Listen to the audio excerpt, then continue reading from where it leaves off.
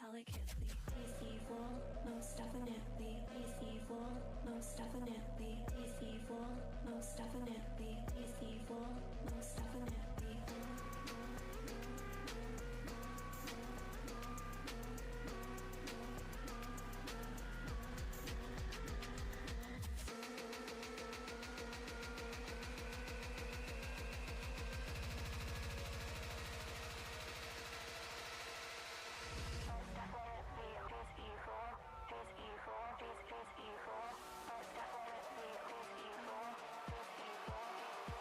Most definitely.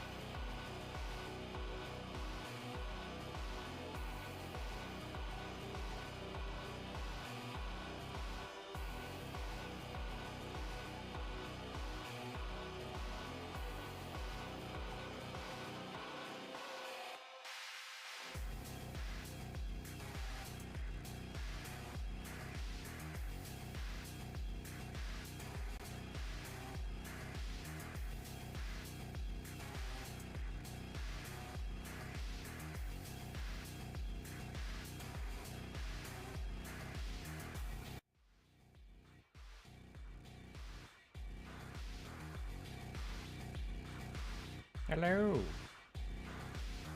Is this working? Okay, that's working. Okay, that's working. Okay, things are working. Hello. Hello. It's been a minute. Why has it been a minute? Well, I kind of suck at this being a live thing. I've been dealing with a lot of health issues, so most of it has been extreme pain and fatigue, like insane. So that's the best way for me to sum it up, essentially. If you follow me on my art stuff and social stuff, then you would probably have noticed that there's been a very steep decline in content in general. My health sucks. So I am extremely tired right now, but I said I was going to stream. So we're going to see how much of a mistake this is. Fortunately, I will be joined by Stardust Gore. Let's see if I can get this gay wad in here.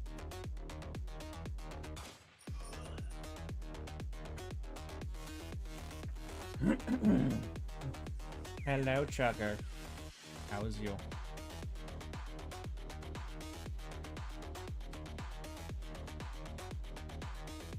How's the audio? Is the music too loud? Is music too quiet? I must know these things. Okay, good. Stardust, where are you? Okay.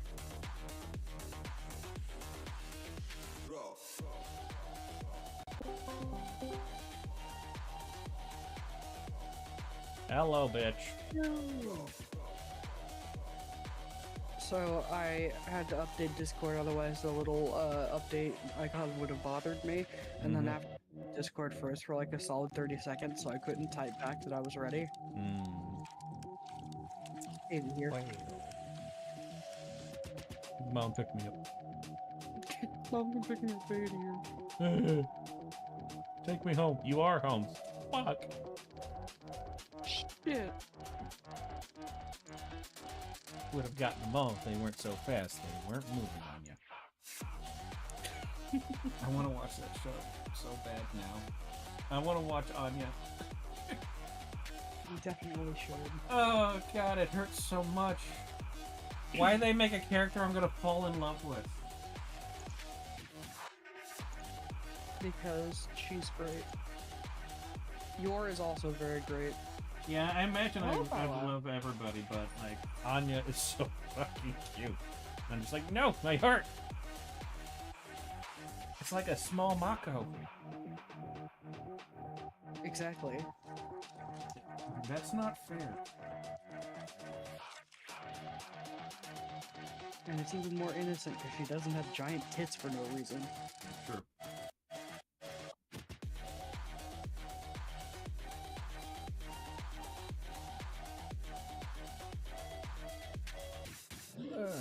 So, what are we doing today? I don't know.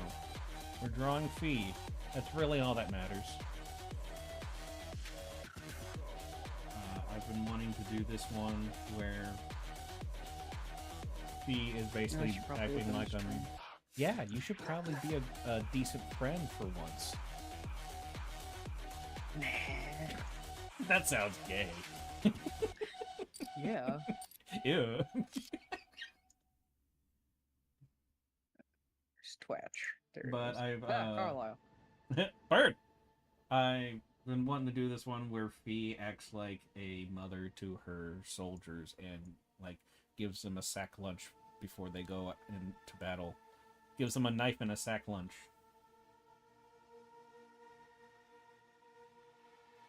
And also, There you go, my little warriors. Yep. You go make Mama proud.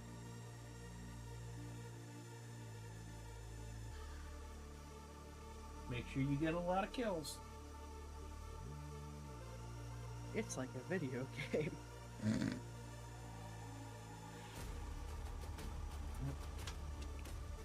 Hold on, I've I've got some stuff on my front door. I'll be right back. Mm-hmm.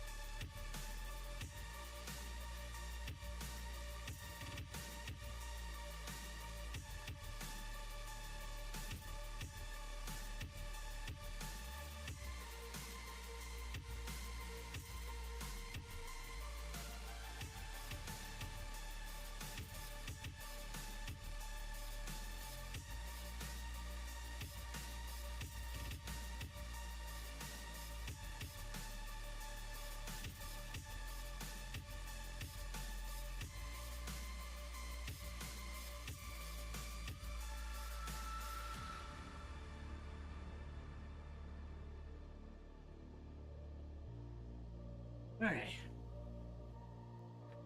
Hello. Where's my pen? There it is. So, I had to order a few bottles of meds, like Tylenol and naproxen, and I was 6 cents from getting it delivered today. So I was like, fuck it. I then ordered some ashwagandha because that helps me with my sleeping. I only got 2 of the bottles right now. So that's a little annoying. I thought all 3 were going to show up. Yeah.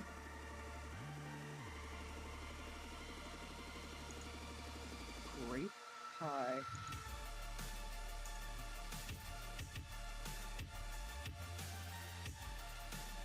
Sounds tasty. I forgot how much I like this brush. I haven't used it for a while.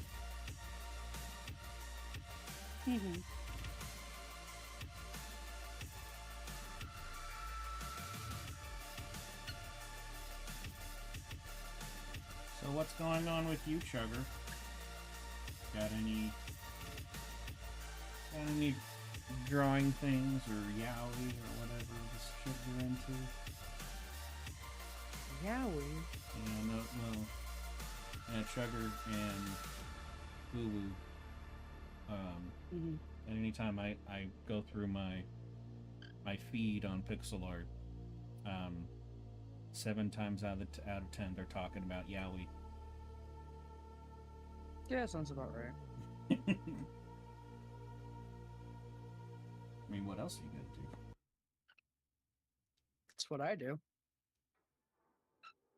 Old man Yowie. Giant hands.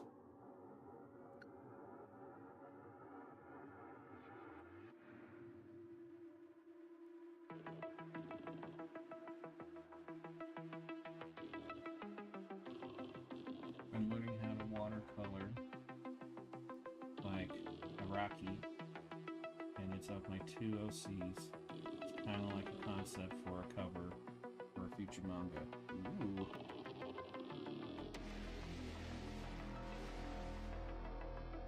I need to do some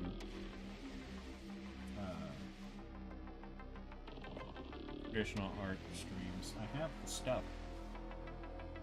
I just, I don't know, I would have to stream, and that's the downside.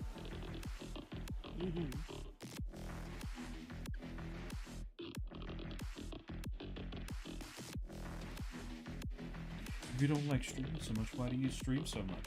Listen, I have a condition. It's called being stupid and lonely and dumb.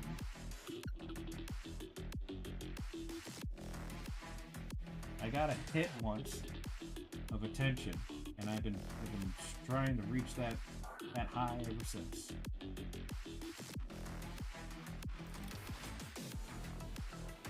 Don't get popular, kids. It's not good for you. It's not.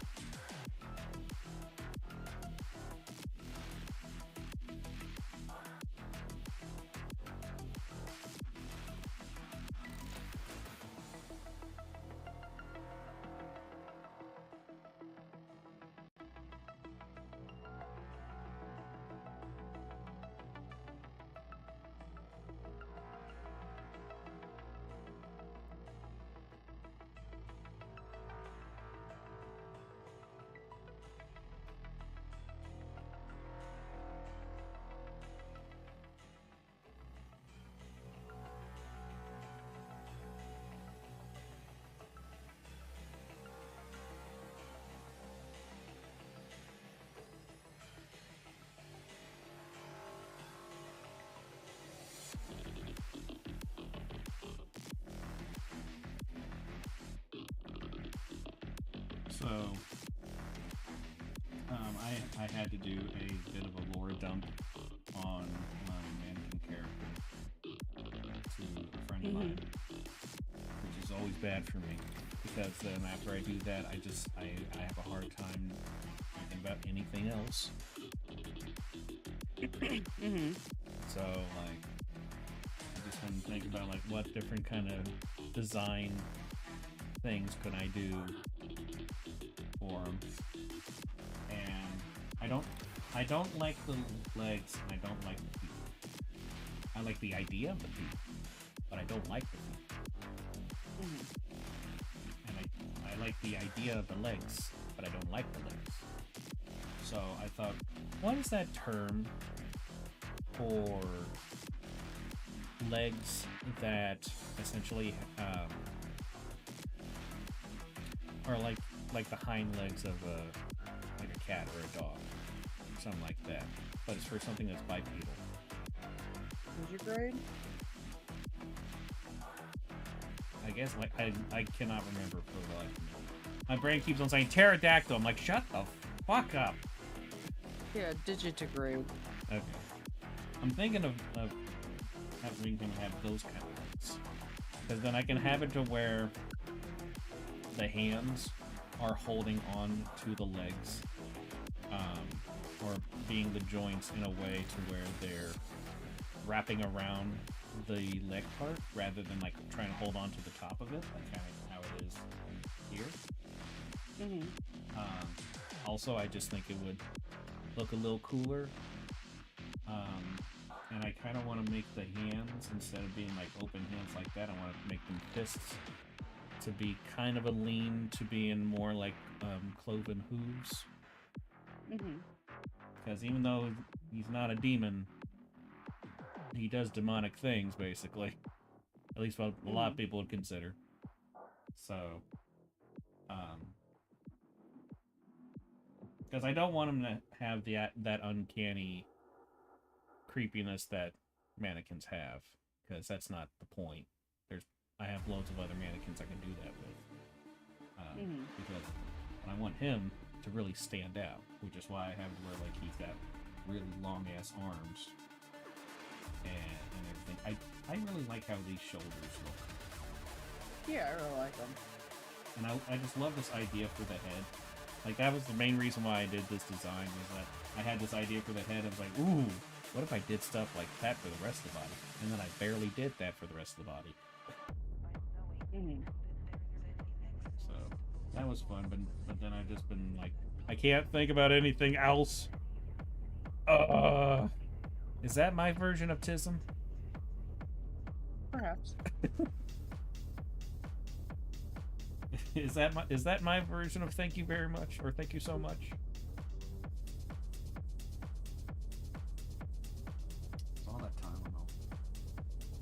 What's that a reference to? What? The thank you so much? So like a guy texts a girl something like a compliment, and then she says tism for thank you so much. Oh, and then he's like, how did she know? So I think that's what I wanted to refer to it now. Now that I've had that thought, is I just want. Mhm. I have the thank you so much. I have the bit of the thank you so much. Is it a lot? Yes, but I feel like it's worth it.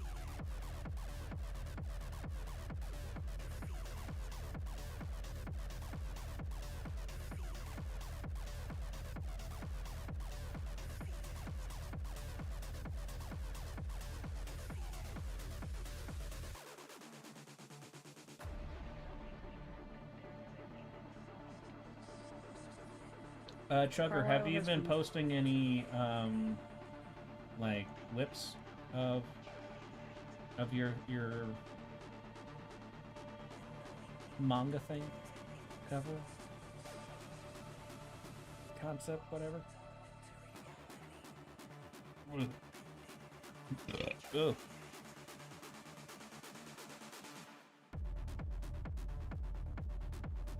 Because I wanna look at them. Carlisle has been sitting on my head making this hissy sound and just being real happy for the past 20 minutes.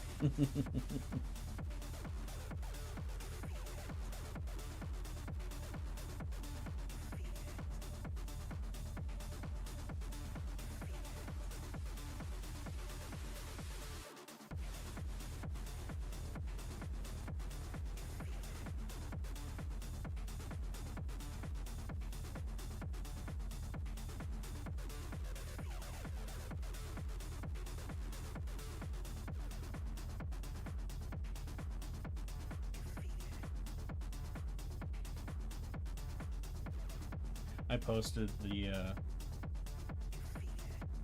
screenshot of first redesign of the mannequin character, and someone asked, "Is it just hands and nothing else?" And I go, "Mannequin hands." And he goes, "Is there one with just mannequin feet?" And I go, "Only on certain sites for certain fans." And he just goes, "Ah, good for them."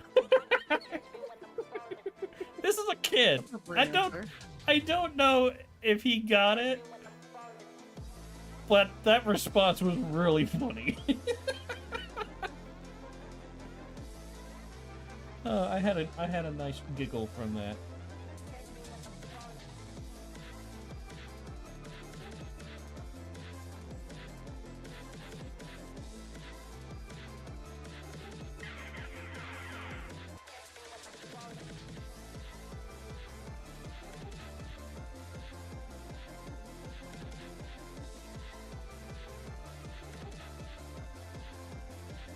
Whip. Whip. Whip. Whip.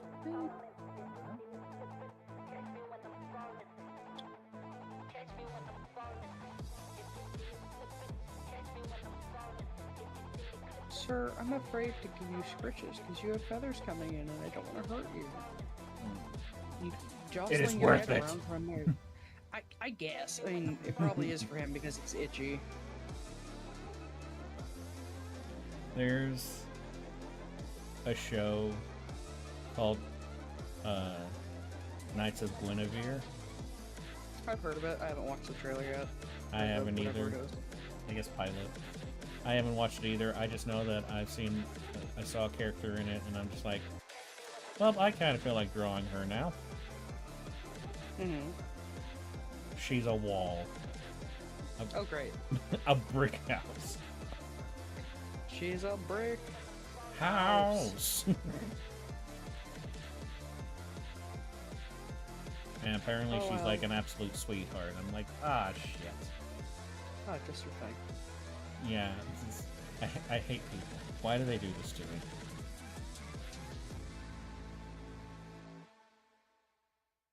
Carlisle, what if I want to play Overwatch? I can't. I can't.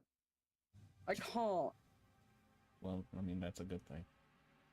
I want to play Overwatch, but you're making me give you the scritches, boy. Sounds like a net positive. Listen. Jasper sent me this video on TikTok of this really fat cat, and I replied, "Damn boy, he thick." And TikTok was like, "You're not allowed to send that." Oh, no, fuck you, guidelines. And I'm What? like, what the hell? What? Yeah, they said we haven't sent your message because it could possibly violate our community guidelines. All I said was, "Damn boy, he thick."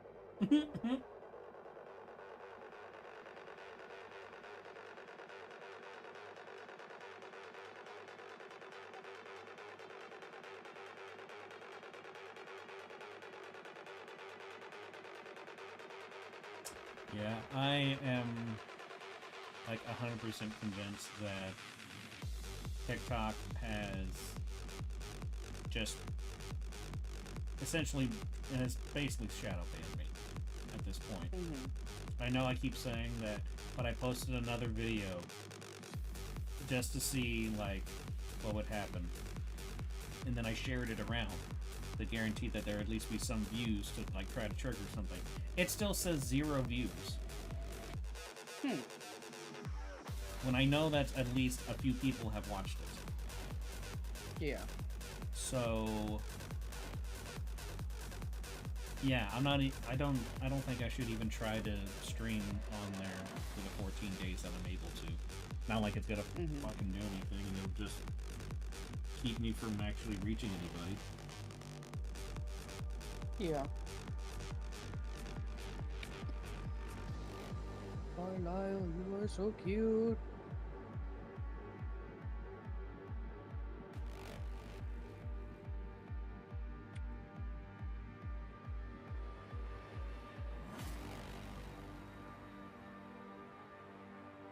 So today marks exactly 2 weeks until Jasper comes to visit. Oh boy. I know, I'm so excited. They said they're going to tackle me at the airport. They're crippled, they can't do that. They're gonna try. Now I'm just picturing like somebody, like an old person in a walker, just like moving a couple inches every step, and just like, I'm gonna tackle you, And then like an hour later, it's like, fuck it, and then they smack you with the walker. They are gonna be walking with a cane. Not quite a walker, but close. Michael. Instead of Michael. Morris. Batman. I just think of saying Batman in his voice when I hear his name.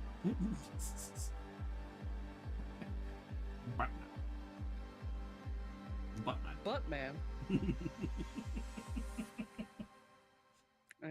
Wasn't he also in Austin Powers? Yes, he was Austin's dad. His dad. Who delivered the best line next to "I'm right behind you, aren't I?" Of there are two things that I can't tolerate in this world: people who are intolerant of other people's cultures, and the Dutch.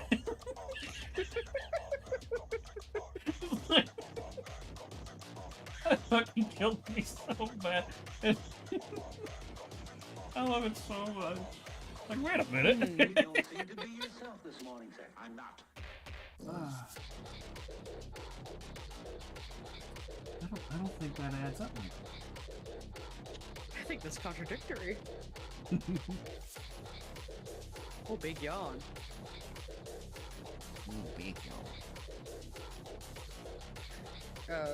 Birds yawn to clear their crop and their throat out. That's what Carlisle's doing. That's a lot of crop. Because birds are weird and their digestive system's crazy. They shouldn't be 1910 alive. times were scary.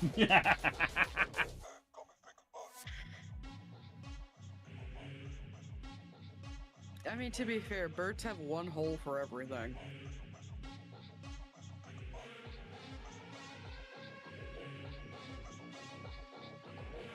Except for ducks. Ducks have penises. No, ducks have ropes.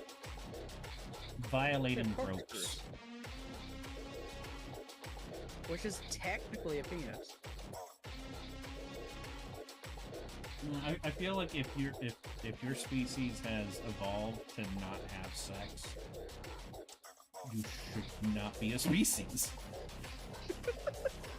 It's just because ducks like to do bad things to other ducks. Yeah. And then people are like, don't feed them ducks, they'll do bad things to them. It's like, you know what? I think they deserve it. That's just me.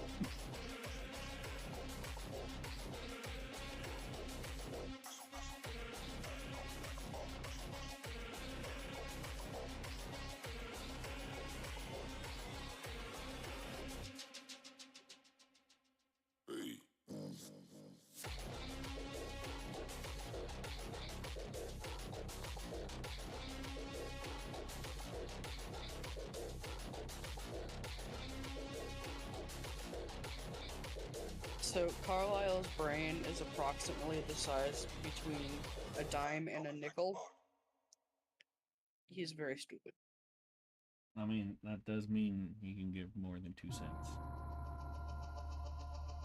Technically, it'd be like 15 cents.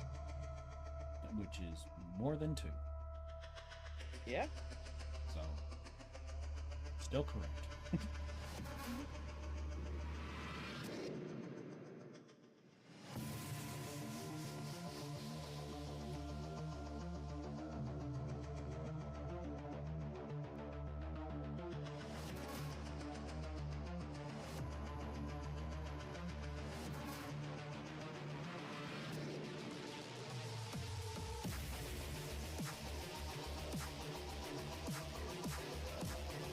I feel fucking weird about the fact that, like, I can draw this sketch and not feel anything. As soon as I draw the hat, I'm like, ooh, there's Phee!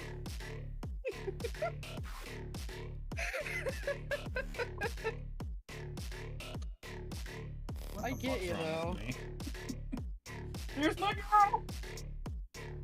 It's like whenever I'm drawing Logan, as soon as I draw the mutton chops, I'm like, there he is! That's my boy! Baby girl. It's my fucking hummy bummy.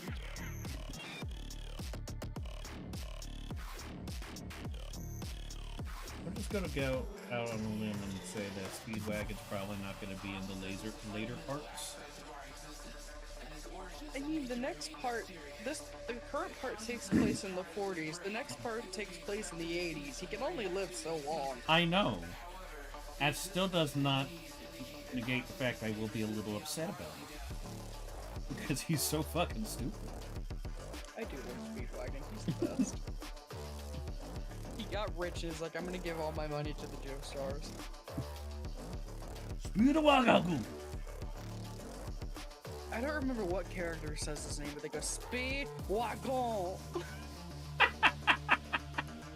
just know, like, the Nazi characters, whenever they say this Speedwagon, they like, Speedwagon go! Yeah. And it's like, there's too many letters.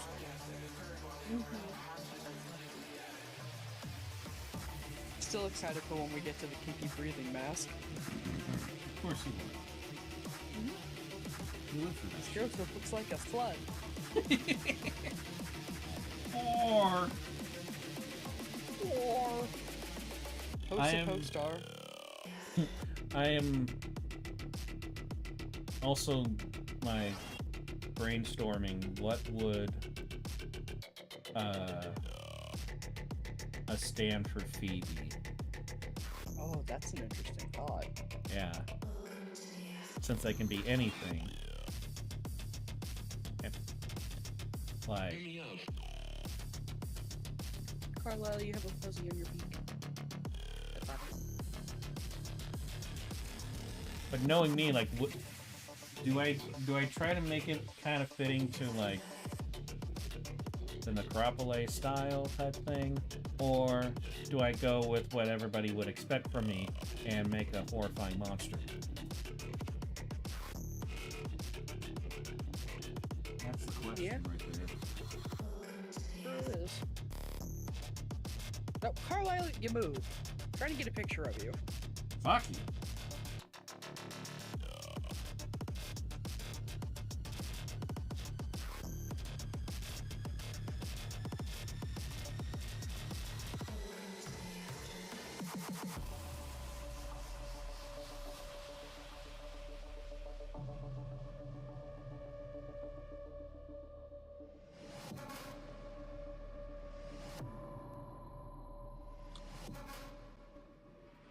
Yeah, I posted on Abyss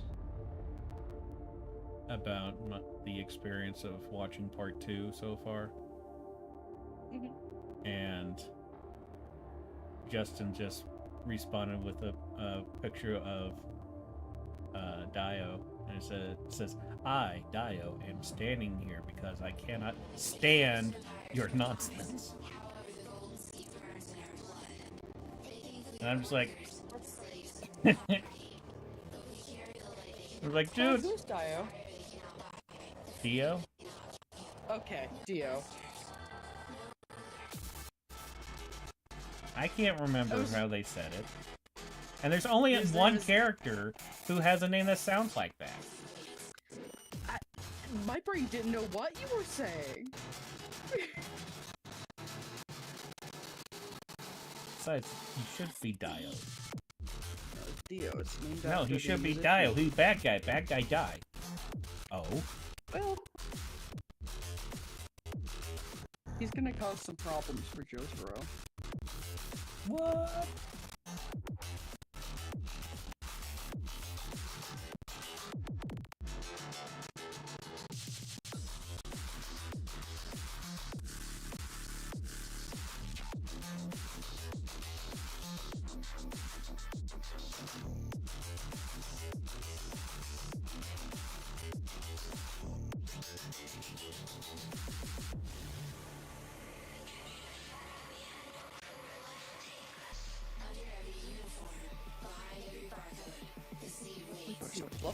Ow! Son of a bitch! Why behind me? What did I do? Fuck you and your compliments.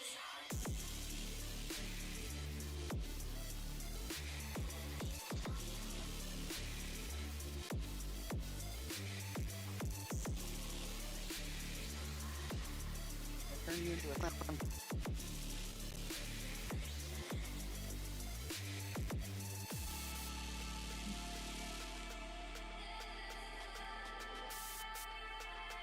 When I say turn him into a shrimp, I mean, whenever I hold him on his back, he curls up like a cooked shrimp. We call him a triple shrimp. Trust me.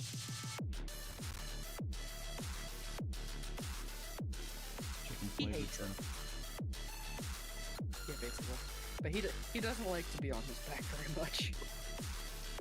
Some birds do. He doesn't.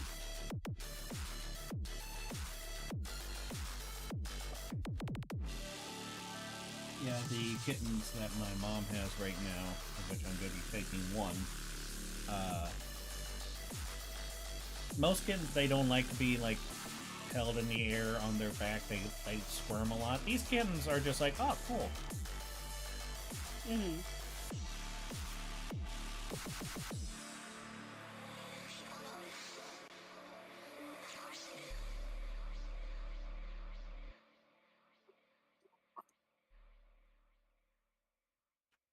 I really did not want to take this one kitten, but she kind of picked me, and so I was like, well, I don't have a choice. Congrats, new cat. Yeah.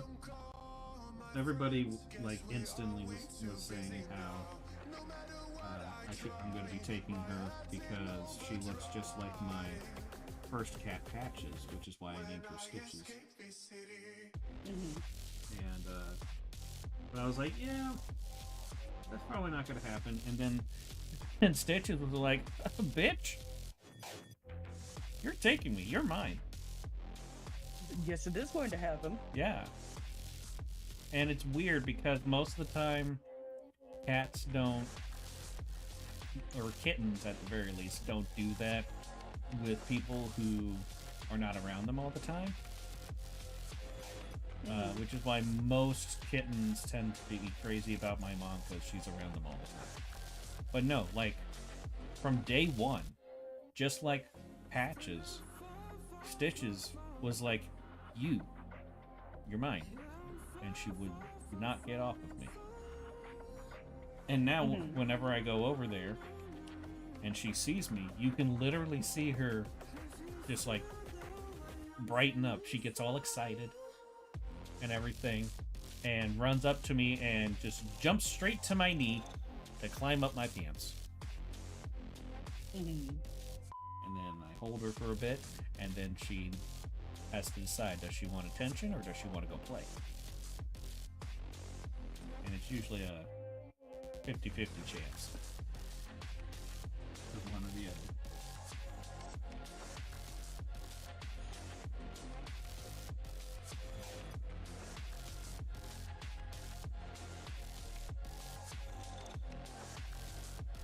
Oh,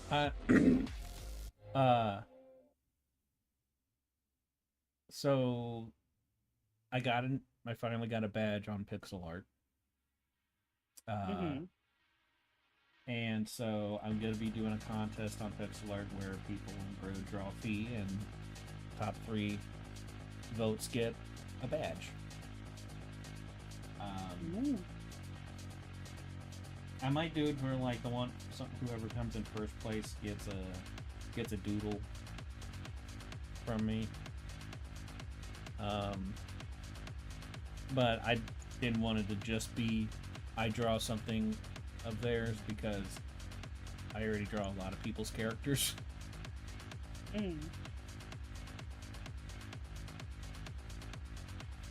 So, but now that I actually have a custom badge, I can now offer that. And so then tomorrow I'm actually going to open up the contest, and I'm just going to set it to like the longest duration that it'll give me. And then we'll see what happens.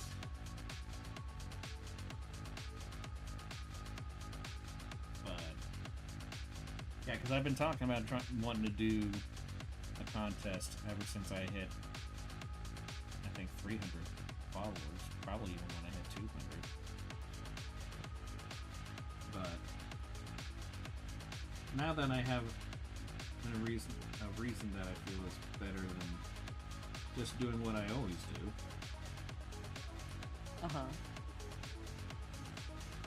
Also, this is just a good excuse to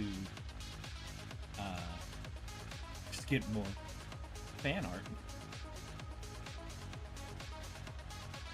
Absolutely. Which that's really the main reason why I'm doing it, let's be honest.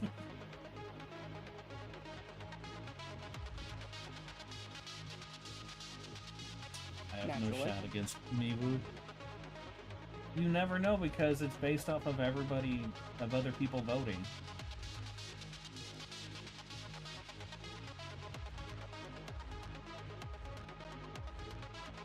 You never know. You could also be one of 2 people that submit to it.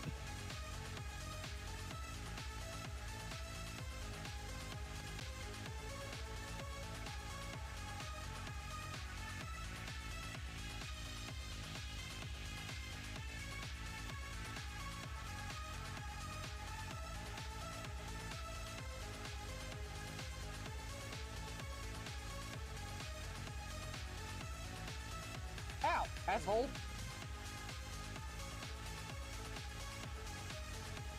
I mean, not to sound like a narcissistic asshole, even though I'm an asshole.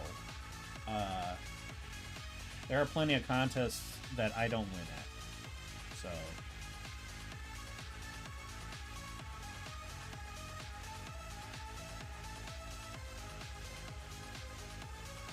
just saying, like, on pixel art, I'm probably in the top 25 artists when it comes to skill. I'm also probably the top 10 oldest. So that's just correlation. Shut up.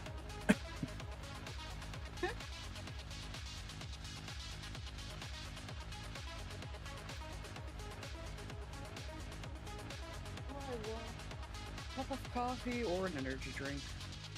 That is always the question. Coffee, warm, creamy. Energy drink, cold, fizzy. I mean, you can always make energy drinks creamy. How? You got to get the right flavor.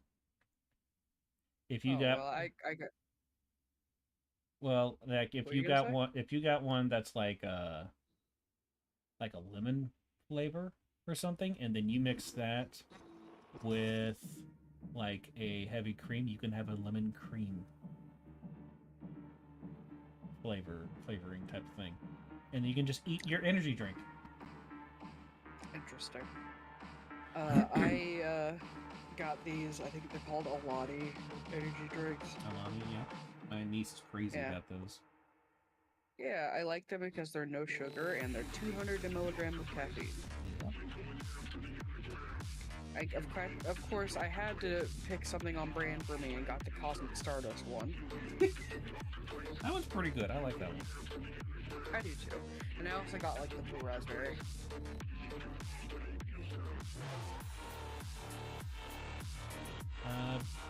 Blue raspberry one's good too. I like that one.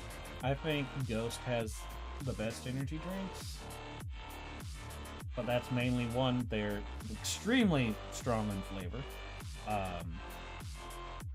and it's actually been like tested and proven that they have the least probability of causing a crash once they wear off.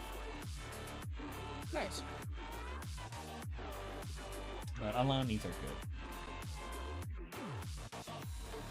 My favorite Ghost one is the blue raspberry sour patch kids. Oh, That one will make you pucker a I have- little. never tried those. I should try sometime.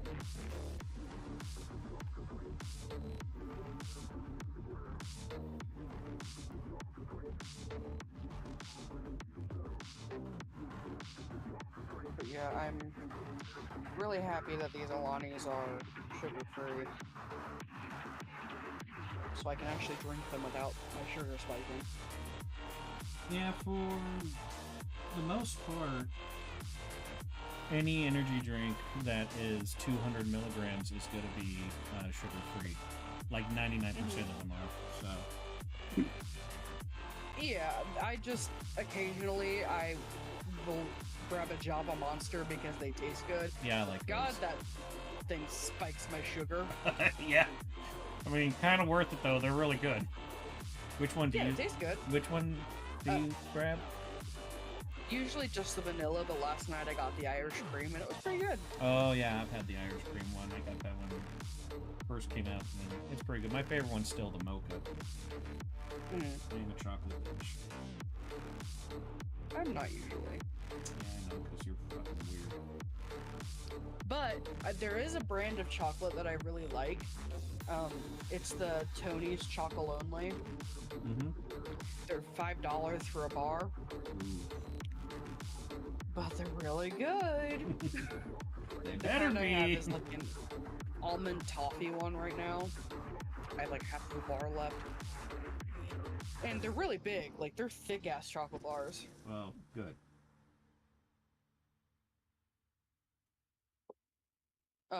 I also recently tried, Walmart has their Better Goods brand, and they had this pink or red chocolate with raspberries and chili in it, and it was a little spicy, a little tart, a little sweet. It was real nice. I've heard of chocolates with having a little like chili pepper or something in it. Chili chocolate is muy bien.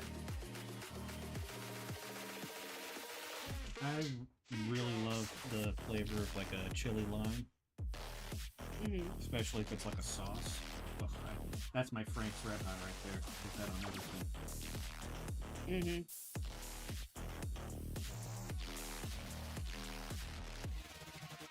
The Golden Corral near me started offering hot wings, and but they keep forgetting to put the hot sauce out. So it's So they're just wings? well, no, they do bake. They bake a baseline of hot sauce on them, but then they forget to put out the other flavors of hot sauce that they advertise. And one of them is a chili lime. It's fucking delicious. And I was like, I just go over there and I put that on all my other stuff as well.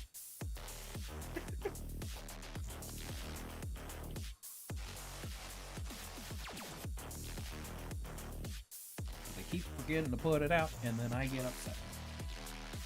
But I don't say anything because I am the bitch in the meme where the woman's like, he asked for no pickles, and I'm sitting in the back like touching the tips of my fingers together like, ooh,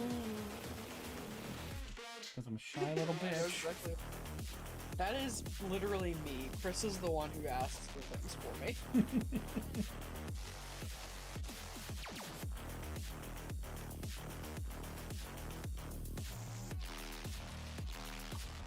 That just reminded me of the little doodle I did of Angela and Christina, where Christina's yelling at the person like, she asked for no pickles, and there are loads of pickles on here, and like just giving them what for, and Angela's in the back just like, oh my god, my hero, and then arrow pointing at her like, totally forgot to say that she didn't want any pickles.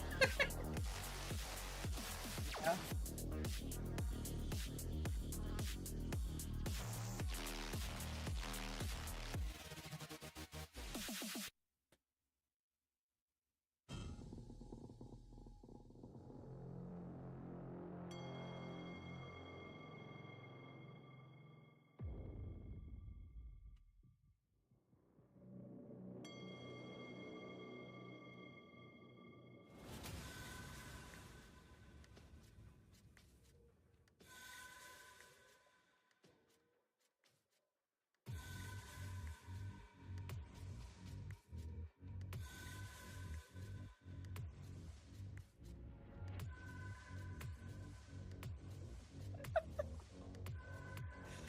That was a really funny face you just made, Carlisle.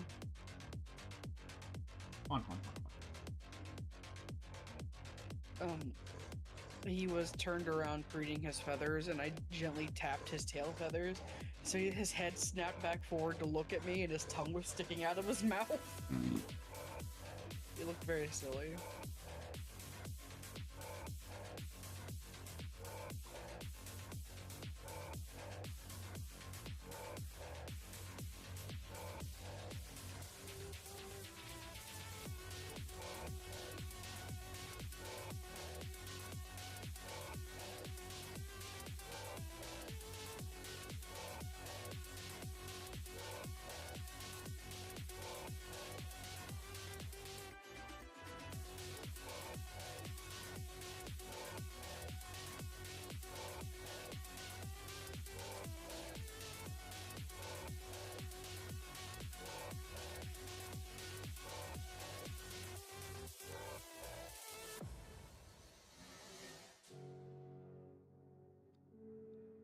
And my brain is just coming up with a blank of like things that moms say to their kids when they like give them their stuff and they go off on their adventures. The only thing coming to my mind is that don't talk to strangers. That's the only thing coming to my mind. Yeah. I'm saying I need help. Why are you useless? You think I have a brain?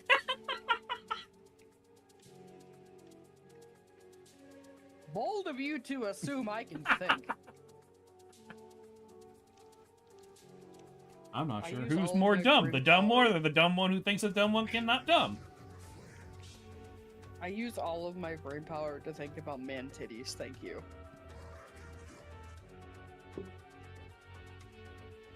I saw on TikTok last night the biggest, girthiest, veiniest sweet potato. And the only thing I could think of was Logan.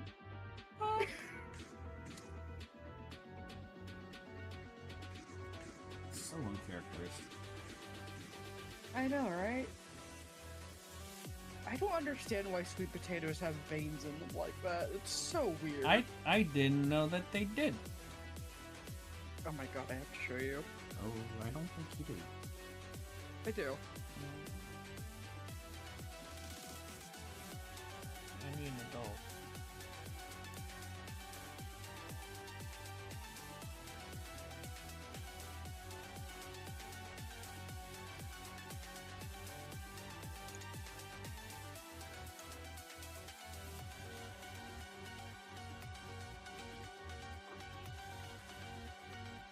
Ooh.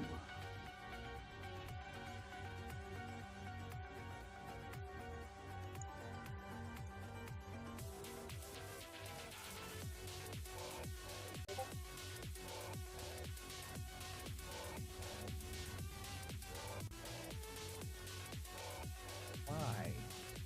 They look like wieners. Why?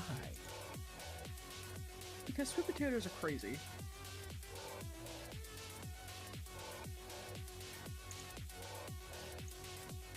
Oh yeah. So why are cucumbers the go-to then? It's eggplant typically. That's the go-to. For at least the dick comparison. But look at that thing. Yeah, I'm talking more about the actual use, not just the reference. You'd think that these would be more lifelike. You'd think, but I don't think you should stick any produce up your hoo-ha or asshole. I mean, if you can't afford the synthetic, go with the ancestors. Yeah, well. Just wash it. Like a real one, you gotta wash it. Mm-hmm. Look at Jeff the Land Shark biting Deadpool's ass.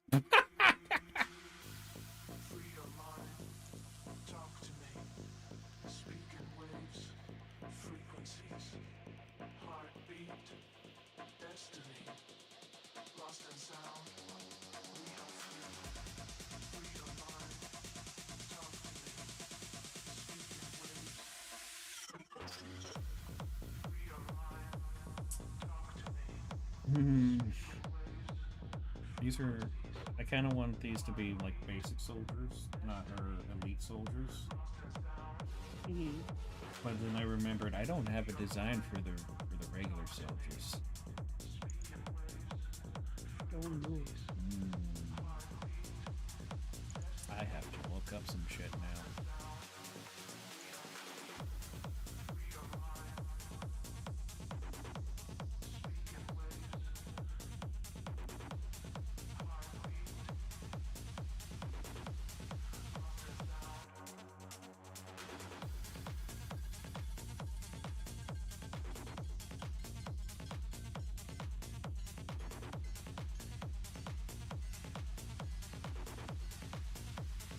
I have questions. Like, why Pinterest is this one of the first things that comes up when I just go to the homepage? I don't know, but I love that. I sent you a funny shirt. Give me second chance.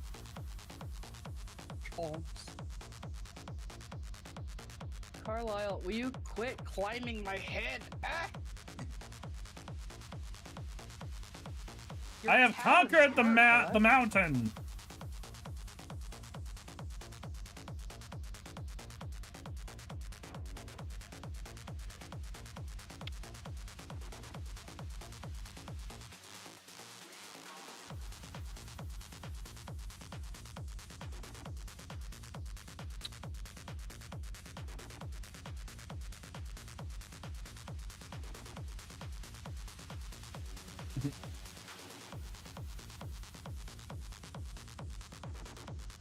Carlisle, you are.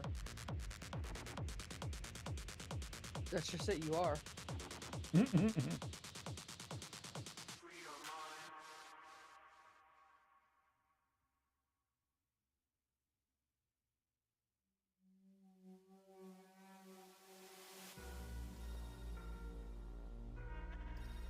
Can I help you?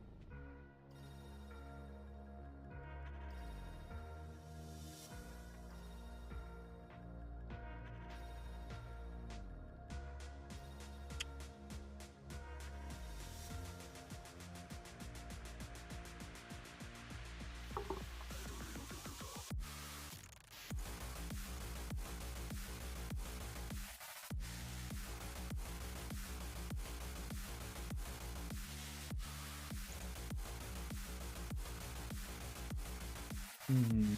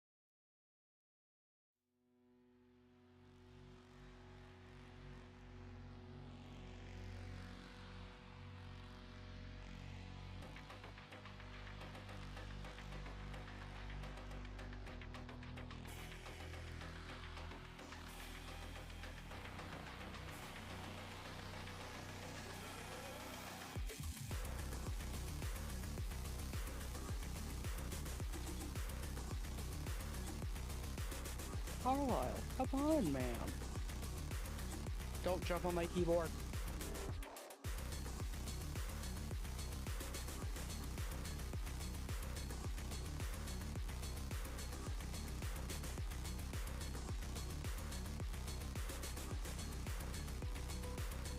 What are you trying to do?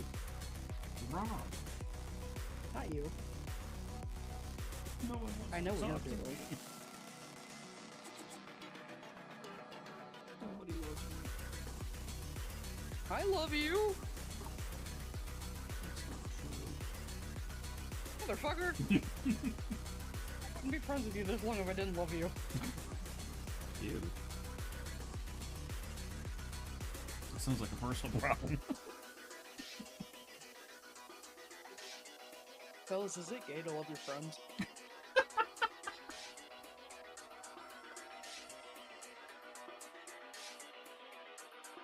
You mean I can't eat those peach rings off your nipples as a friend?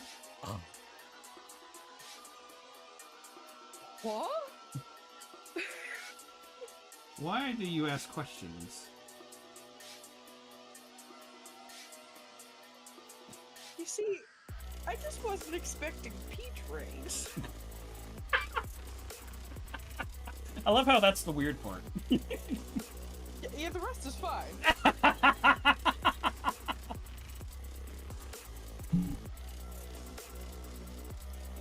See, it's the reverse of that one thing that Dan and Aaron were talking about with it, and my shoes fell off. Yeah. Where you start with a completely benign thing, and then you just suddenly throw in the extreme thing.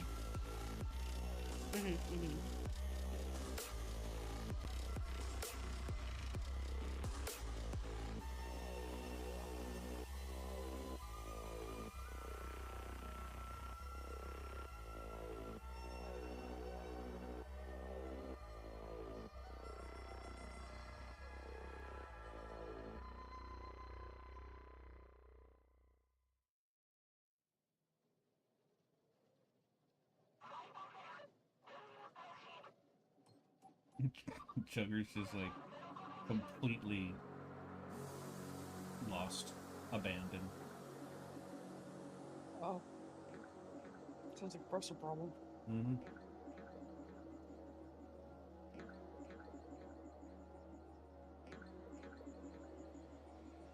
This is something you should have expected when you decide to come watch my streams. Weird ass shit gets said. Especially when I'm here. Yeah. And it's not even you that says the weird ass shit. It's still me. I think I just encourage it. Probably. You're a bad influence on me. Good. Well, I'm glad we got that out of the way.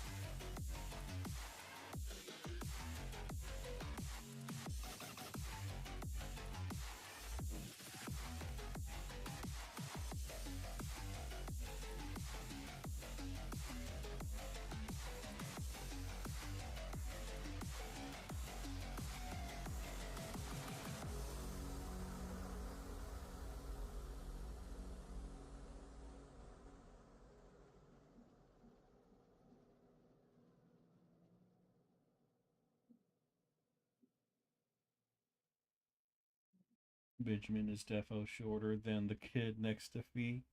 Well, the idea with like chibi versions of things with Phee is that they come up to like under her knee, which I don't know if that would equal 2 feet, considering she is 7.5 feet tall. He's a big bitch. Yep.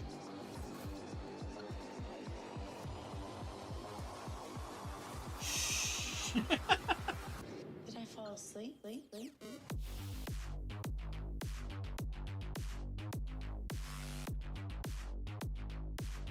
Now I'm just picturing. I'm shorter no matter what.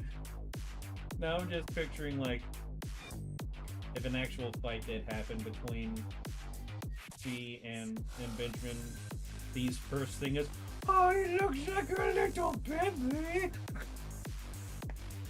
Oh, look at the cute little baby with that sword. It's adorable.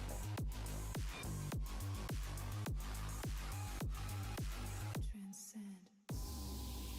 The leaders of men were quick to order the extermination of B166ER and every one of his kind throughout each province of the Earth. Androids and liberal sympathizers flooded the streets of the nation's capital today to protest and assist from their violence.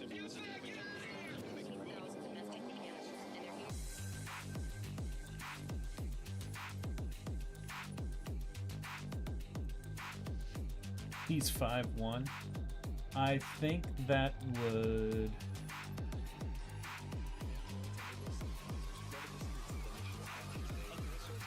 I think that would, like, come up to her. Well, no, because I come up to, like, her shoulders.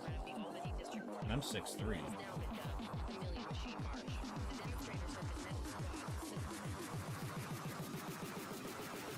Did I fall asleep?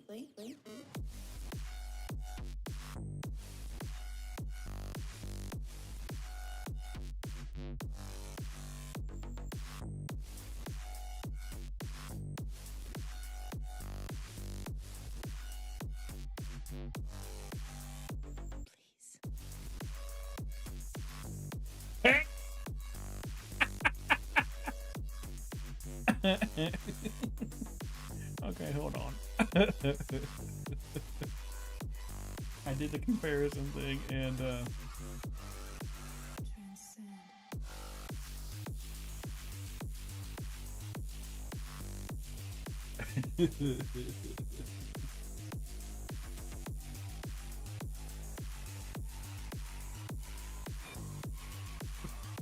their height difference.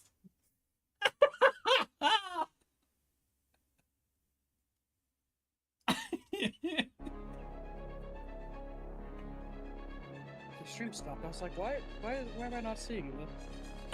He's a short bitch. Oh man, now I'm just picturing her, like, picking. I was like, "You are the cutest thing ever," like holding him like arm's length, and he just can't do anything. It's like, "Put me down, I will destroy you." Yeah. It's like if me and you were standing next to each other. Hey, fuck off. I'm 5'4". You will, baby. I'm a sexy little baby.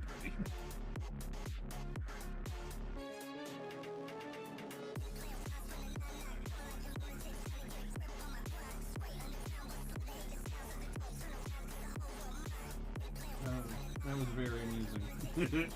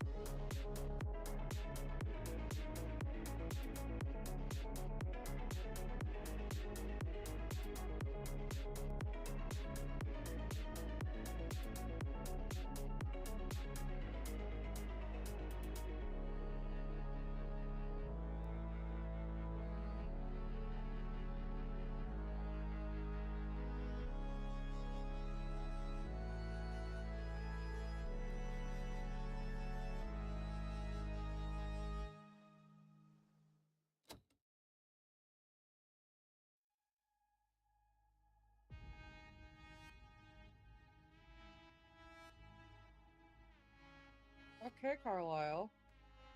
By the way, your stream says you're playing Warhammer. I forgot to update Twitch. Good job.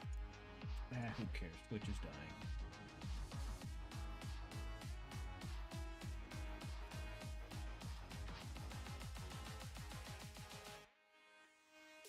I haven't played Marvel Rivals since I grinded to get the fucking patch skin for Logan. He probably has other skins now, and I just don't give a shit. I'm back to my one true love, Overwatch. Mm-hmm. Don't worry, one day we'll get the help we need. As if you you shut the hell your mouth. There's free water right here, you asshole! You fucking asshole. Oh man, that's never gonna get tiring. I love that vine so much.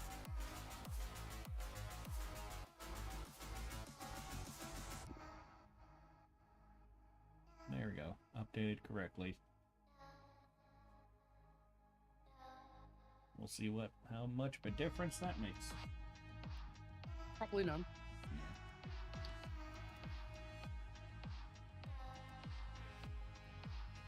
I am Winston.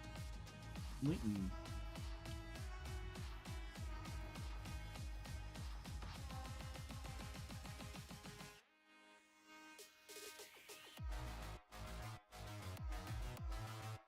Winston, you're so stupid. Monkey.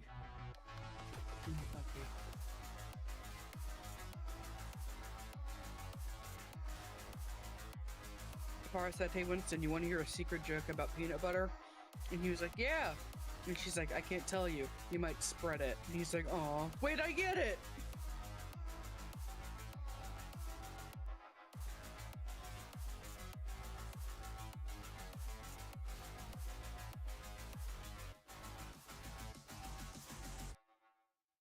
Who the?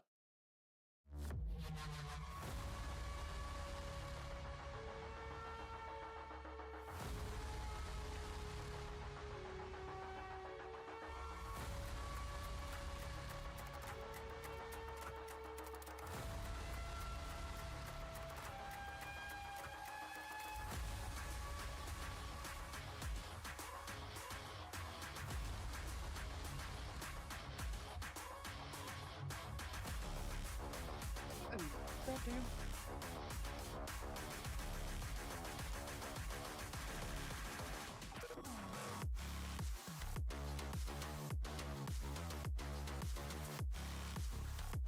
Will this Doomfist die? Thank you. Good, Trish did too.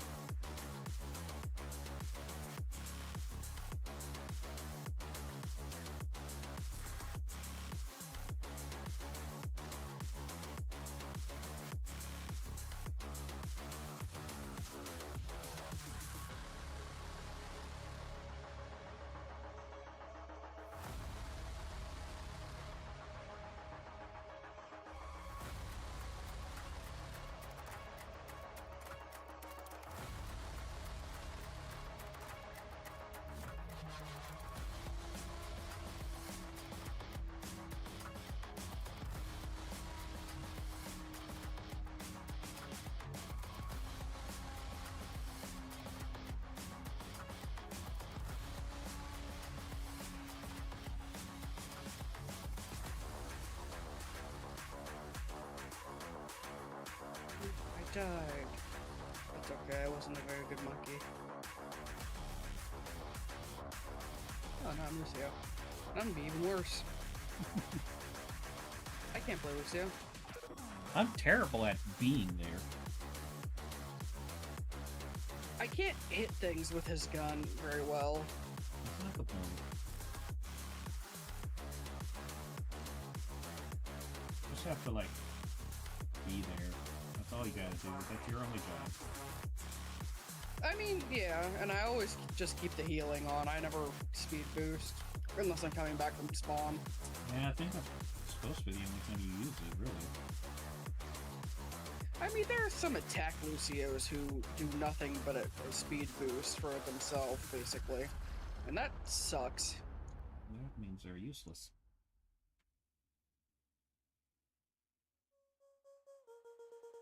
We killed a Symmetra. Attacks are for the DPS and Moiras.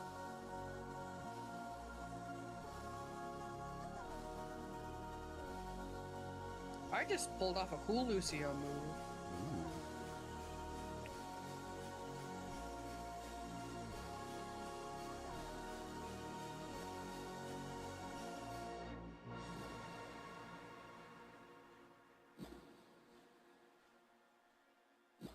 Good, the fucking Symmetra's dead. And we won the first row.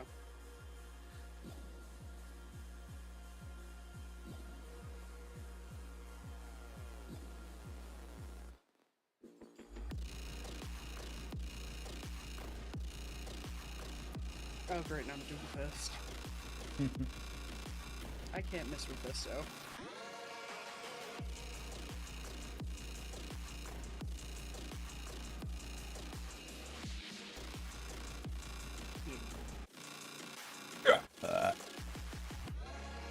Okay.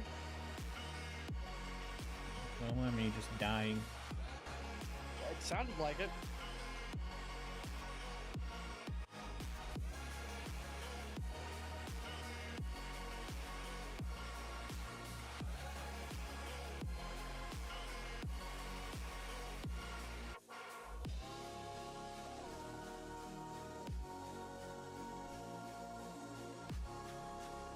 Thank you for killing me, Brigida. I don't want to play Doomfist.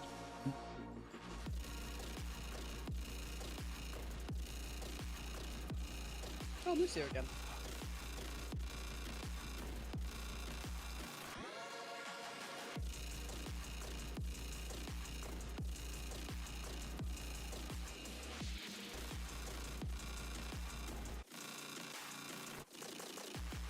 Wonder where Ubu is.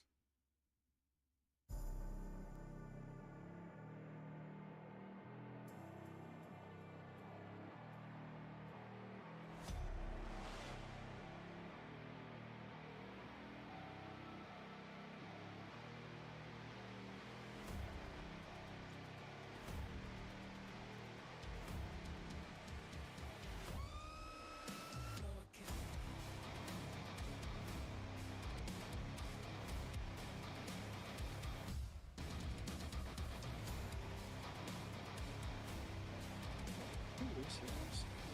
Yes, they did.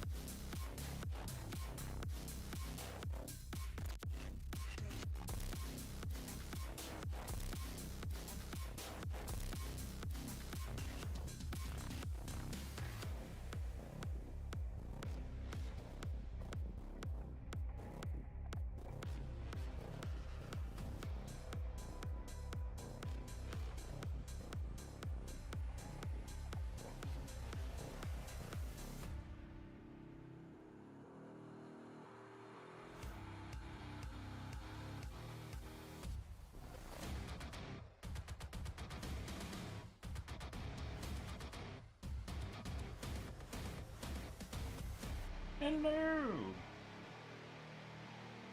Such a massive difference.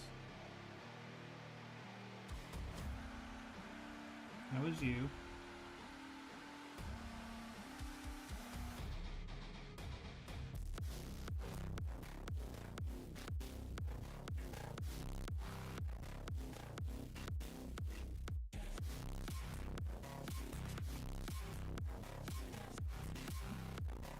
You know that feeling when you get shin splits? Or splints? Yes. Or One of the worst feelings. Yeah, I'm getting that in my quads. What the hell? Yeah, it's not fun. It's been pretty bad today. Sounds like it. It's like right above my knee. Poor thing.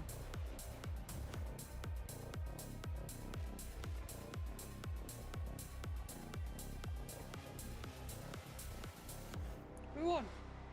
Yay. And the crowd goes wild! Yay.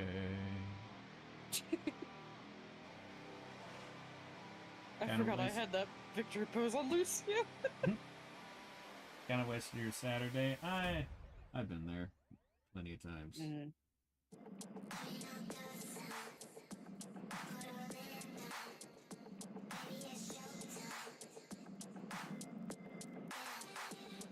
I was actually really dreading this stream because, well, I'm tired, and that's been the main reason why I haven't been streaming for a while. It's because I've been in horrible pain and extremely fatigued, and hard for me to draw, let alone stream and be allegedly funny. Allegedly. I don't want to slander myself.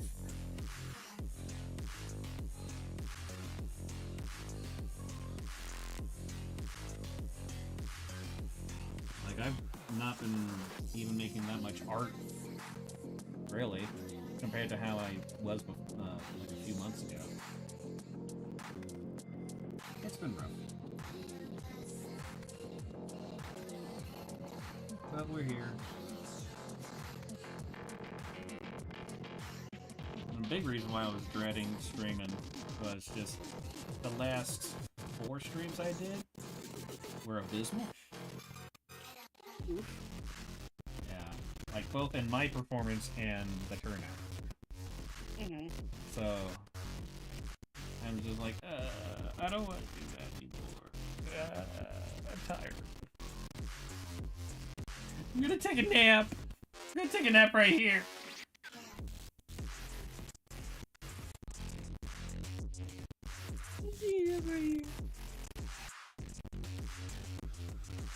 Why do I feel like that's something that Dan would say?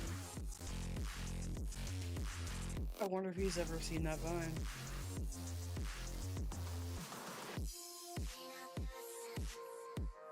You do know the Vine in question, right? Yes, I love it. Okay. The little girl on the beach. Oh yeah, it was beach. I kept on thinking it was like out in the snow or something. But yeah, it was the beach. Mm-hmm.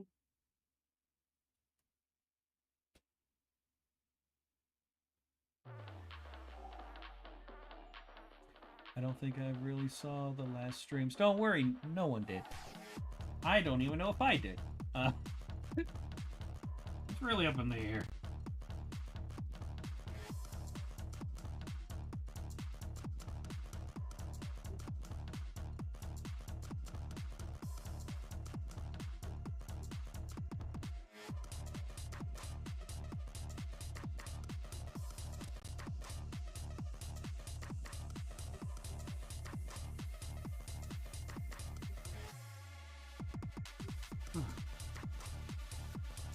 But I have made progress on a few things.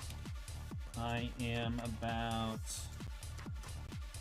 a quarter of the way through the second revisions of the novella. So hopefully I can get that done this year. Mm-hmm.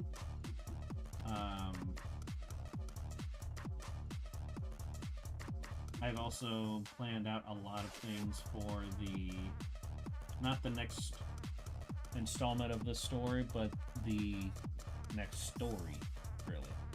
I think I'm going to do one short story of like an intermediate thing.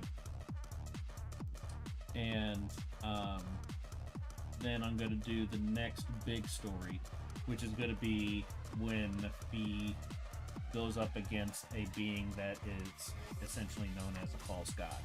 At least according to her. And I am extremely excited about doing that story.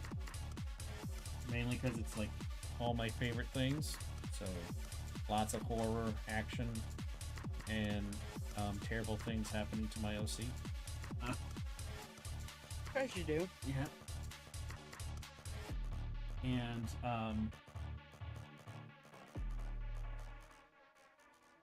yeah, so I'm like super excited about that, and I keep on thinking to myself, yeah, I'm telling people about it, but I'm like, am I actually telling people about it, or am I just hyping myself about it?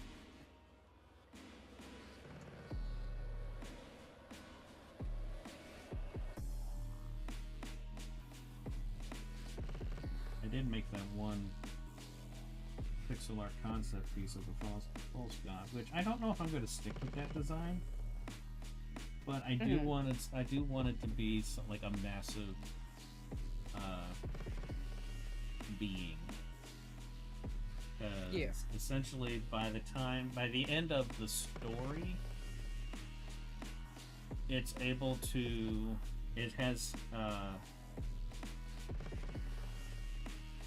encompassed like 5/8 of the planet that it's on. So damn. Yeah, so like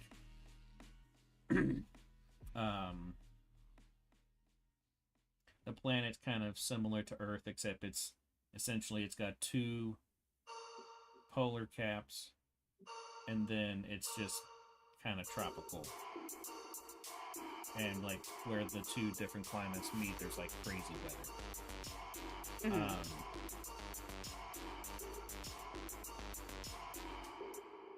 So yeah, by the end of the story, that thing turns it from a tropical oasis essentially into a nightmare flesh world. Great. Yeah.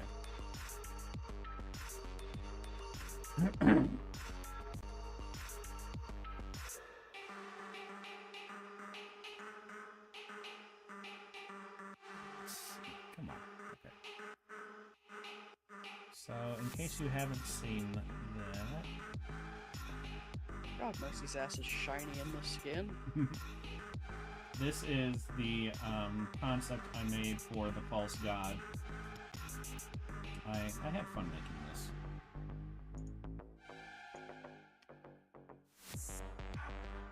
And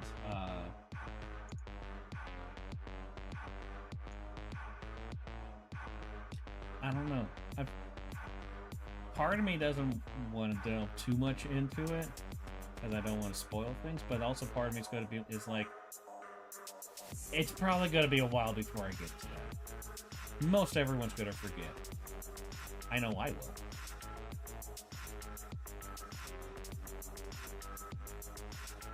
But the ending is going to be pretty rough, and everyone's going to feel really bad for Phee because it's essentially going to be like an extreme version of the ending of Empire Strikes Back, where like the good guys have basically been broken down. The only thing going for them is that they're alive. Kind of what's gonna be going on with Phee. She's literally going to lose everything except her immortality.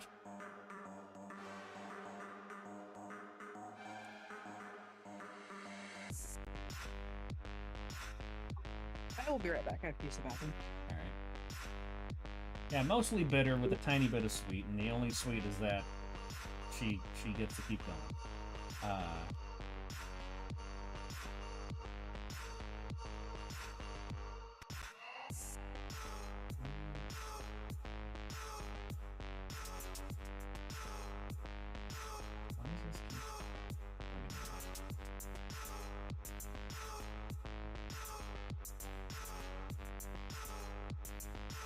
Here is an idea I had for the that happens at the end of that story.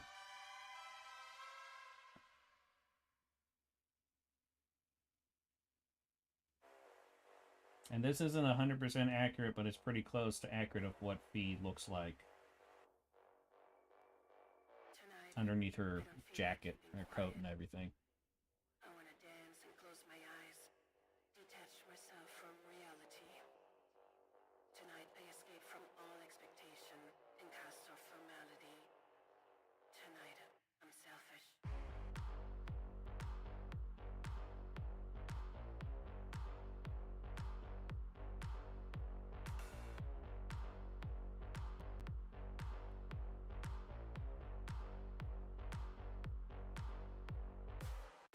Lights, shadows, sweat, frenzy, urging my body to awaken its senses. Lights, shadows, I might want to do a couple short stories. taking me away from the sky so Yeah, so I'm going to be very faithful to this.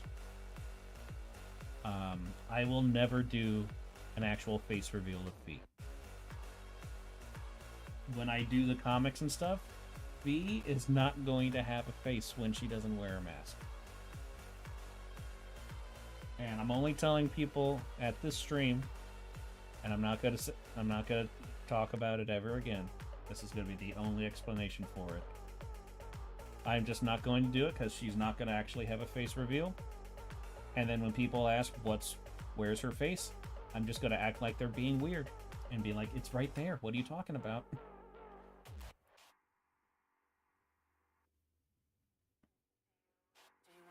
Like, the only thing I'm going to be showing is that scar on her forehead, because if you read Loss of Death,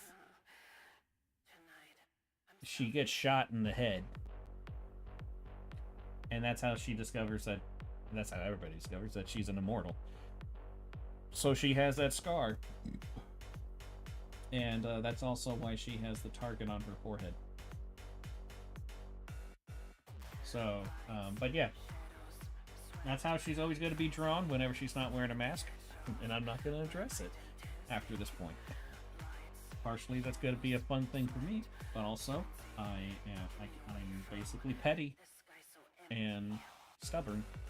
And I will find ways around things that are put in front of me a lot of times.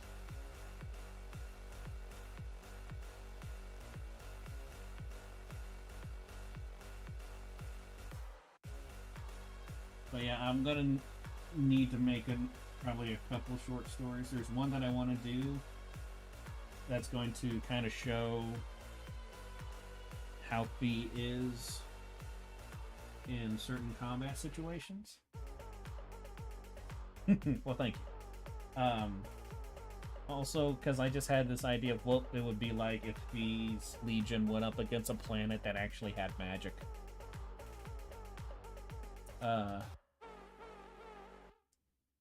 But then another short story I think is going to have to be about Fee's relationship with the politics of her empire.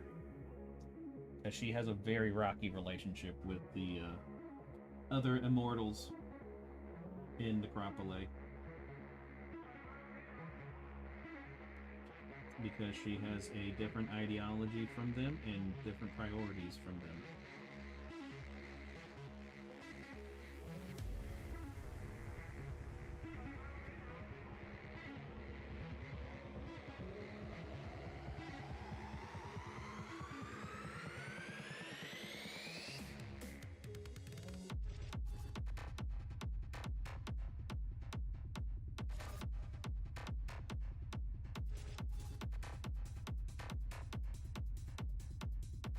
Like there's one that's gonna be mentioned in the novella, who actually was already mentioned in the short story, but she's gonna be mentioned again in the novella to kind of better establish her.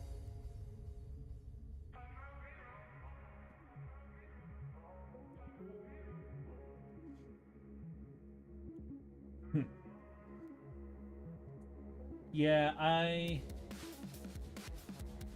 don't think there would ever be a Hollywood live action adaptation for multiple reasons. Even if even if Phee and everything with her became like really big to where something like that could happen, no Hollywood executive would want to work with me because I would never sign over any kind of rights. The only kind of rights that I would ever sign over is publication rights or distribution rights. That would be the only kinds that I do. I would keep all other rights, which means that they wouldn't really make much money from me. But I would also like require that I would be heavily involved with any kind of project because I don't trust people.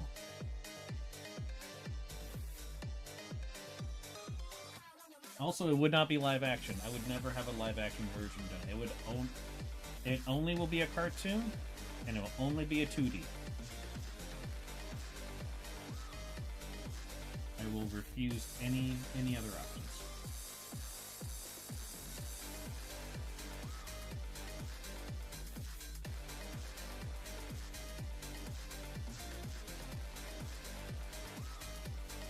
So yeah, I don't think any Hollywood executive will want to work with me on anything. So it'll probably just stay in the indie realm, which I'm totally fine with. Because fuck Hollywood.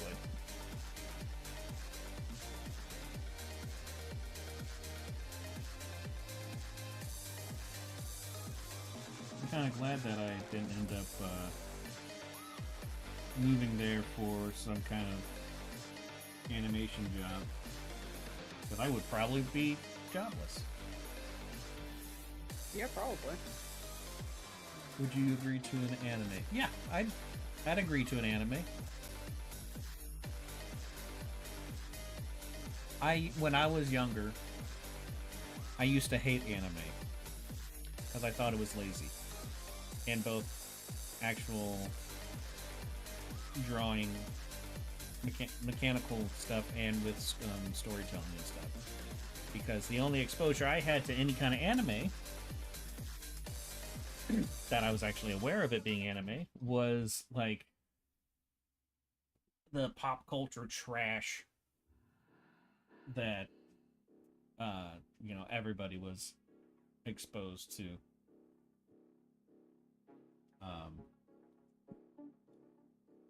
Things like Pokemon. I don't care what anybody says. If you love the games and stuff, that's fine. The anime's stupid and terrible. Yeah.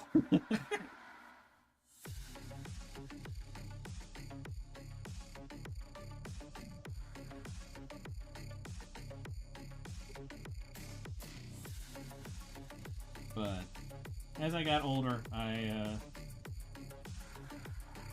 realized, oh wait, there's actual good shit. Which basically kind of was the start of me hating anything that's mainstream.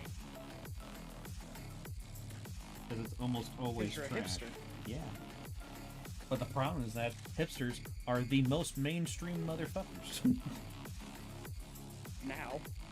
Even back then, they were. They just would act like that they were. But no, they definitely were.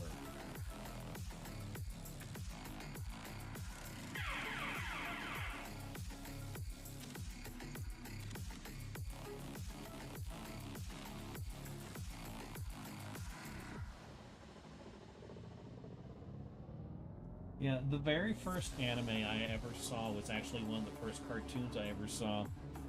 I was like 4 or 5, somewhere around there. And I saw Akira. Yeah, that's not something that a kid that age should be seeing. That explains a few things.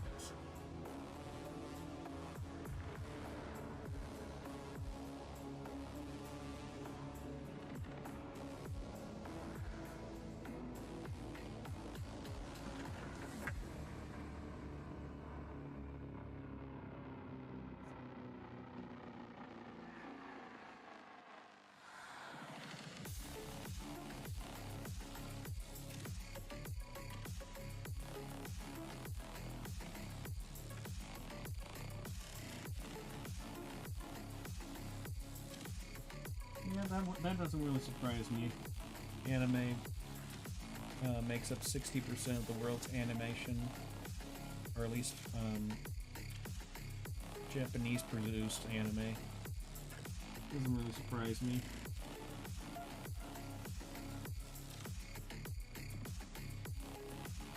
But I also grew up during the dark ages of anime. So the 90s. And The 90s had some good anime. that came across the pond and was translated? No. Exactly.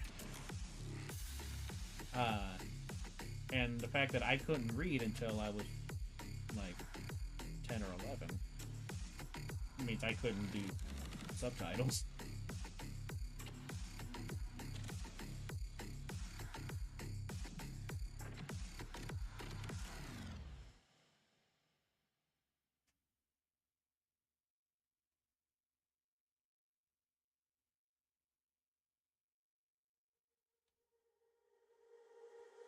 Yeah, I think basically from the 70s to the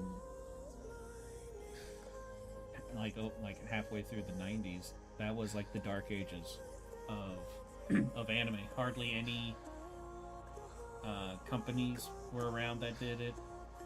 Very few actual projects were being made comparatively.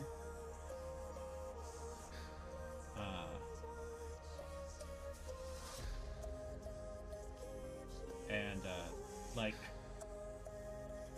so Justin and I watched Vampire Hunter D, as in the first one, and we realized that people are really fucking stupid, because every time they say, "Oh yeah, Vampire Hunter D is like one of the best animes ever made," they're not talking about Vampire Hunter D. They're talking about the sequel, which I think is called Bloodlines. That's a very important distinction to make, because the first one is so stupid and really bad, but it's also like really fun to watch with a friend.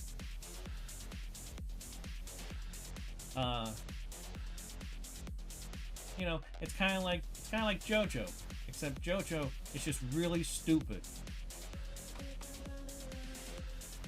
and that's pretty much where the comparisons connect.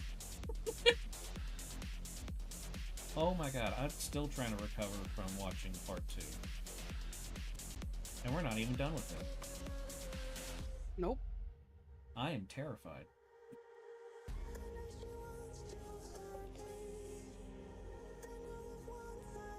I actually forgot how silly part 2 is, and I got it so good. Good. I'm allowed to say it's good. It's my favorite anime. Fuck you. I mean, one of my favorite movies is The Expendables, and it's terrible, but it's a lot of fun. To me, it is good. I'm allowed to say I think something is good. No, you're not. How dare you? Fuck you. It's Eat extremely my ass and taint. it's extremely fun to watch with friends. It's one of the most entertaining shows to watch with friends I've ever seen. That is 100% true. I don't think I could watch it by myself. I could. It's kind of like Yellow Submarine. That's not something I would ever watch by myself. I would have to watch with someone else in order to really enjoy it, because I feel like that's a spectacle piece. Mm-hmm. Just like JoJo is a spectacle piece. You need someone to hold on to, otherwise you will drown. You maybe. Yeah. That just makes me think you're weak. No, I'm just strong about other things.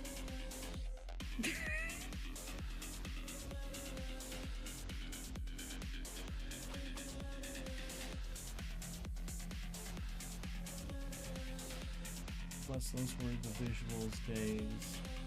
Right. Of like anime in the 90s?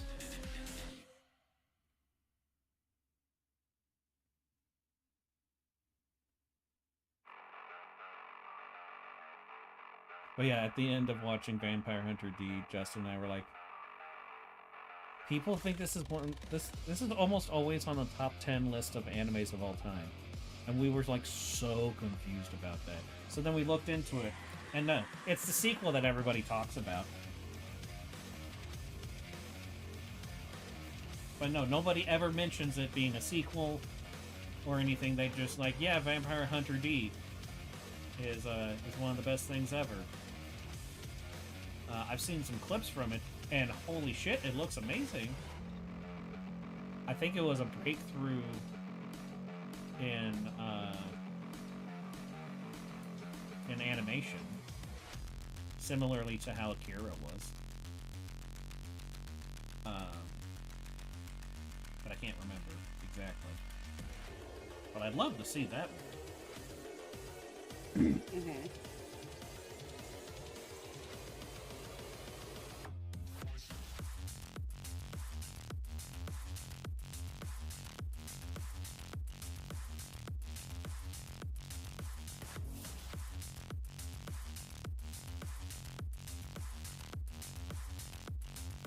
And Justin and I watched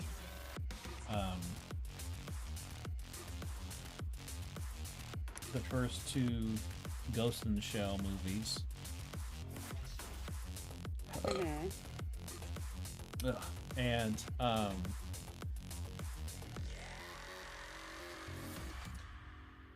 they're both very flawed movies, but they're both also very visually impressive. Yeah.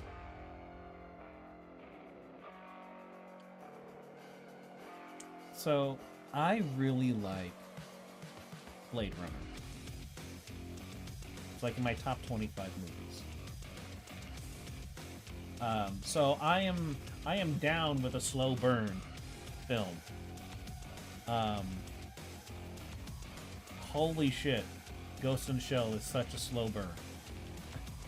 Yeah, that's why I couldn't get into it. Justin wanted me to watch it with him, and I tried like twice. Yeah. It was just... I have ADHD. I need something to focus on. Yeah. Well, I mean, the thing that helped me focus was that, oh, it's sci-fi. Look at the thing. That's That wasn't enough for me. Well, I am also fixated on sci-fi and cyberpunk, so that's really the only reason I love why. that shit.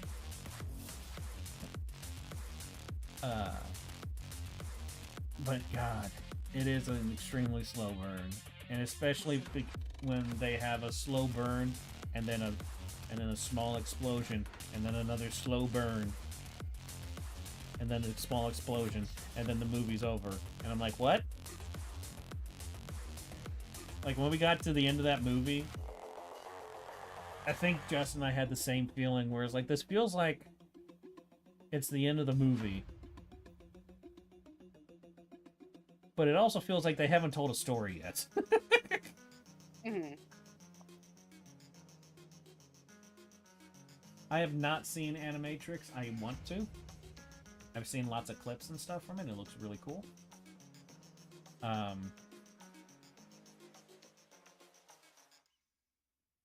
But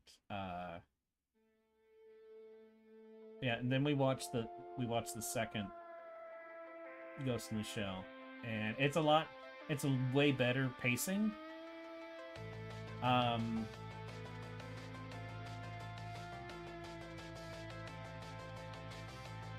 The visuals are kind of take a hit though, because they tried mixing 2D and 3D, like at a time when 3D was just not quite there with mixing. Not quite there yet. Yeah. Like, I mean, it did come out long after Treasure Planet, but Treasure Planet also had a technological technique that was extremely expensive. So no Japanese animation studio was ever going to use that.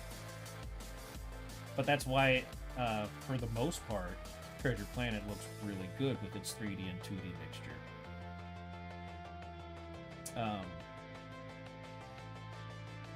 But yeah, and it was incredibly confusing. But like, after you think about it for bit after after the credits roll. You're like, okay, I think I understand what was going on. It's just really hard to follow at some points because they keep doing like time loops without a time loop type of thing, and it's weird. The second one, I believe, came out after Treasure Planet, because Treasure Planet came out in like 99 or 2000. The first one came out in the mid-90s, and I believe the second one came out in like the early 2000s.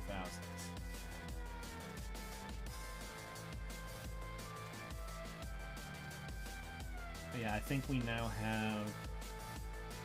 I think we have 2 shows to watch of it. I think it's 2 shows.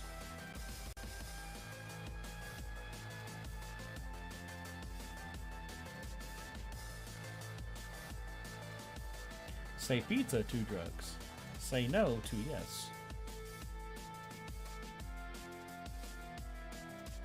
Those are wise words to live by.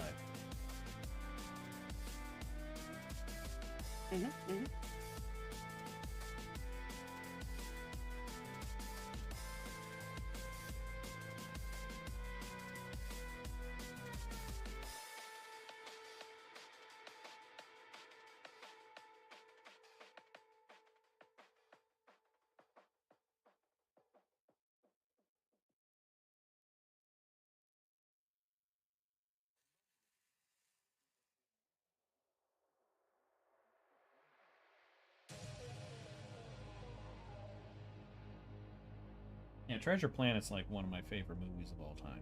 I fucking love that movie so much. I've only seen it once, but I liked it.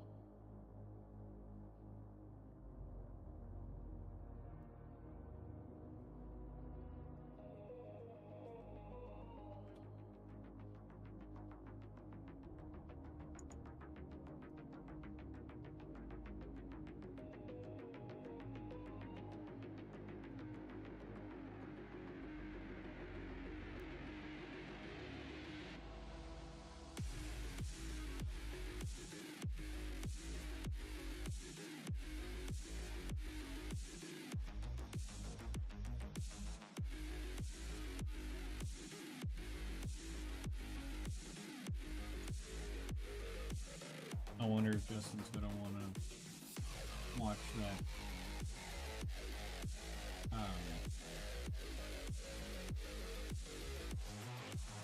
that Anj anime that he was kind of forcing you to watch the first few episodes of. The girl prison one.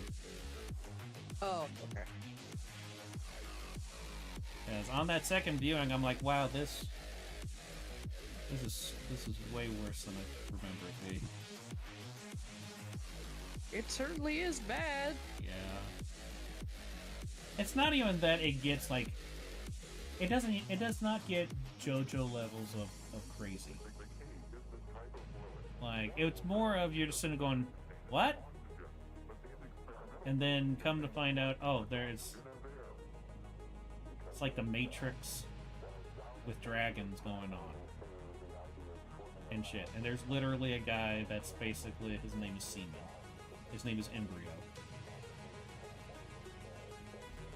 Which is one of the funniest things in the world. But yeah, it does not get to like, oh, Tommy gun comes out of my ass.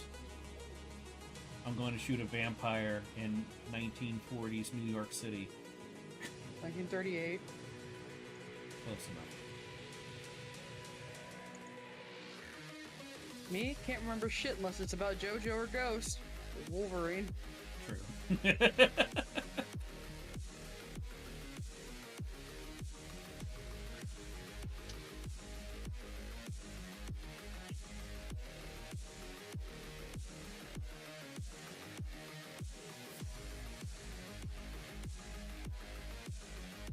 When I first watched JoJo, everything felt like it took a really long time to get, like, to happen, and now that I'm rewatching, I'm like, this shit goes so fast. Yeah.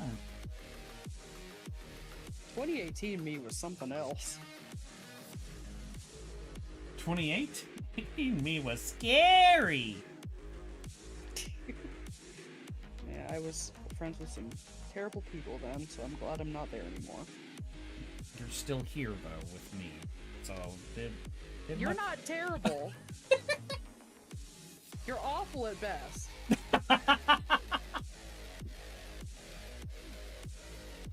And illegal at worst. A little bit rock and roll.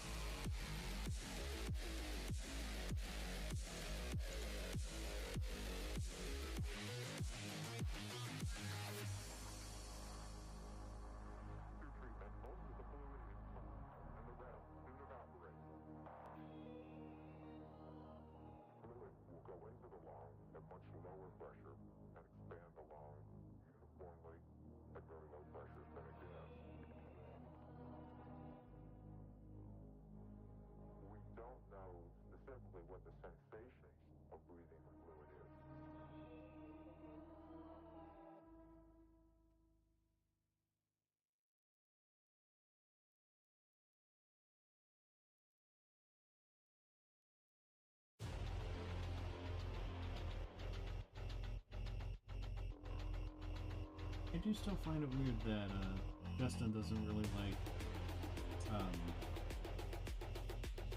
Blade Runner.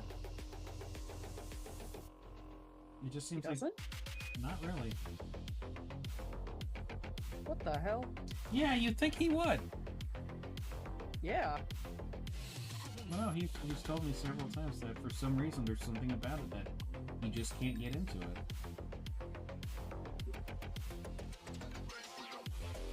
Fucking weird. Yeah.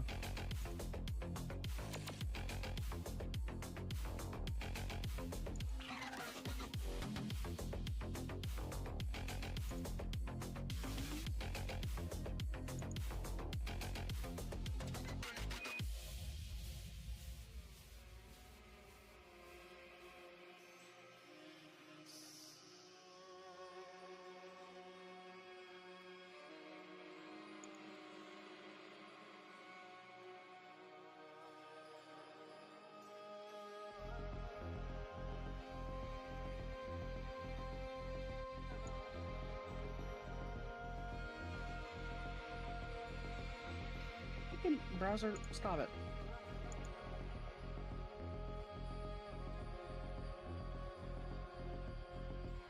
Yeah, I fucking love Blade Runner. I mean, another reason for me to look at Harrison Ford, but you know. That's the main reason why, but Yeah. I also I like that genre. And I think it did it a good way. I actually That was English. yeah.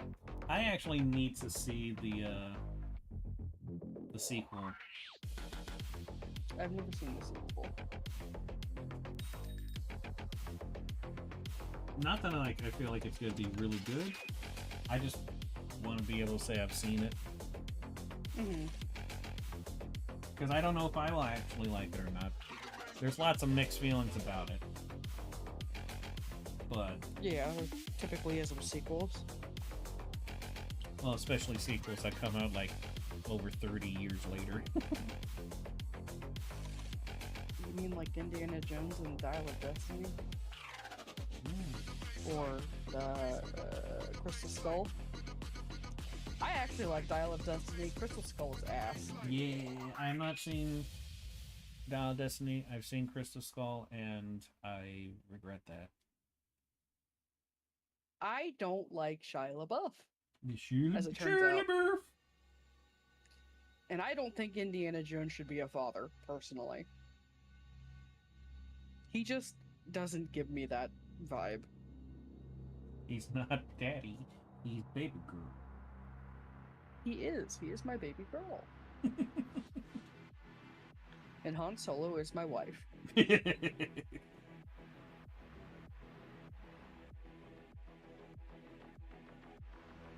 Just Harrison Ford plays a lot of characters that could very much be dad potential. Han Solo and Indiana Jones aren't some of them.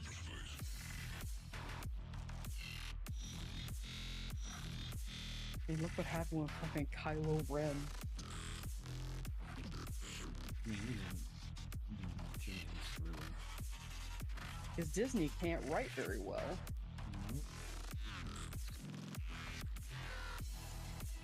Like, Kylo had potential, but they sure as fuck squandered it.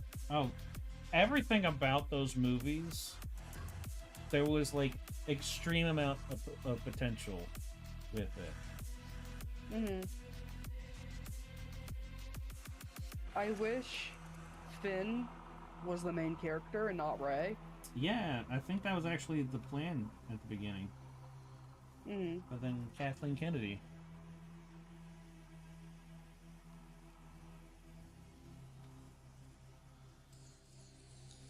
It's like, oh, we have to have a new Jedi and it should be a girl. Why not a black man? Why not a stormtrooper? Fucking, it's more fun that way, in my opinion. Yeah, or at least make Finn be a badass character and not just a bumbling idiot. Yeah, and he had the potential to be so badass. And he was played by such a good actor. I know, John Boyega rules. I've seen him in other stuff, and goddamn, he's so good. Really, And most everybody also, except Daisy Ridley, she's kind of the weakest out of all of them, acting-wise. she is. Fucking, if it weren't for Disney, Finn and Poe would have been a couple. Like, legitimately, it was supposed to be. They would have kissed. And that pisses me off, not just because, ooh, gay, it's just like, that could have been so interesting. And I fucking love Oscar Isaac. He rules. He is good. I just feel really bad for them. I do too. And I 100% do not blame John Boyega for stepping away from Star Wars entirely after that shit. I think all of them did. Mm-hmm. And the crazy thing is, Daisy Ridley's the only one who antagonized anybody. Mm-hmm. Which is why I'm like, okay, I don't think you should have gotten as much shit as you did, but you do deserve some shit. Because you acted like a bitch. But yeah, when I was little, the prequels came out. Like I was around 9 or 10 when the first one came out. I really liked the prequels. I was also a kid. I hated Attack of the Clones because it was just bad. That's a bad one. Mm-hmm. The first one's just slow, and that's really the main problem with it, is that it's just stupid slow. And the third one's actually, I think, really great. Mm-hmm. I feel so bad for Hayden.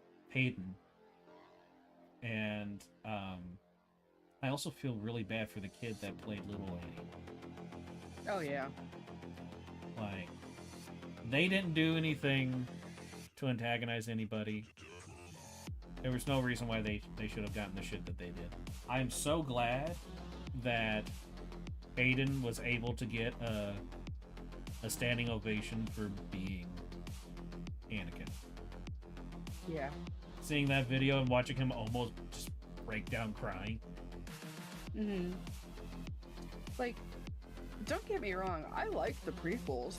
I prefer the original trilogy, but I like the prequels. Oh yeah. Like, God. Like, you can pry the original trilogy out of my cold dead hands.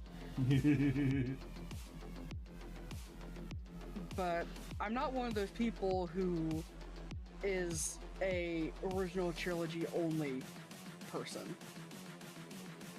like, because people get so upset if you say you only like some parts of Star Wars, and it's just like, first of all, that's none of your business. Second of all, grow up. There's so much lore in this damn universe now. You're allowed to pick and choose what you like of it.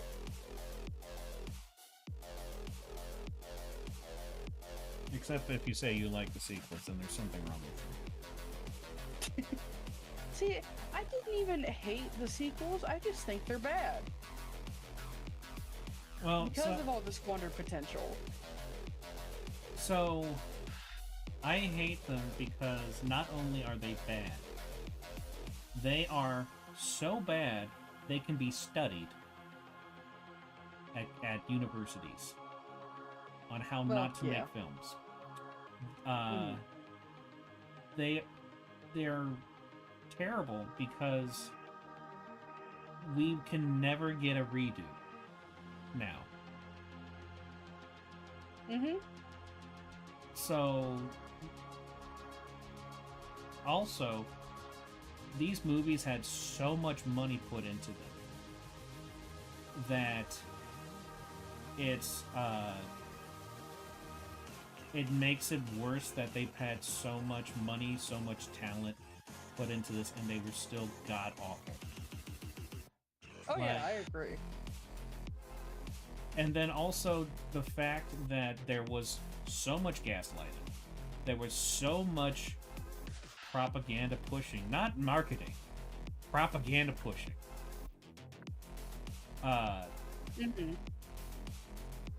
And then there was such an insane fervor to defend the movies, from even saying just fair things like I feel like this one thing could have been better. You couldn't even say that. Mm-hmm. The entire ecosystem around those three movies is more deadly than toxic waste. Oh yeah.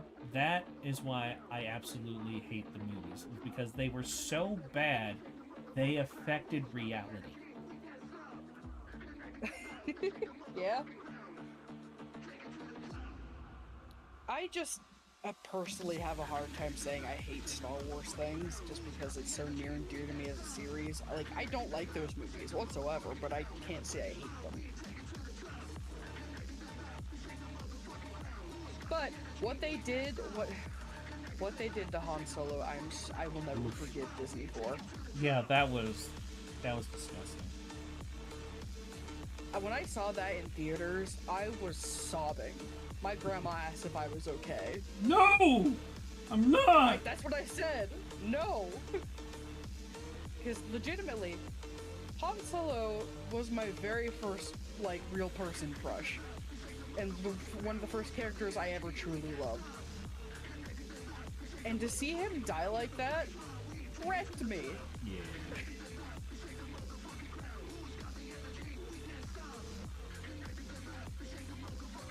I know for a fact my dad would not have been happy about that. And he's who got me into Star Wars. Yeah. My dad would have hated those movies. Yeah. I will say, my favorite thing out of those movies was actually... Probably out of all three of those movies, Rise of Skywalker is my favorite, but in more of an ironic sense. Mm-hmm. Because that one was so bad, and it had all the flaws that were in Last Jedi. But because it was not Last Jedi, for some reason, the people who were so defendant of Last Jedi were then saying that Rise of Skywalker was trash. And then everybody who was saying that Last Jedi was trash was going, but why were you caring so much about this kids movie about space wizards? Because that's exactly what they would say about people who are criticizing Last Jedi. It's a kids movie about space wizards. And then these people are going absolutely crazy about how bad Rise of Skywalker is. And so basically all of their arguments that they used for the previous movie was used against them for that movie. And it was fucking hilarious. Extremely cathartic. Because just watch it, like, people's lives got affected by the other people defending The Last Jedi. Like, people lost their jobs because they thought that that movie wasn't good. Yeah, I'll be the first to admit that Star Wars fans take everything way too seriously. Oh yeah. Like, just fans in general there's always going to be a pocket that takes it insanely too seriously. The problem, though, particularly with Star Wars, is that when those sequels were coming out, there were a lot of influencers who were those fringe fans. So, like, because, like, during all this, I was, like, really into, or had gotten back into being really into media criticism and stuff. Not in the same way as, like, Nostalgia Critic, where he's just being an asshole about bad movies. But more of, like, here are the flaws. Here are ways that you could fix them. Why the fuck is this happening?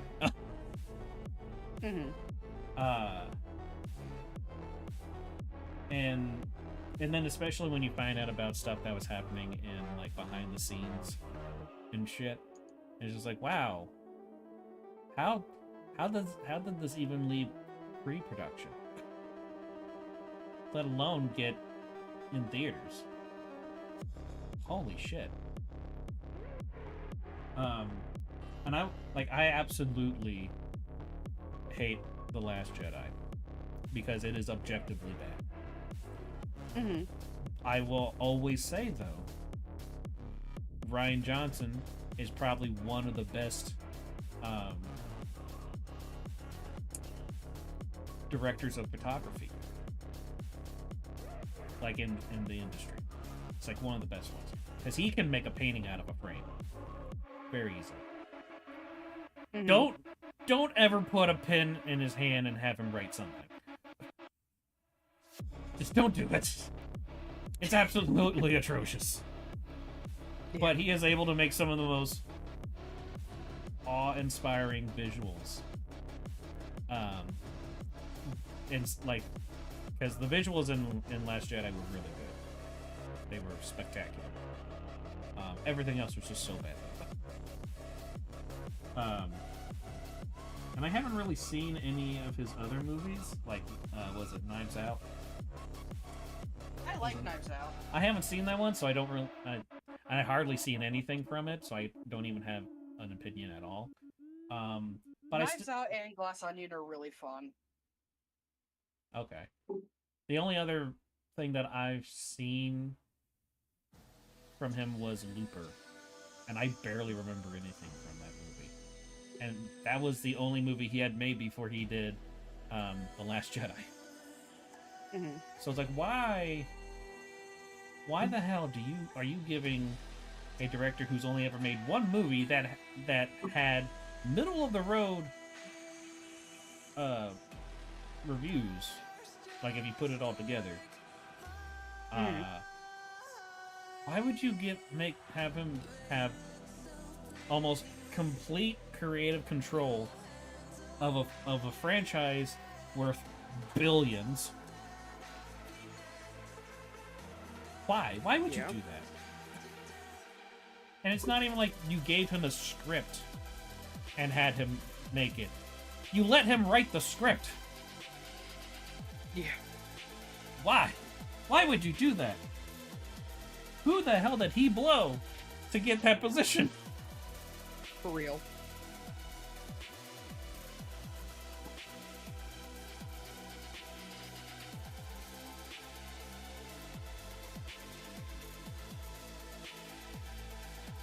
Yeah, those movies kind of made me a bit disillusioned about most movies anymore. That's why I rarely ever go to theaters. Not just because of the prices.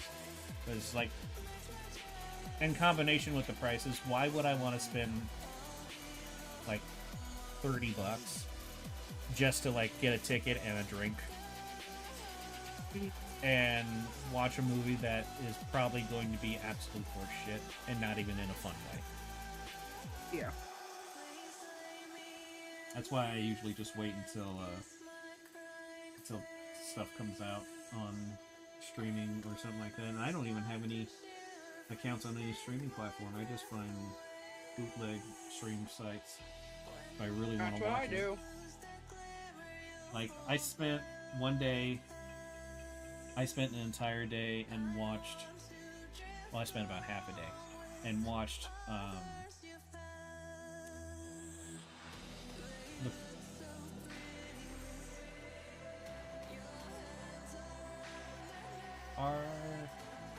Are there 4 John Wicks?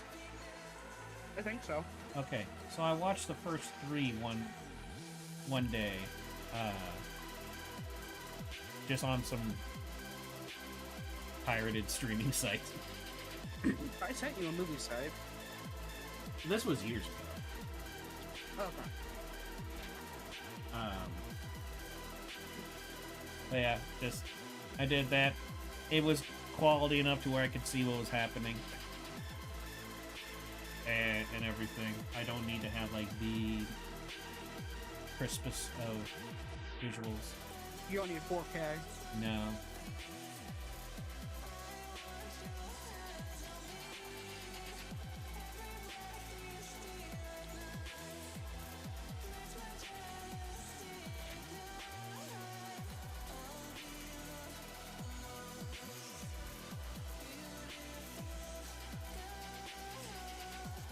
I only came from the fact that it wasn't The Empire Strikes Back with a new coat of paint, but that probably would have been better.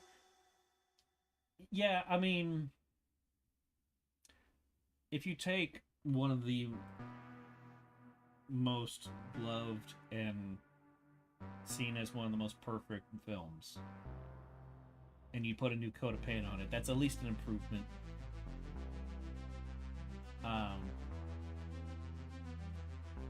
That was the flaw with Force Awakens. Though it worked at first when people, like, after like a few weeks, everyone was like, actually, this movie wasn't really that good. But I've already seen it 3 times. Of course, I think part of it was the excitement of, like, it's been close to 15 years, no, close to 10 years since the last Star Wars movie came out, so like everybody was super stoked about it.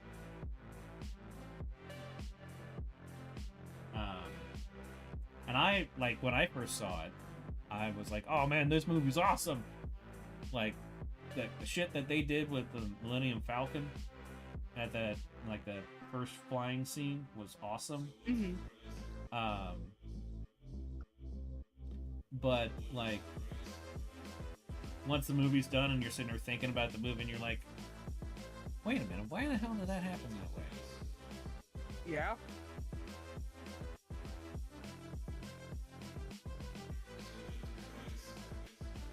One thing that probably would have been pretty good, going back to like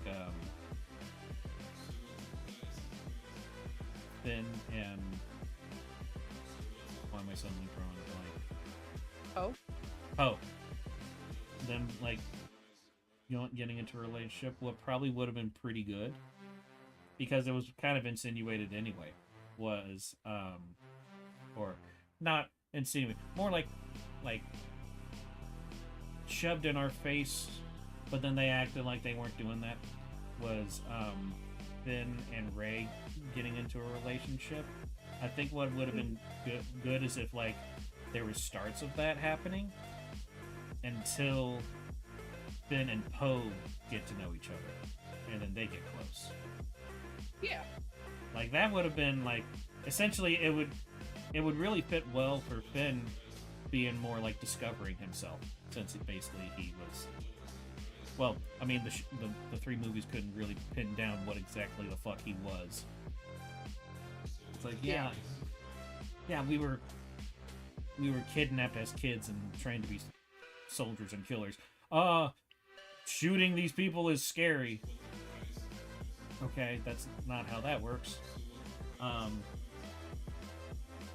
then went from that to being a janitor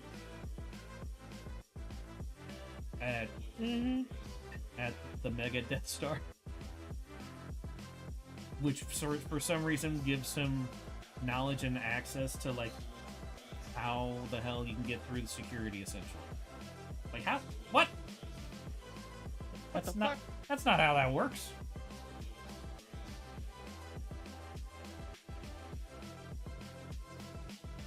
But yeah, always another one of those flaws was like, oh, we gotta do what happened in the originals, but like bigger. Let's just make another Death Star. It's like, how about we don't? Ooh, Star Killer Base. Yeah. Now, I have read some damn good sequel fanfics. And they make those characters so much better than the fucking actual movies do.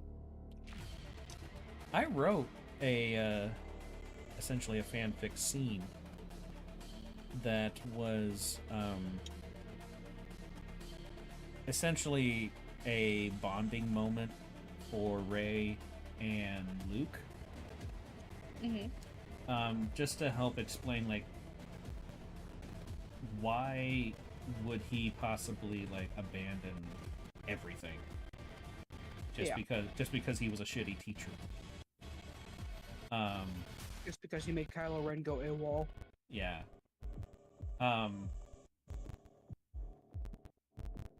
And so like I wrote this scene where like he's kind of talking about like how life was on Tatooine, since they have that connection, even though she didn't grow up on Tatooine, but she grew up on Tatooine.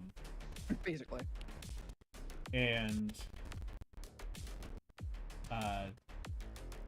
kind of like I basically made it to where Luke understands where she's coming from in a lot of ways because he was the same way, and so he's kind of relating that to her, and basically it's a way for them to just bond over like similarities and stuff, and it was a good jumping off point to where like things could actually develop and it makes sense with the rest of the movie. And then I posted that, and I got so many people going, why the fuck was this not in the movie? This makes so much more sense for everything. I bet. And I was like, cool, because that was a rough draft.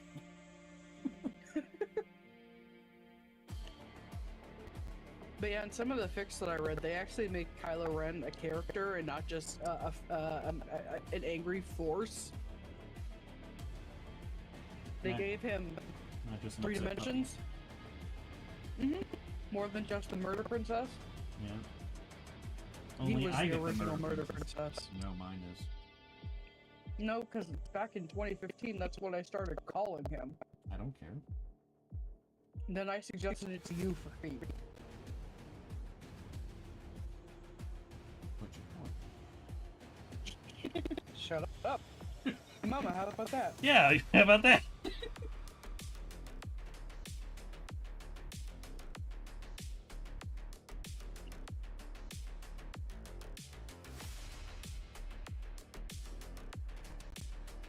So, the last Conjuring movie came out recently. Conjuring, right?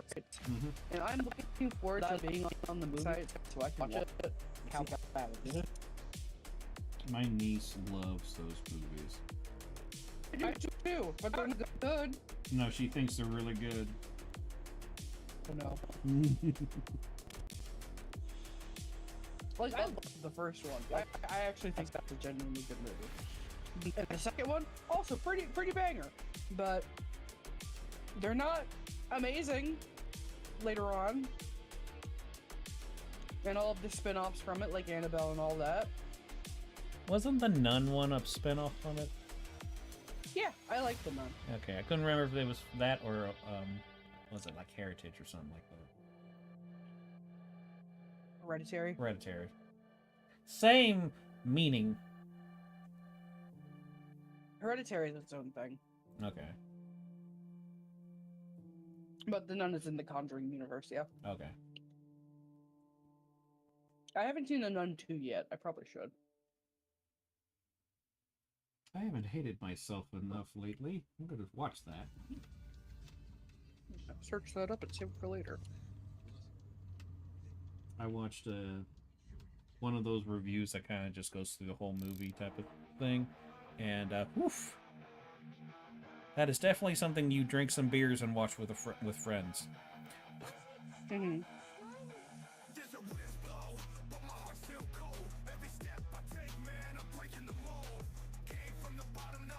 Yeah, this came out in 2023. Not the favorite. So there's a movie reviewer that I haven't watched for a long time, but I really like his old stuff. I should probably see what he's done lately. But in like the past year, everybody's been kind of freaking out over the fact that he's a gay furry, and I'm like, this was known like 8 years ago. I zoned out. What did you say? There's a guy, a movie reviewer. Oh, okay. Okay. Who had come out years ago that he's a gay furry, and people in the past year are now being like, "Oh my God, he's a gay furry." It's like, yeah, we know. Aaron's also bi. Guess what? Dan's a Jew. And Ninja Brian's gay. But mostly Brian's gay. Oh, how. Brian's gay. I love that. I love that part of just like, Brian's gay. Mm-hmm. And here's a list of things that Brian likes to suck. Dick, dick, dick, dick, dick, dick, dick, dick, dick. Balls. Balls. My dick, your dick, my dick, your dick. Your dick, your dick, your dick, your dick, balls. My balls and dick, dick, dick, dick, dick, dick. Oh no. Ah, shit.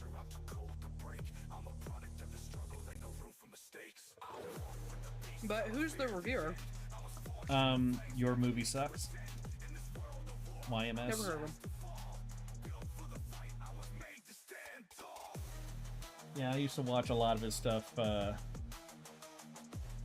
back in around 2018.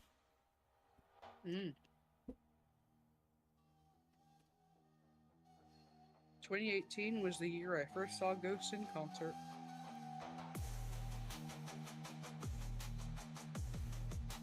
And the year I met Copia for the first time.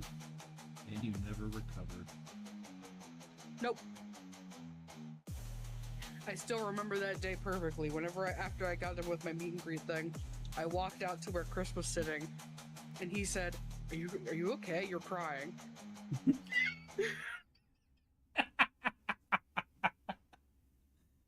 I was smiling very, very wide. My face was beet red, and I was crying. I'm not surprised by that. I got to be in the same room as Tobias Forge. Senpai noticed me. I've done it twice now. Oh my.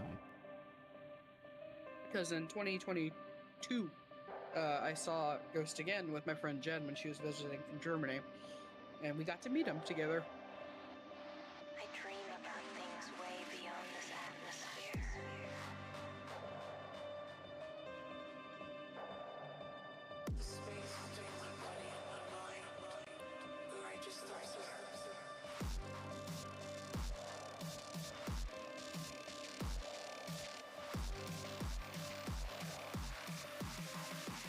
At that concert, Volbeat was the opening act for Ghost. So I got to see another one of my favorite bands that day. I like Volbeat, they're Danish.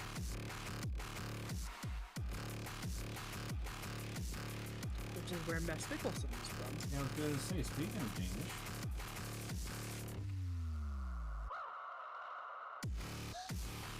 I got a video suggested to me on Instagram of someone painting a like 1/6 scale head of a Cliff Unger from Death Stranding, which is Mads Mikkelsen, head. And it was so beautiful when they were done. This person is so good at painting faces on dolls.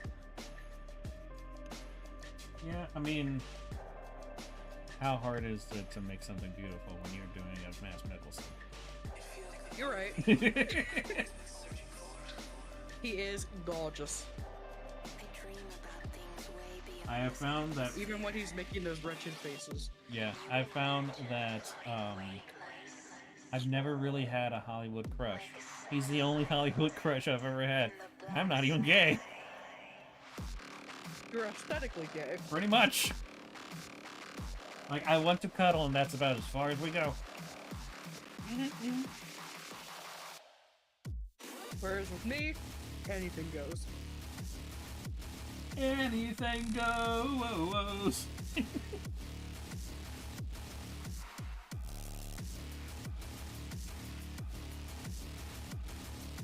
Ma'am, Hannibal was such a good show. I wonder if you'd like it. I mean, from the clips I've seen, I probably would. We should watch it sometime. One of my favorite shows during the 2000s was CSI, and that gives lots of CSI vibes. I also really like Criminal Minds. I like all those shows, really. This one is more story-based than just procedurals. But one thing I like is when Hannibal, he's fighting someone and he gets angry, he snarls and he curls his lip up, and it's really cute. Oh my. It's like good face acting, Mr. Mass. Great job, Daddy. I mean... Daddy? Sorry. That sounded like an evil laugh. That's most of my laughs, Bro, very good. I think it was... I was on the call with you and Justin, and I did a laugh, and you were just like, that's a gremlin laugh. Oh yeah, absolutely. I enjoy being mischievous. Yes, yes. Mischievous and petty. My favorite activities.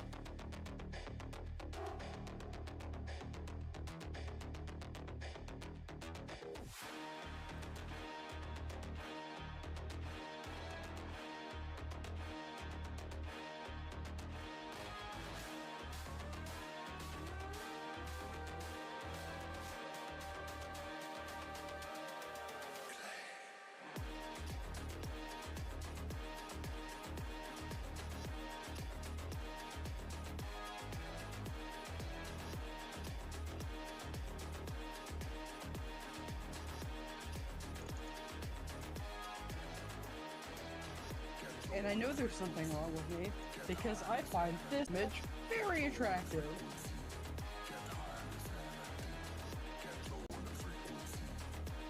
I mean, where's the lie? Right? This one, too. Again, where's the lie?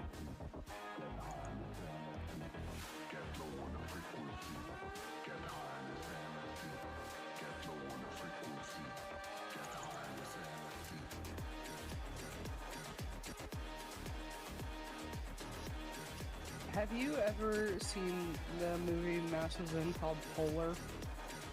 No. You should, it's very good. This is the picture we're talking about. Felt like I should probably show the viewers. Look at this guy, isn't he neat? Yes. You know, oddly enough, I don't think I've actually seen a single movie that he's in. Really? He's been in a Star Wars. Okay, yeah, I've seen that one. I totally forgot he was in Rogue that. One? Yeah. Mm. I only saw that once. I like that one, but I need to watch it again in order to actually like solidify my opinion about it. Because one problem I have with a lot of movies, like they have to be like particularly poorly written or something for me to just not like it after one viewing. But a lot of times I will like a movie after one viewing, and then when I watch it a second time, there's most of the time what happens, I'm like, oh, this isn't as good as I thought it was. Yeah. I liked him in Doctor Strange when he was the villain Caecilius. He's very Silius, but no, he is very silly. And I like his sparkly glitter eyes. I thought he had And oil bukkake eyes. that's in Death Stranding. He doesn't have like a bunch of black shit around his eyes on Doctor Strange? Let's make it so it's purple. Purple. There it is. There's a picture. That's a GIF.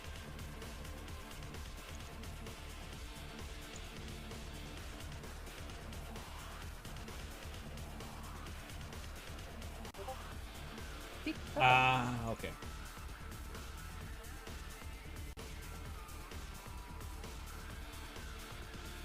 Why isn't it playing the GIF, dude? Yeah, I knew he had like something around his eyes. I just couldn't remember exactly what it looked like. It is purple and sparkly. Mm-hmm. Fabulous bitch. Mm-hmm.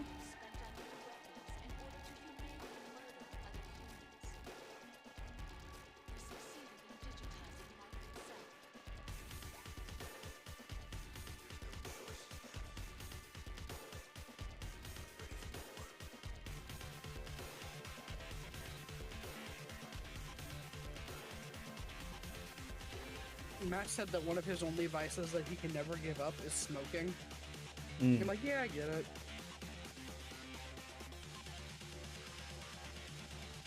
So in so many pictures of this man, he is holding a cigarette. Yep.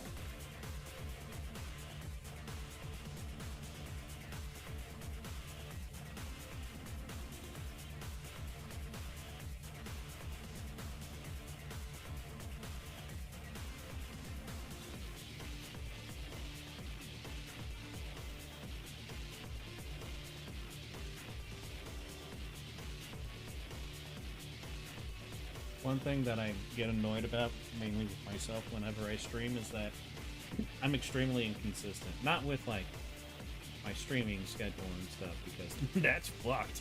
I'm extremely inconsistent on how productive I am. Either I get jack shit done, or I get all the things done. And there's nothing in between. No.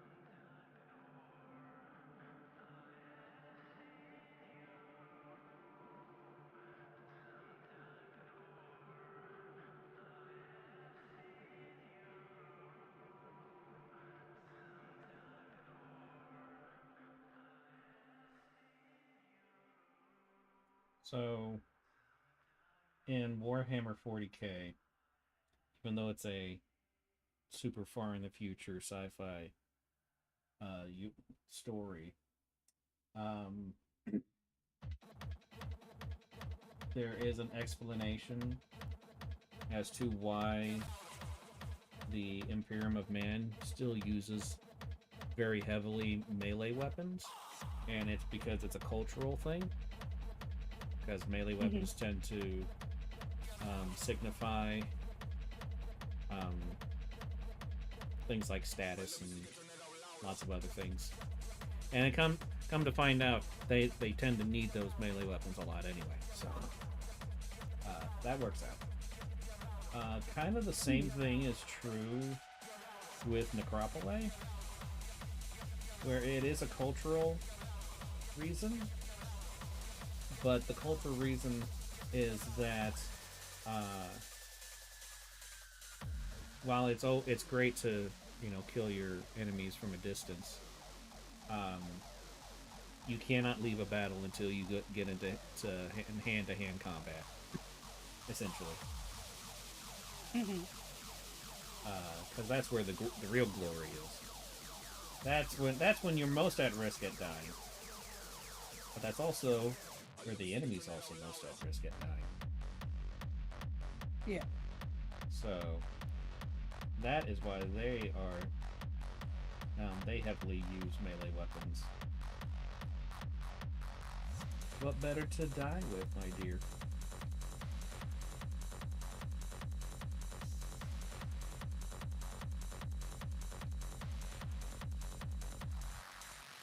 And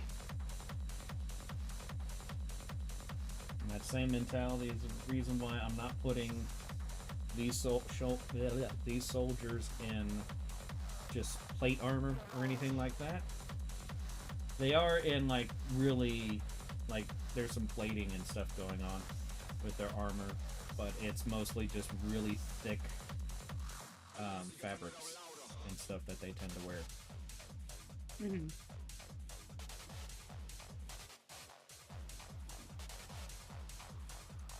Which is particularly true with Fee's Legion. You know, since they are the most religious, essentially, out of the entire empire. Yeah.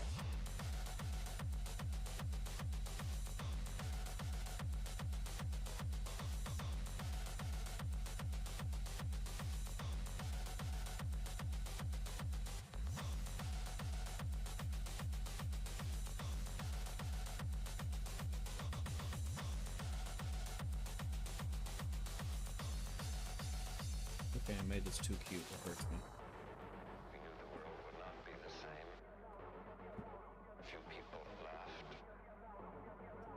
A few people cried. Most people were silent.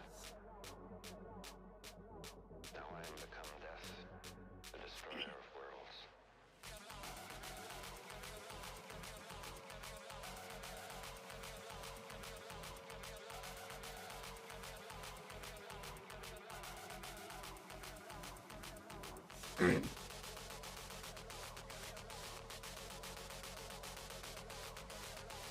But yeah, since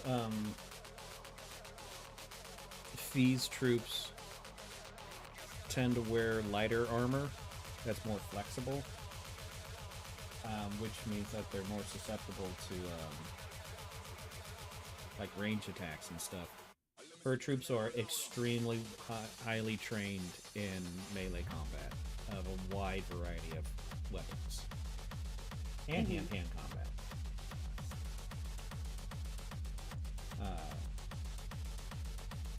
All Necrus are very trained, militarily trained. Just as that's the culture. But those that go into the I think I have it called Forze Morte legions, because those are basically the frontline ones. They are like experts in killing. Mhm. And it ranges widely from legion to legion. It just depends on which one, what that legion like specializes in. Like I have,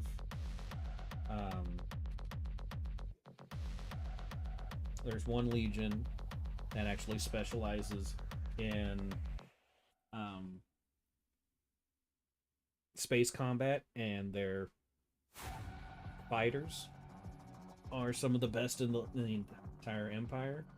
There's one legion that is like one of the largest ones, and that's because they tend to go with a flood-like strategy. Just you throw enough bodies at a planet, that planet's gonna fall, type of thing. Yeah.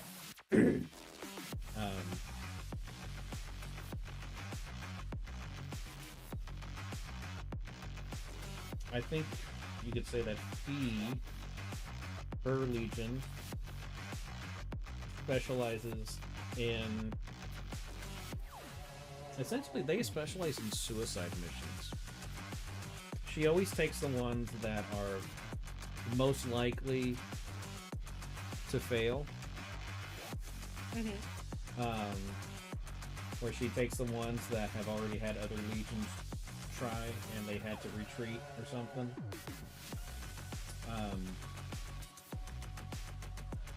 Part of it is to show how good of a commander she is. Although for like the first 30 to 40 years, a big part of that was because of Mawk. But also it's because of her religious fervor why she takes those, and the reason why a lot of people consider her to be just a zealot. But that's also why she has a fan base, because there's lots of zealots in the Empire. But the thing is that she does not have the largest following. Actually, she has some of the one of the smallest followings in the Empire. But that does mean she still has millions of followers. Yeah.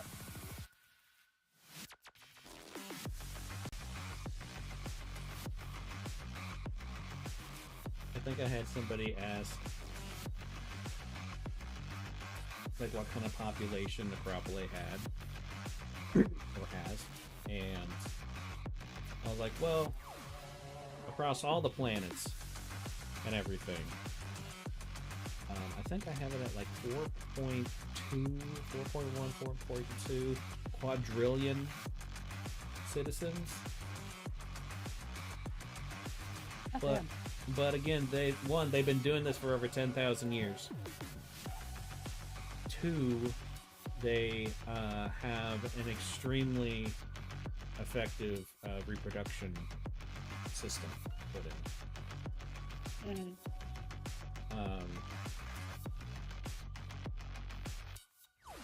And they're also like they own a lot of planets. Yeah. Like there's a reason why the only other I guess group or government body or something that is able to push back against Necropolis is a federation of several hundred empires and race and species and stuff. Like they're by the time we get to like quote unquote modern day with Phee, they have been at a stalemate with this other federation for over 100 years, and they've just not been able to break through their line. So, because I didn't want Necropolis to be like, oh, they're completely unstoppable. It's like, no, they're just very advanced. Because they put a lot of their focus on very specific things. and they've been doing it for a very long time. But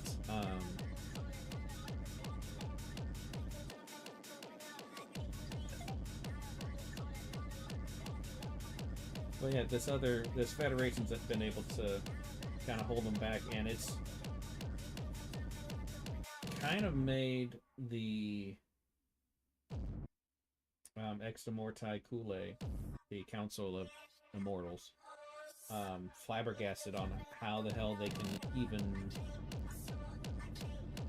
solve this problem.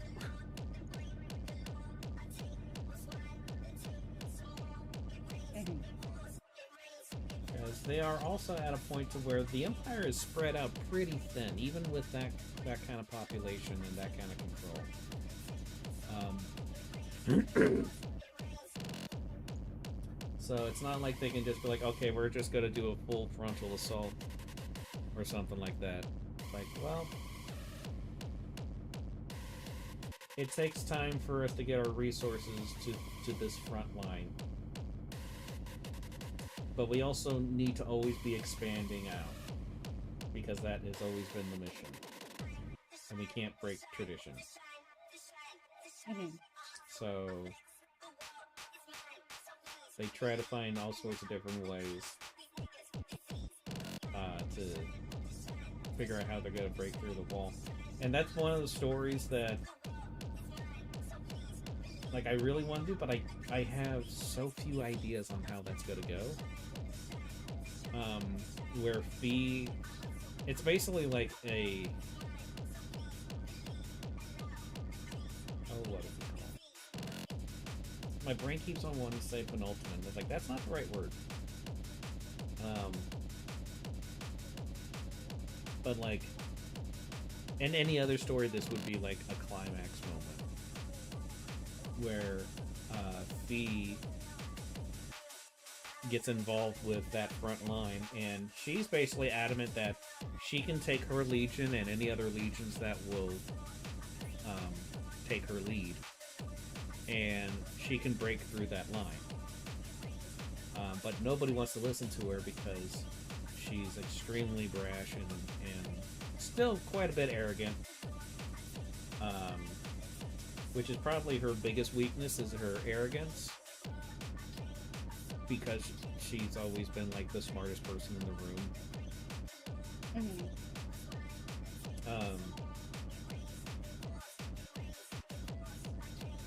And she does kind of have a bit of a messiah complex, a little bit.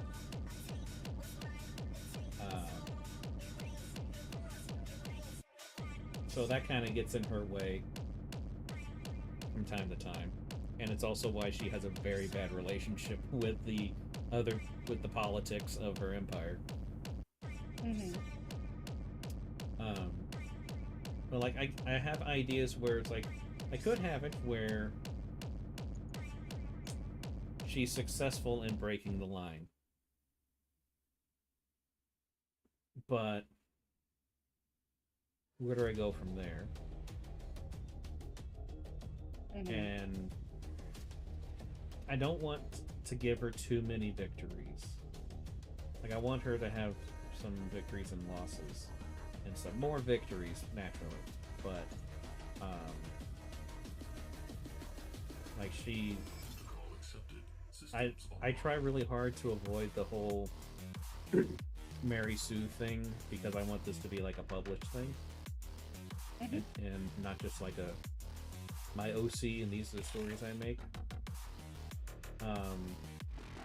Because if that's the case, like we've talked about this before, if you're doing something like that where it's like, oh, I have this character and it's for fun and stuff, yeah, Mary Sue the fuck out of them.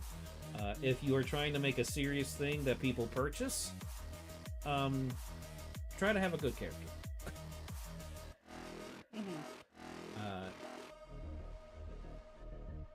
But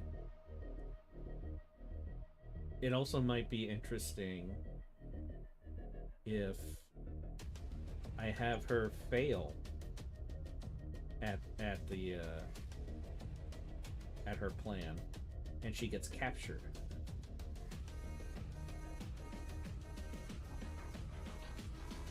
Because that's never happened before. well, especially not to an immortal. Mainly because there's hardly any immortals in the actual military part. They're all in the politics part. Except for like 5 other immortals.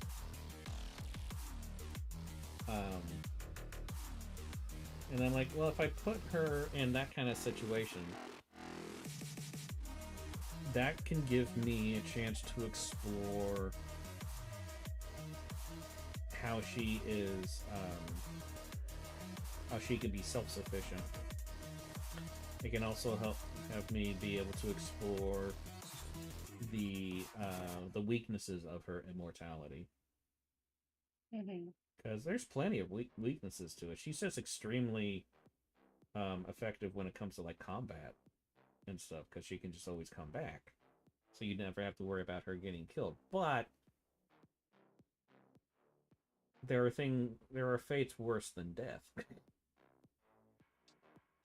So I think that's one of the things that I really would like to explore with her is how would she be in situations like that.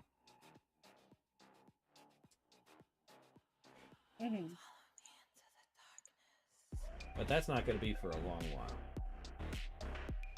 Because, like, I got to finish this origin book. And then I got to do a couple short stories. And then I got to do the False God story. And then I want to do a couple more, like, short stories after that. Because the False God story happens within the first, like,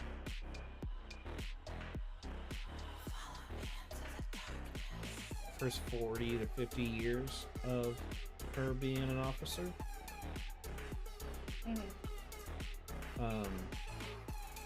Might even be earlier than that. I'm still trying to decide.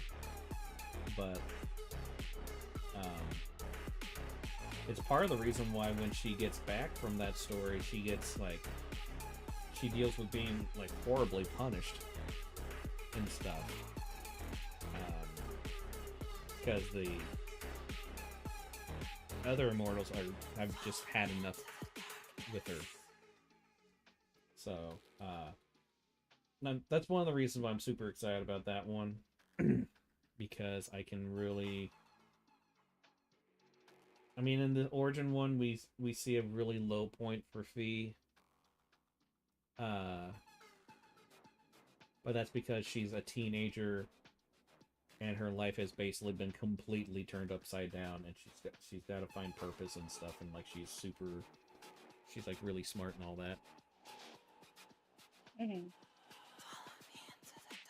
Whoa, Major Phee lore drop. Yeah, I mean, trust me, any moment is a moment for Major Phee lore. I have a problem. Yes, you do. But it's a good problem to have. Yeah.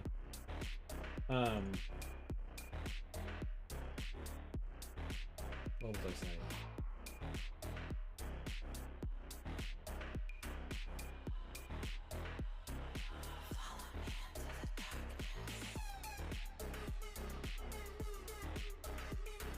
I was talking about how she comes back from the False God story. Oh, right. So, like the novella that I'm writing and stuff, that's when she's like rediscovering herself and everything. And finds purpose in her life and all that. So, like, that's a low point that she goes through. But, like, the low point that she goes through after the False God one is really rough. It's essentially basically to show if she is able to be steadfast in her beliefs and be able to deal with not just loss, but like the ultimate loss, because she loses everything. She loses her rank. She loses all her privileges. She loses her legion. She loses the closest person in her life. She loses nearly all of her soldiers, not just because the legion gets disbanded. Like, they die in the worst way possible. It's the kind of death to where, like, it's the kind of thing that no Necru would ever want to have happen, because it's not an actual death that they value. It's a worse death to them than it is to basically commit suicide, because they don't have any. Suicide's a big taboo thing for them. Self-sacrifice is different from suicide. But yeah, what happens with the false god story is really, really ruffles some feathers. But I really like how part of the ending is going to be, because I've already written that down. So I'm super excited about that.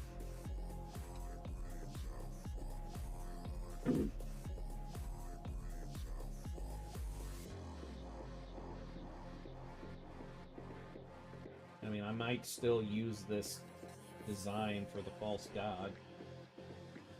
I don't know, though.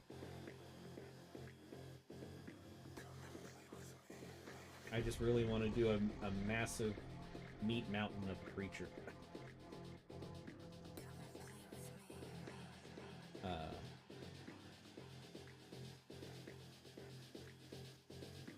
But I was originally going to have a few other things happen, like right after that's the end of that story. Like, Phee finds a creature. Turns out that it's not just like would be considered an animal, but it's just like an alien species, essentially. And I was gonna have it where Phee adopts the creature.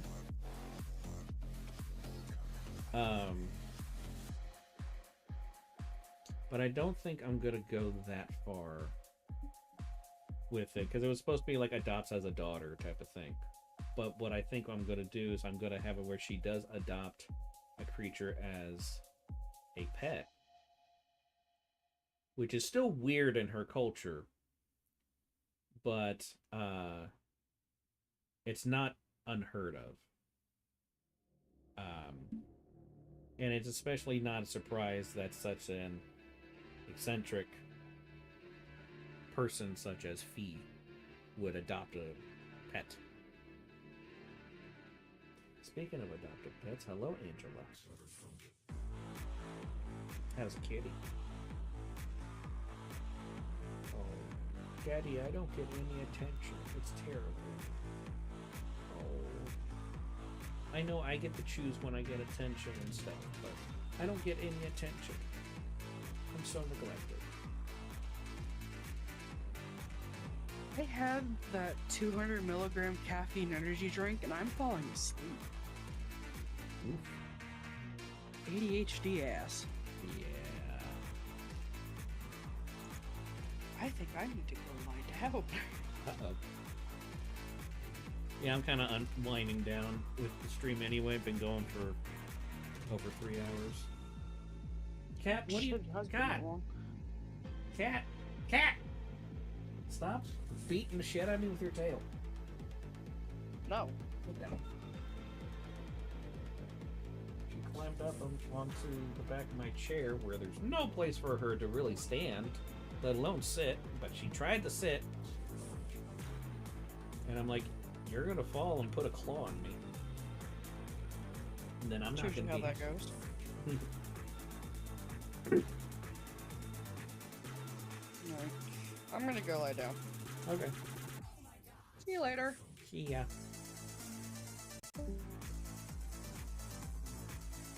Oh yeah, so,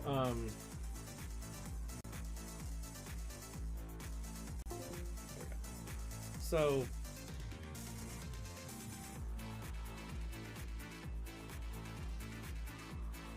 I've decided that she's gonna adopt a pet. It's not gonna be the same as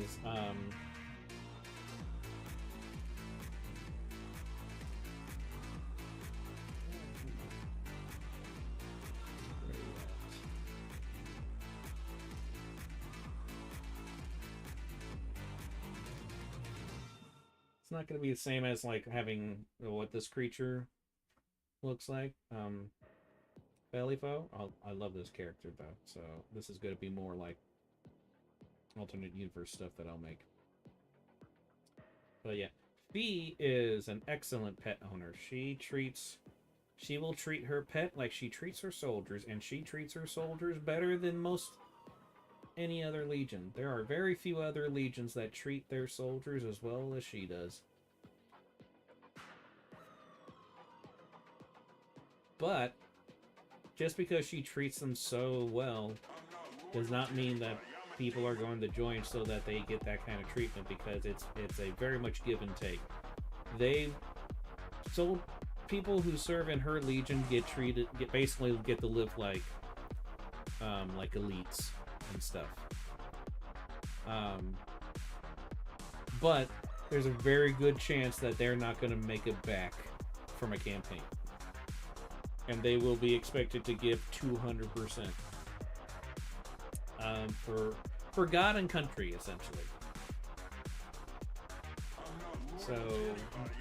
So net crews have to be extremely dedicated to the faith and to the Empire in order to join her legion. And as long as you're like that, then you will get treated extremely well. So she will spoil the shit out of her pets, but she will also have it to where her pet serves a purpose. So she will train the pet to do things, and to be able to actually be able to be in combat and stuff as well.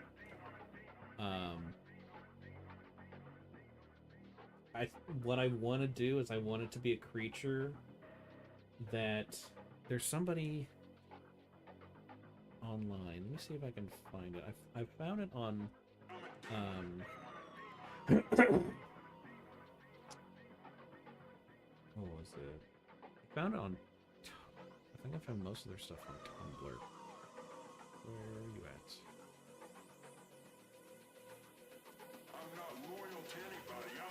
But like this person makes these essentially their fuzzy noodles. They're so freaking cute, and I love them so much. And I want to make a creature that's similar to that, and have Phee adopted. And the thing is that Phee also knows that one day that her pet will die, and she will have to deal with that. But the timing of it coming into her life and everything, she's like, it's going to serve a purpose that I need right now, and I will give it everything. I will give it the universe and thanks for serving that purpose. It's essentially what her mentality is going to be.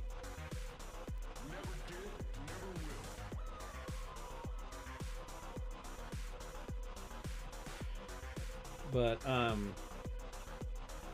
don't think I'm going to be able to find it. Then I like it.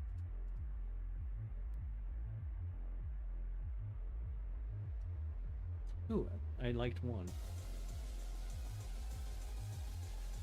Yeah, that's kind of the things with that Phee has come to terms with, partially because that's part of the culture, but also like it's like there's an extra step with it for her because of her immortality, that unless she develops a deep connection with another immortal, she is going to watch anybody that she develops any kind of connection with, she's going to watch them die. one way or another. But with her culture, that's okay. It's extremely painful and all that, and it can really affect a neck group. But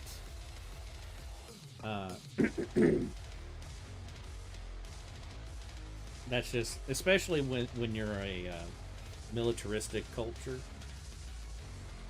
Like it's just something like you're gonna die, but you are gonna die with honor and glory. You will be missed and everything, but it's okay.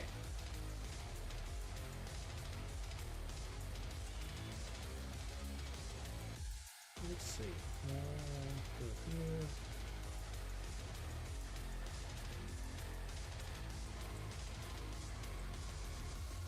Here is a link to something that is going to inspire what Fee's pet is going to look like. Basically, it's they are noodles. They are living noodles, and I love them. And I want 100.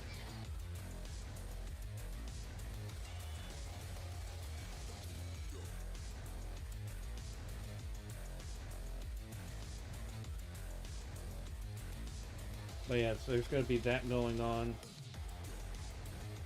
during that time. Essentially, Phee is going to be forced to be a slave to the council. She is not going to have any rights. She's not going to be. She's not going to have any privileges. She's not going to have her rank. She's not going to have anything. I know, right? So cute. I want 100 and then 1,000. I just want to fill my whole house with them. I wish they were real. Especially the ones that are basically fuzzy. But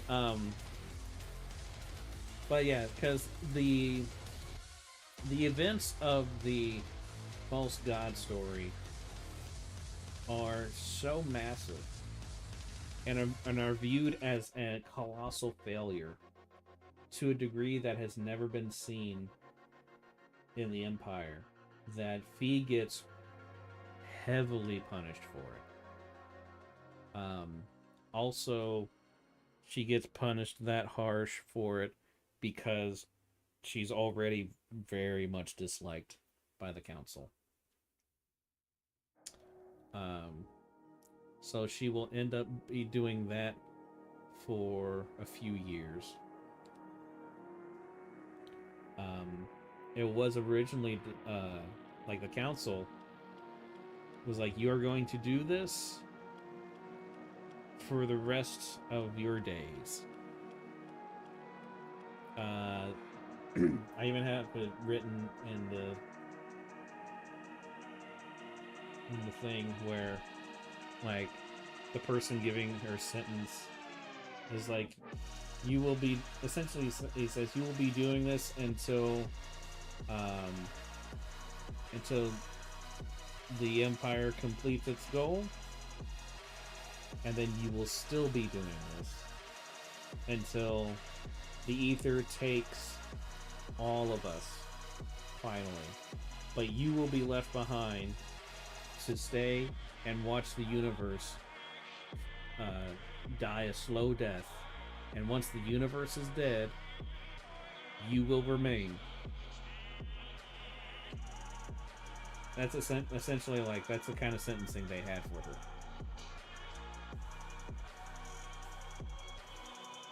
Oh yeah, she is not liked at all. And this is just within the first, probably the first 30 years of her service. Because she is pretty arrogant. She is pretty much full of herself. Part of it's because she's an immortal, or extra morti. Part of it is she believes that she is meant to serve a higher purpose than any of the other immortals. So she does have a little bit of a messiah complex.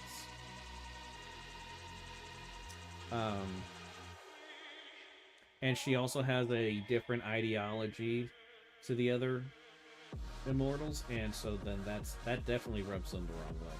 And the fact that she does not really play well with them, all that, like, it's going to be like touched on in the novella I'm writing, but then it's going to be really, like, we're going to dive into it a fair bit in the following story, in the following whatever that's going to end up being, a short story, a novella. It's probably going to be another novella at this point. But it is going to delve more into her relationship with the other immortals. And the thing is that since she is like the newest immortal, the oldest immortals try to like convince her and control her and stuff, and like try to get her to follow a certain path that would benefit them the most. And she's like, no, I'm not doing that. I know what privileges I have as an ex immorti, and I'm going to walk down the path that I decide. And so then that's why she goes into the military. And so that already puts her on the wrong foot with the council. But yeah, so then that was the original plan, was that the council had for her, that she was going to be basically doing that forever, serving the council. They didn't expect the fact that because she spent about a year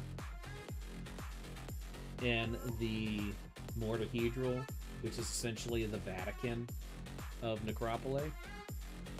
It is the epicenter of their faith, and she spent a year there, which is what the novella I'm working on right now is about.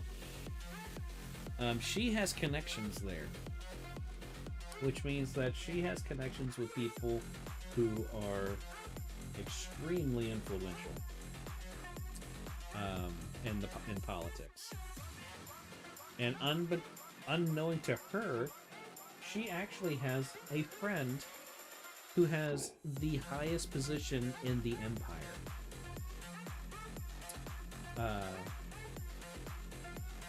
And when he finds out what happened to Phee, it takes a while for him to find out. But when he finds out, he starts being like, okay, you can't do that to her. And there is going to be a lot of friction going on, because like the council is made of immortals. This person who has the highest position in the entire empire is just immortal. It's danger time. But he's essentially the Pope. And there are two people who can be at that level. They are called the Morty Orda. The Morty Orda are the only people who have a higher ranking social status and like command above the immortals, because they are essentially considered to be like direct connection to the evil, which is the thing they worship. So yeah, there's going to be conflict between them and all that, but yeah, it's going to be one of those things where like it takes a while for things to actually get to where she gets back to having her rank and everything, but she has to go through a bunch of hoops in order to get back to where she was having her own legion. And then during that process is when she actually starts building a following and stuff. And more people, more Necrus tend to support her and stuff. But because there's always a campaign against her by the other immortals, she never really gets to like a really high number of people.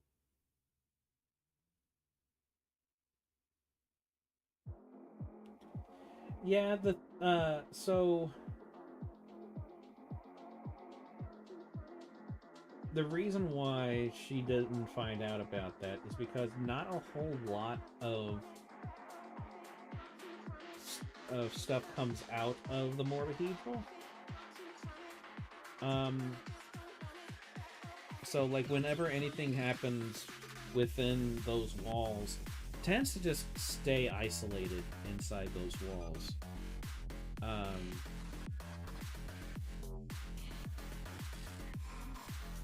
Phee wanted to go back and visit and stuff, but she always got hung up on doing campaign after campaign after campaign and rebuilding her forces over and over and over, and then dealing with political drama and stuff, that she was never able to stay in contact with anybody at the Mortahedral either. And also, like, the people that she got, that she had a lot of connections with, by the time the False God story happens, a lot of them are dead just from old age.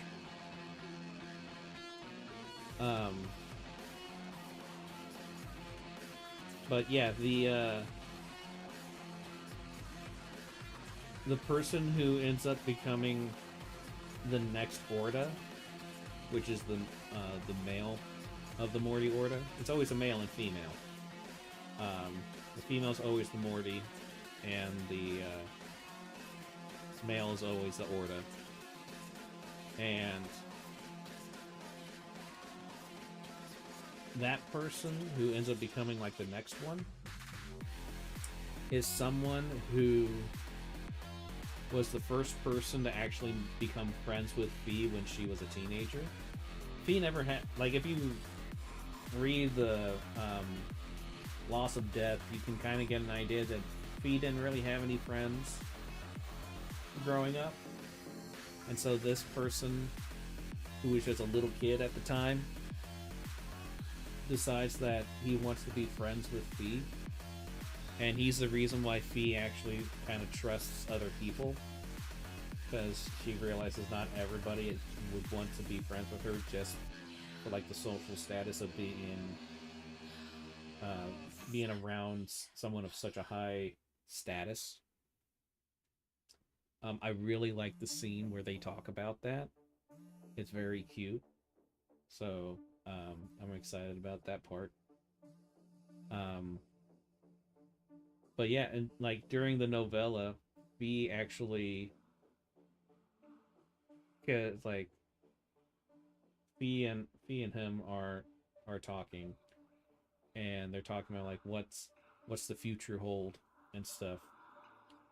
And Fee's like, well, I don't know what your future holds. It could be anything.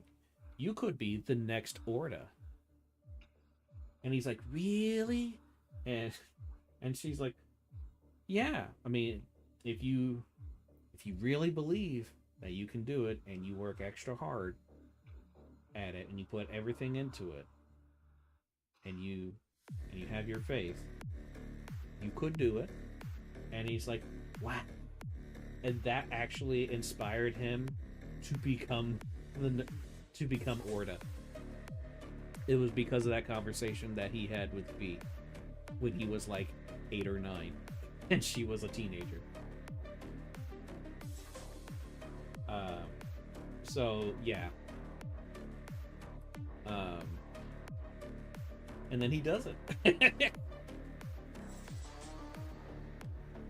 So then that stuff goes down, and then I'm gonna try to think of some stories to do that are gonna happen after that and basically modern day, because that's close to 700 years time period. Because modern day Phee is like 731, something like that. Phee's word is just so powerful, it affects the future. All hail Phee. All hail the murder princess.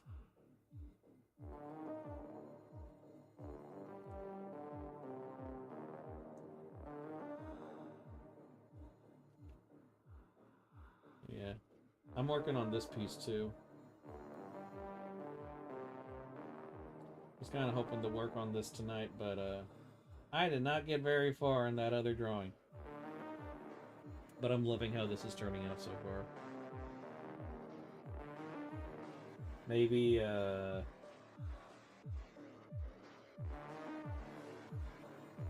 yeah, I've colored it and I'm working on the lighting effects. I love the faces. They bring me much joy.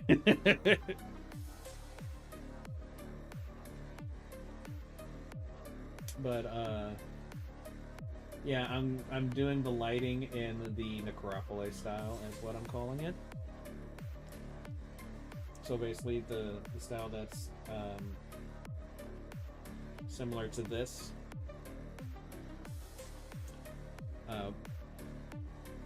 Partially because I told myself anything Phee or Necropole related that's going to be fully rendered is going to be rendered in this way to make it more distinct, and I also just really love the way this looks. The other reason is because I don't want to actually put in the effort to paint. I'm very lazy. I thought this piece was going to be like a massive one that was going to take me forever. And I think I've only put like 20 hours into this so far. Maybe a little bit more than that. But still, like, I'm over halfway done. So this piece is turning out not as big as I thought it would be. But it's a lot of fun. I've learned a few things and I've enjoyed a lot of stuff with it. But yeah, those faces are very funny. I think this one's face is probably my favorite one.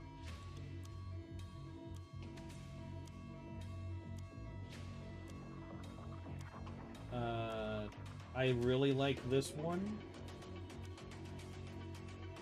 because it kind of looks like he's more concerned about the fact that this one's ass is on his face.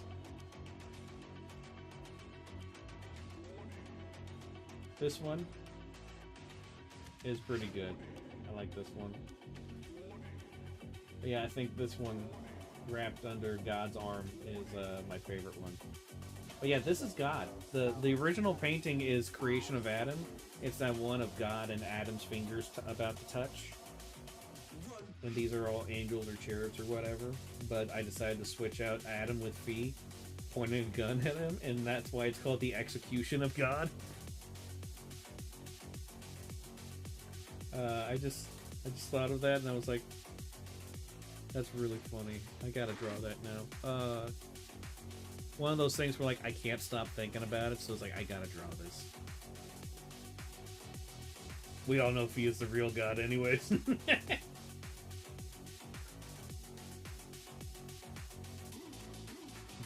My deity is a princess. A murder princess.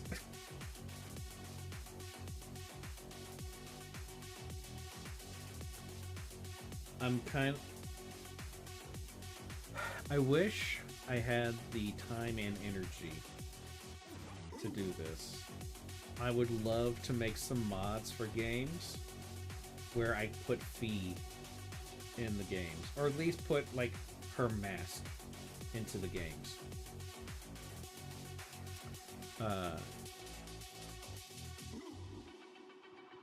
Because that would just be so much fun. And then I would get it, and then I would just play those games a lot just because I can play as Phee. I've thought about doing it for Fallout 4. I don't know how to mod things. And I'm struggling a lot as it is to just make these stupid ass drawings and to do my writing and stuff while also trying to figure out a way to make money. Because I'm still unemployed. I mean, technically, I work with my dad on the book business, but that ranges from making like $300 a month to making $1,000 a month, and that's not enough.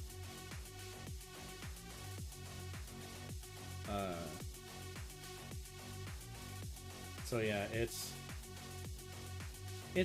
just been rough for me, especially the last few weeks. I've been in an insane amount of pain. I'm very much limited on what I can do because of my fibromyalgia and whatever other health issues I have.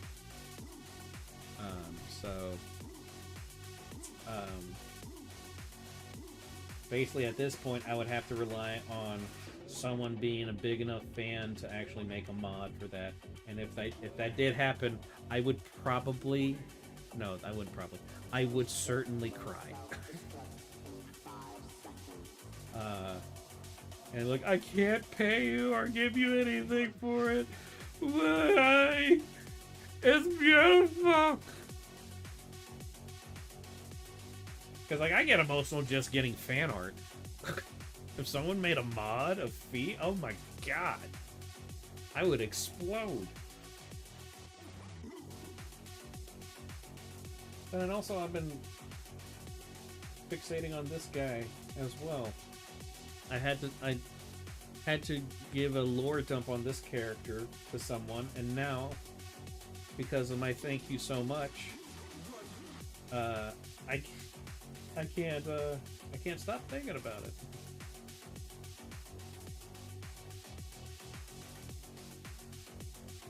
Job market is tough. Can't even get minimum wage as a teenager anymore. Hope you get a job soon. And if I remind you, absorbed by someone you don't like. Oh god, I wish that was the case. Yeah, don't get fibromyalgia, kids. It's terrible. I feel like I have like a particularly bad one, but I don't like a bad version of it or whatever. Because I think there's like, it's kind of like the tism. There's a spectrum of severity. I think. I could be wrong about that, but it seems like that's how it is. I haven't really looked into it for a long time. But yeah, it's gotten to the point now that I can't do any kind of physical job. And I struggle with just doing like mental work. So I don't know what my future's gonna hold. That's why I'm trying to work real hard on getting like working on the books and all the Phee stuff. Just desperately hoping that that stuff works out. I've started posting in a group on pixel art. What's it called again? I have the memory of a turnip.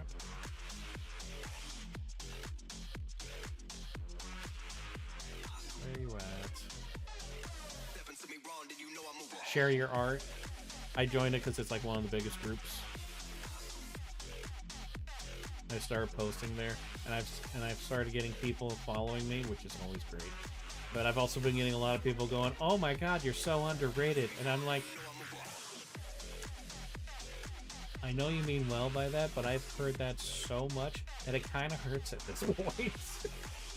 But yeah, I know I'm underrated.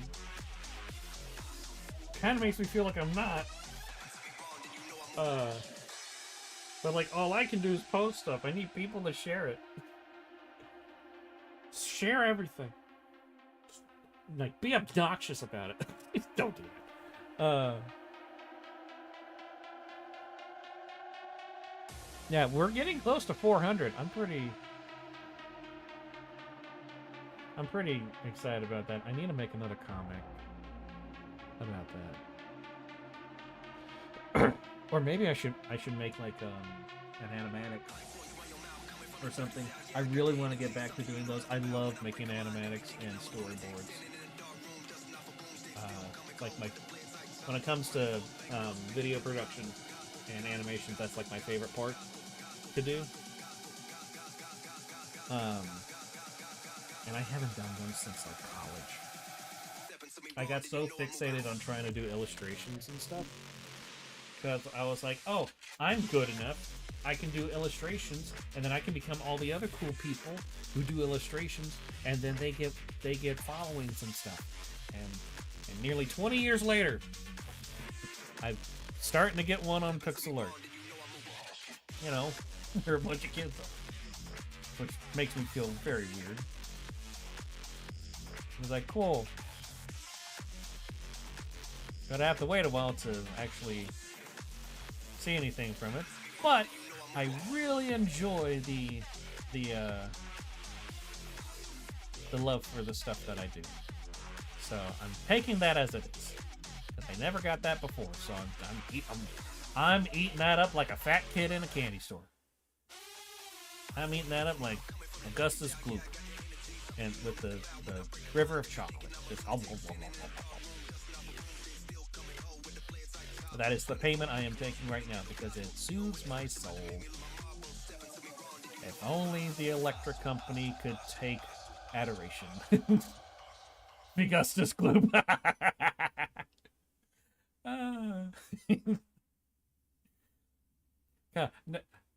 I'm only picturing Phee being at the chocolate factory and everything's on fire because, you know, she's an arsonist.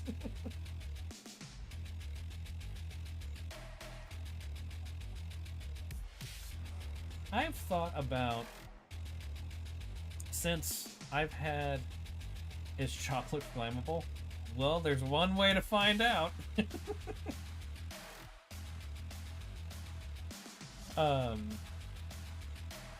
So I've been obsessing over Phee for nearly 10 months now. One person didn't believe me when I told them I made Phee in January. Phee is not an old character of mine. She's like the newest character I've ever made, really.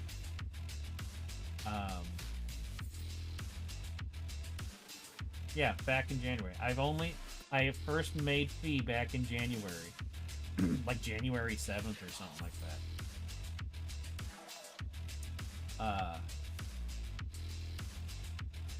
Which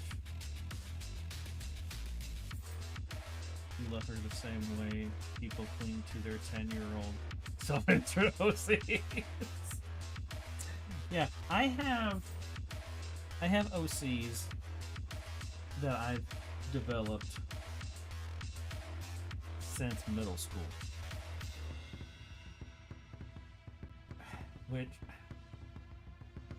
Which means I have a character that I've had. Oh, I want to shoot myself for just reminding myself this. I have a character that I've had for 22 years. I have 2 other characters that I've had for about 20 years. Actually, I have 3 other characters that I've had for about 20 years.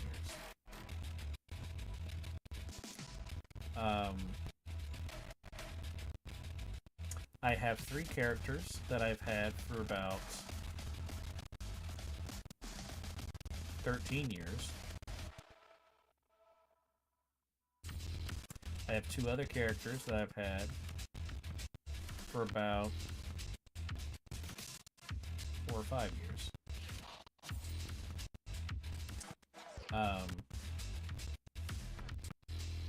None of them, except for maybe 2. Other than 2, which they're those 2 I've had for about 20 years. But other than that, none of them have the amount of lore for both the characters themselves and the world around them. None of them have the same amount of lore as I have for Phee and Necropole.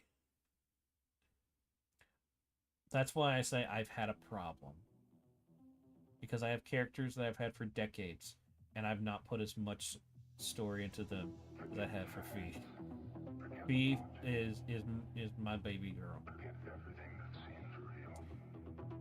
Yeah, she does get the brain juices flowing. I think part of it is she's goddamn adorable. It is so much fun to have a sociopathic character.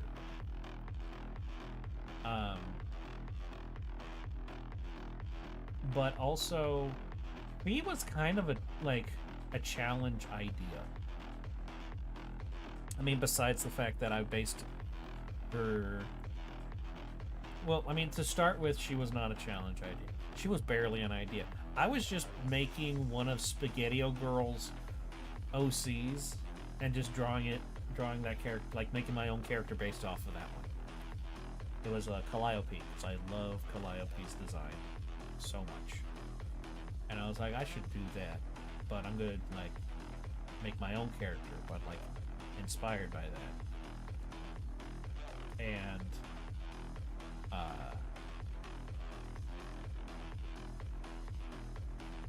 I've tried to make a sociopath OCs, but they always end up being bad guy who does evil stuff, like being mean. Sketty has the coolest OC. I love Sketty.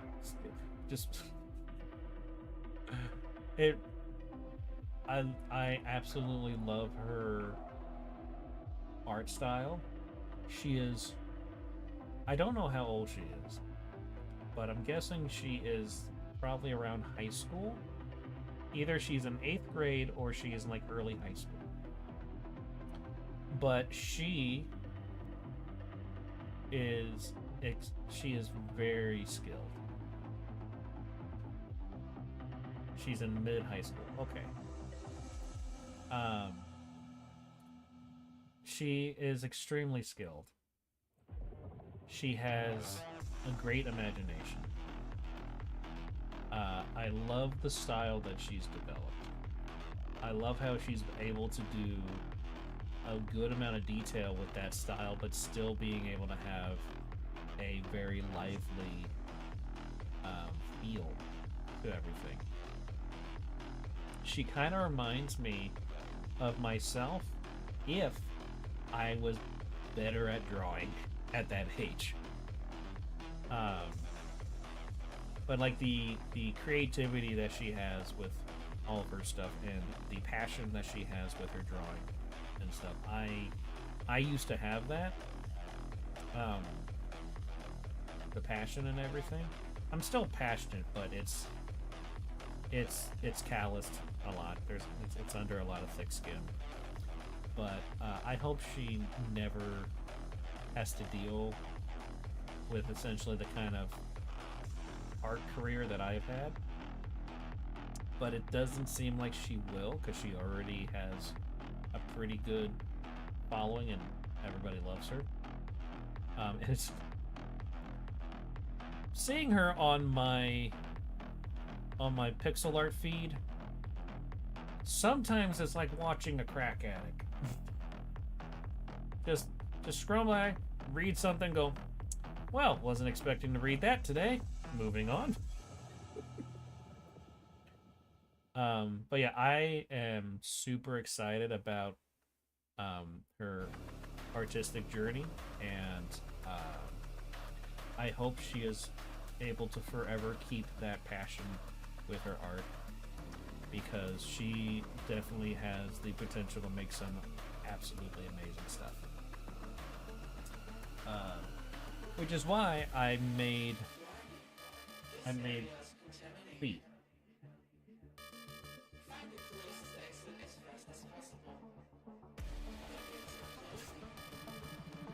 Half its 12-year-olds being dramatic, or high schoolers tweaking. Yeah, and then you have like me and probably like 10 other people who are 20 years old or older, just posting stuff anywhere. Me, I posted there because I was like, oh man, I'm gonna start getting into doing pixel art and stuff, and maybe I can like find people that like my stuff, because I've never been able to do that in the 16 years I've been posting stuff. And then I saw that you can post digital art, so I was like, oh sweet, I'm gonna post that, because I don't have much pixel art.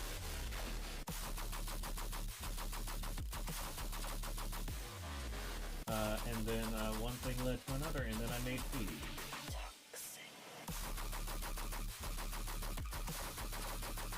Yeah, this was the very first drawing I did of Phee.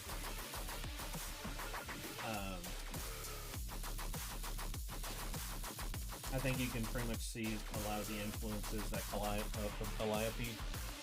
I wanted, instead of having it just be like she has a smiley face, I wanted to have it where she was wearing a mask. So I thought like, I mean, I can still do that kind of smiley face thing. Hey, Spiver. That was you.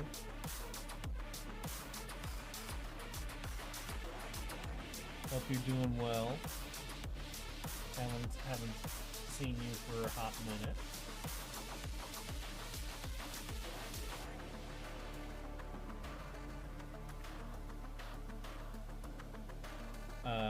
What was I saying? Oh yeah. So I wanted to go with like a mask instead of the face just being contorted like that. And then as I was drawing this, I was starting to get ideas of like, for some reason I thought like, what if they were an immortal? What if they were obsessed with death? What if they loved getting killed? Like it was a drug or something. And I just, like, that started going through my mind. It's like, how can I make a story about a character who's like that? I'm doing okay, just trying to slowly get back into stuff when things are well. I'm kind of in the same boat. My health has not been very good. I've been in a lot of pain and super tired. So,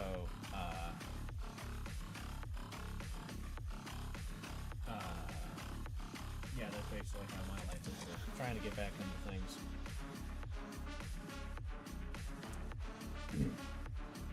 I see that you're doing more Phee art.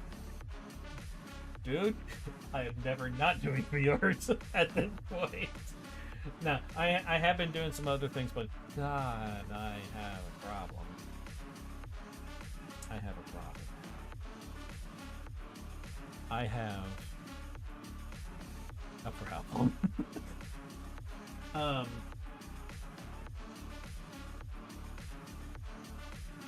Yeah, like this was the thing I was working on today. Phee is giving her soldiers their weapon and a sack lunch before they go into battle, and like her soldiers are chippies, and I just thought that would be a really funny idea, and it's really cute. I've realized after I inked everything, I need to do the bottom half of her coat, which fortunately is not too hard. But yes, yeah, I've started doing like chippies like this, or children's first and last day at kindergarten. That's very accurate. Really good.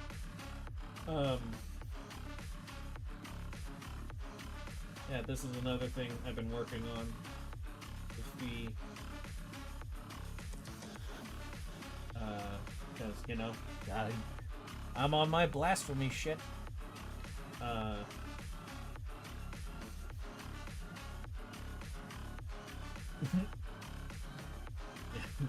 Yeah, it is a fast learning process. The best in the universe.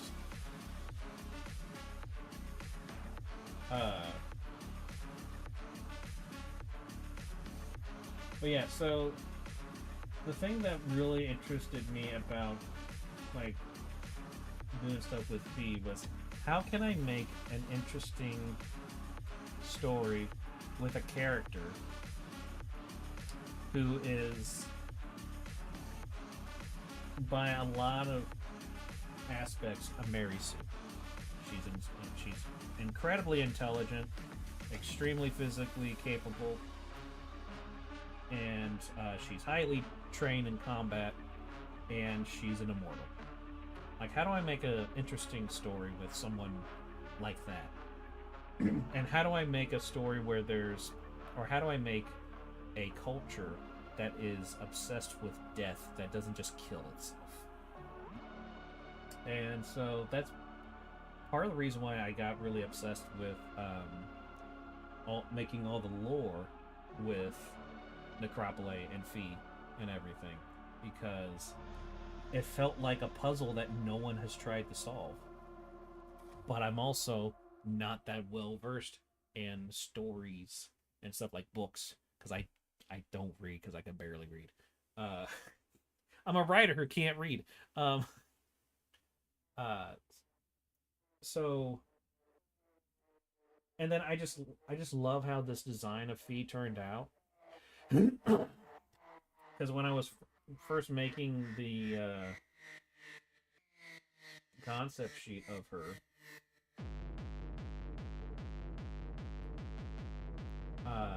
I was like, okay, I'm gonna redesign this character, but I'm gonna kind of simplify her design a bit, because I'm probably gonna draw her a few more times, and I should at least enjoy drawing her. Storytelling can be pretty hard. It can be. That's one of the things I love about storytelling, is that to me it's like a puzzle to solve. And sometimes I enjoy me a good puzzle. But yeah, when I was making this design, I was like, okay, well, I want her to be in some kind of coat that the bottom part of it flares out. But I really wanted to do like a sleeveless thing, but then I also wanted her to have kind of like a letterman's jacket, like a high school one, something kind of like that. And I was like, oh, I should put like some kind of like these things, and all this. And the hardest part was actually coming up with the color scheme. I tried all sorts of different things. I was kind of wanting to keep away from red, because I make red like my default colors for so many things. But it just looks so good.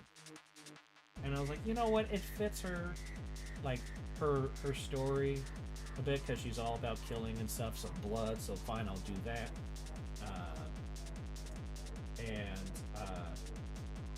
Like, what do I do with the pants? And Stardust Ghoul and my friend Justin helped me with that, with the colors and stuff, trying to find something that like fit well with red, but stood out and everything. And yeah, it just ended up with all this stuff. And then I was like, cool, I have this character. I really like this idea of what this character is. I like the targets and stuff. And everything. So I was like, yeah, I'll probably like draw her a few more times, have some fun with her and stuff.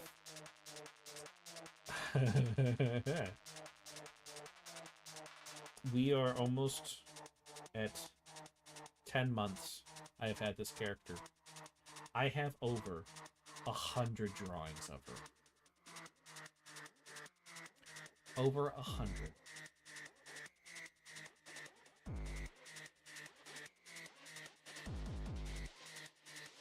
Help. I still do stories for myself just for fun sometimes when I'm in the mood. Yeah, those are I used to do that all the time. I would just make these little stories.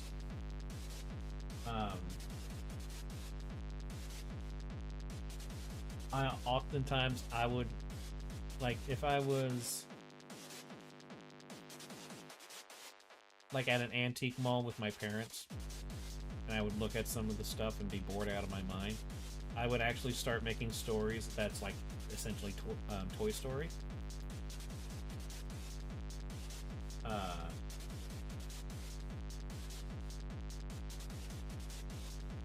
And I would do stuff like that, or I would just like be like, a character with this trait, let's make a story, and then I would just brainstorm stuff.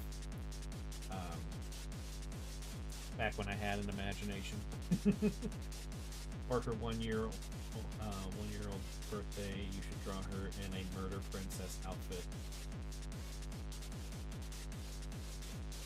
See, the only thing coming to my mind is her in her normal outfit, but she also has a tutu on that's all glittery and sparkly, and she has a wand, which is really just her baseball bat with a glittery star duct taped to it. And she's got fairy wings strapped on. And she's just like, I'm a murder princess.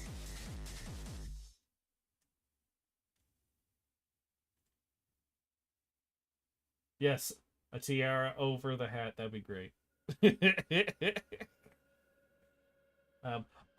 So tomorrow I'm going to do something on pixel art because I finally got a badge approved. So because of that, I am going to make a contest. This can kind of be a celebration for like 400. Hopefully we hit 400 before the contest ends, because we're at 394 followers on pixel art. But I'm going to make a contest where you draw Phee, and top 3 gets a badge, and then probably the winner will get a drawing. I think I'll have it where the winner will get a drawing of whatever they want from me, and it won't be like a fully rendered thing, but it will be similar to when I did my Ink a Day of May. So it'll definitely at least be either a very clean sketch or a full-on inking.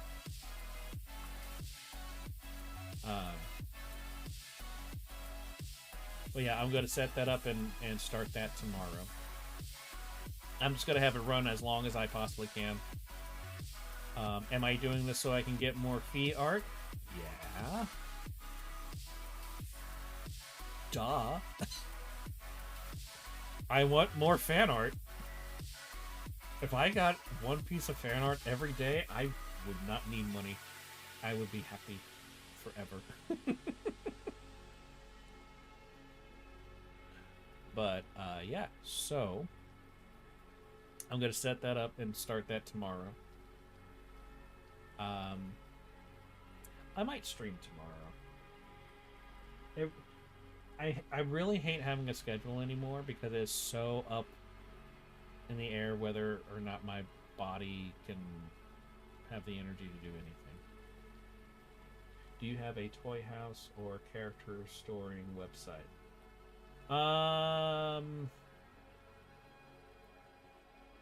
Not really. I mean, I do have the straw page that's basically an Ask Phee Anything page.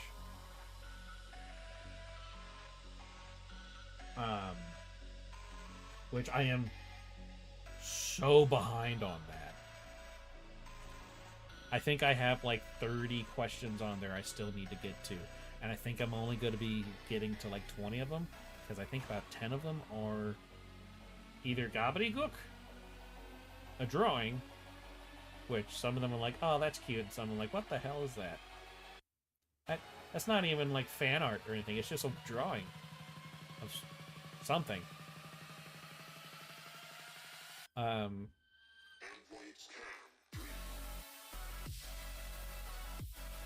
man, I need to delete that one. I really should back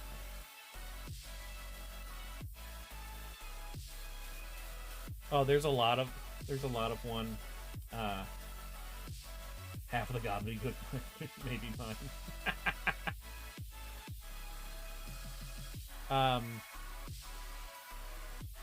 So there's been several submissions of people saying that they give or do something to Phee and then run away. I'm waiting till I get a few more of those, and then I'm just gonna do like a compilation of them and just have Phee standing there with a whole bunch of stuff of all the things that she's been given, and she's just like, what's going on? What the hell's going on? Why are people just giving me stuff? And so far, she would be holding a marshmallow, and she will have a knife in her ribs. So, that's gonna be fun. I want to get at least 2 more of those before I make them, because it'll be a lot more funny. Or a lot more entertaining.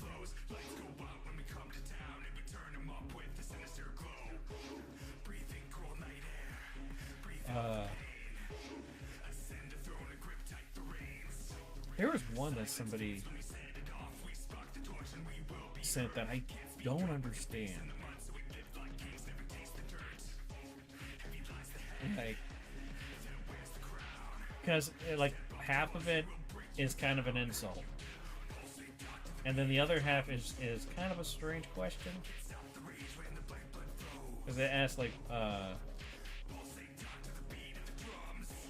what would Phee do if she found a little child? And it's like, what's the context here? If we're going to stick with that kind of context, I'm just going to refer to a previous answer where she's like, I would stick a firebomb in them and then send them on their way. But then, like, look at the first half and like, what the hell is that?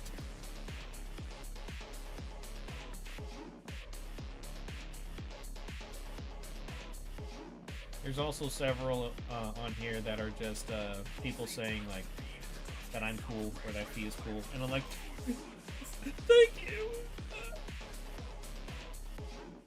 By the way, I was thinking of hitting you up for commissions again soon at some point. Yeah, just hit me up anytime, and I am kind of like, I'm very far behind on one commission, but that's because it's like a massive thing. That's way bigger than I thought it would be.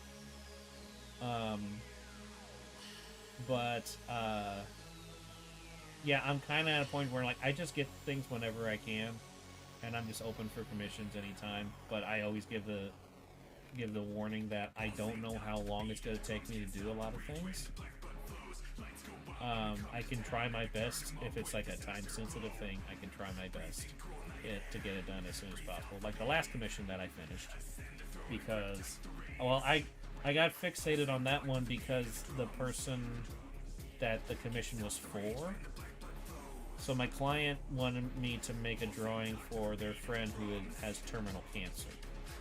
And so, since I felt that was very important to get done as soon as possible, I dropped everything else and just worked on it. So I might do that with other commissions. I might not. I really don't know how things are going to be going for me right now. But yeah, just send me details and stuff, and if I can't get it out of my head, then I will get started on it right away. If Phee continues to take up space in my brain, I can't do anything about that. I don't have a choice. I am not part of the voting process. It's not a democratic thing. I am under a dictatorship in my brain.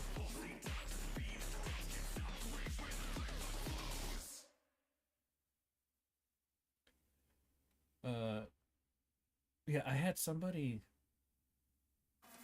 leave a message on here that said that I'm an idol to them, and I legit bawled my eyes out. I was like, because I've never been told that. Phee just doesn't just take up space in your brain; she is your brain. I would say that's fairly accurate. Gotcha, that's understandable. No worries, don't need to rush anything. I'll try to message you later this week. Okay, sounds good. Yep, just hit me up whenever. And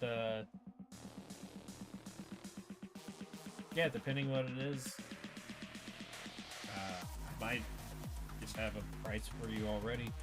I've had it like basically the same price for my past several commissions. So, but you know how I work. So when it comes to that stuff, so yeah, just message me whenever, and we will see what happens.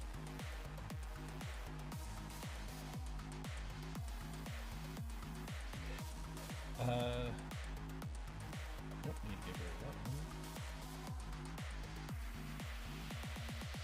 Oh yeah, I had one. Some of these I can't really answer in a drawing because it's not fun. So I might copy these and post them on Tumblr with written responses, and then link that to pixel art, because I'm pretty sure that's where pretty much all these questions are coming from. But somebody asked, does Major Phee specifically kill humans? She mostly kills humans, but there's an asterisk with that. So the deep lore of this universe is that not only is this like a super futuristic sci-fi story where it's like 10,000 years into this empire's reign of terror on the universe, but it is an unknown amount of time into our future. So this may never come up in any actual story, but this is like actual universe lore. Humanity colonized a lot of the universe, essentially.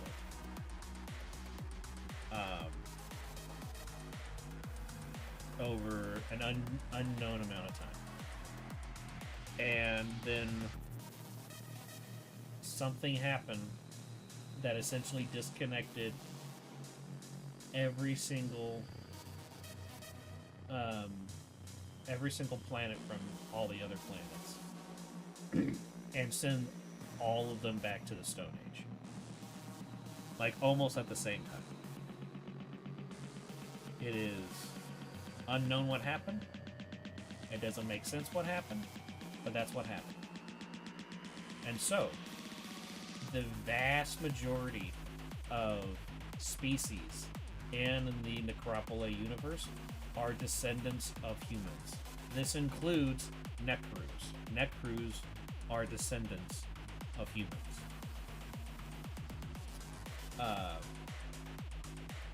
But nobody knows that because Earth doesn't exist anymore. And that history has disappeared. So yeah, that would have to be like a written response, because I don't know how to make that a funny response that Phee would give. And a drawing.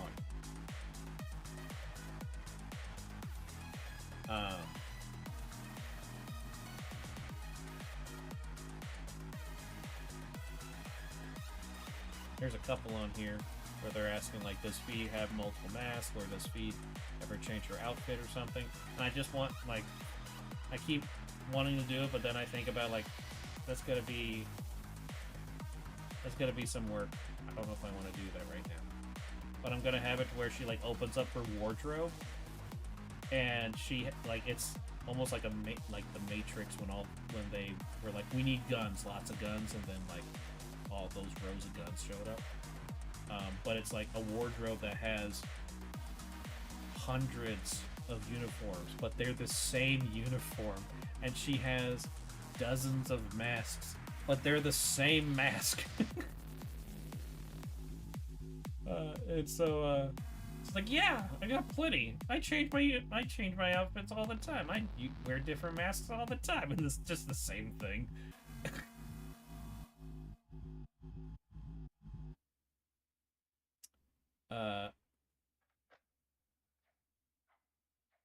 It's like Barry B. Benson from the Bee movie. Yes.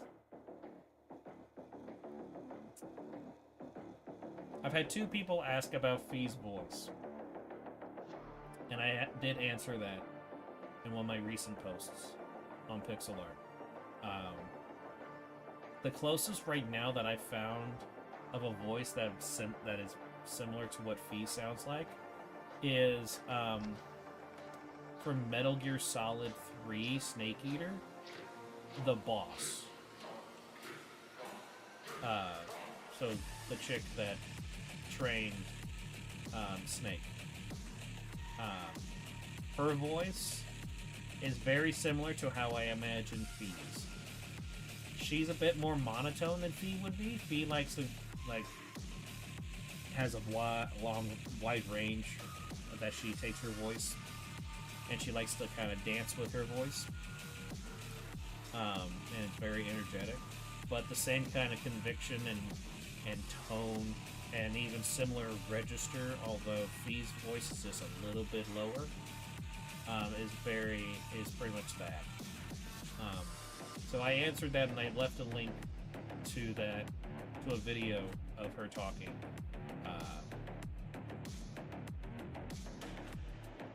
Nobody's commented on it, so I don't know if anybody actually watched that video. Watch the link.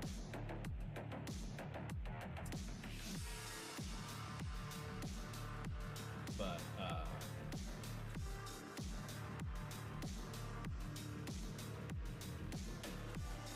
oh, I just.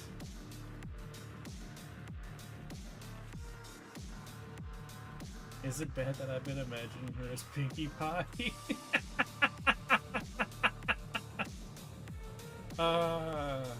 I can see why. I can see why. But yes, it's bad. But I can see why.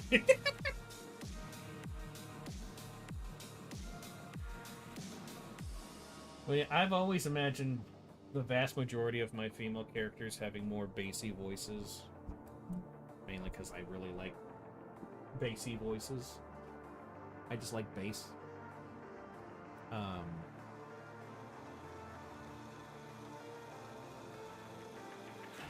But yeah, I also just imagine Phee. She likes to go down low. She likes to go real high with her voice. And like I said, she likes to dance with her voice. So when she's excited, she can be pretty similar to Pinkie Pie.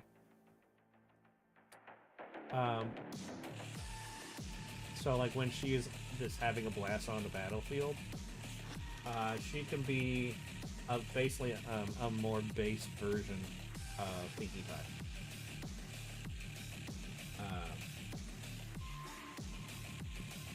But when she's addressing her troops and stuff, the boss from Metal Gear Solid 3 is very close to how she sounds.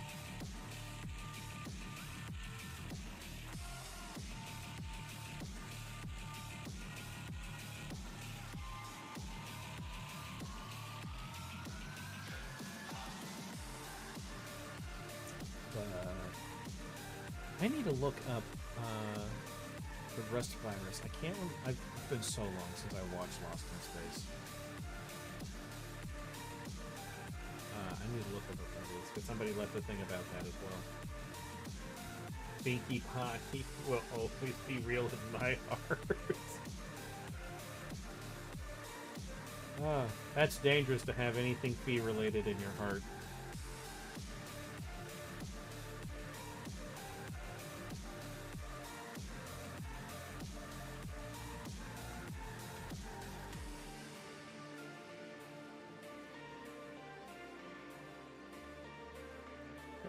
Somebody sent a submission that just says he pipe bomb and then smiley face. And I'm just like you gave her a pipe bomb, or One just blew up. What's going on here? I'm just gonna count that as something that was given to her. She's just gonna be like, "What?"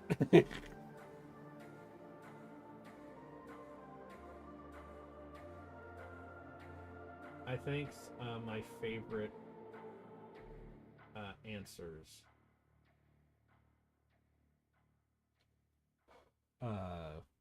so far, which I have done 40 answers to Phee questions. That is ridiculous.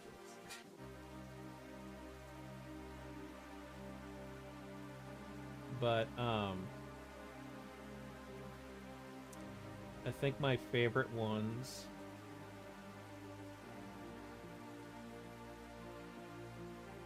let's see, that.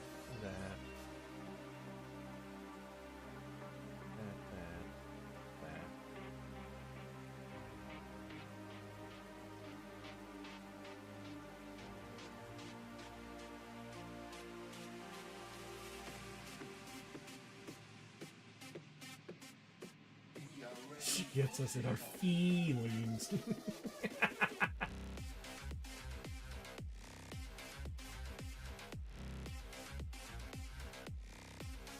I think these are my favorite ones out of the 40. I love this one. I love drawing Phee with being dramatically sad. Just acting like a child. Kind of dramatically sad. And I just love this one where he absolutely kills the person and then she's like, do something! Like, what do you want me to do? They're dead. I just love her so much in this. It's just so funny. Because I absolutely love the shit.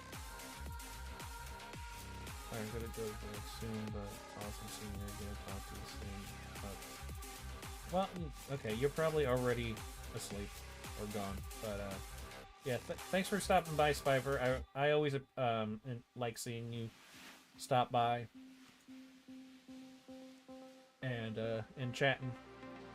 It's always nice seeing the old crew every now and then. But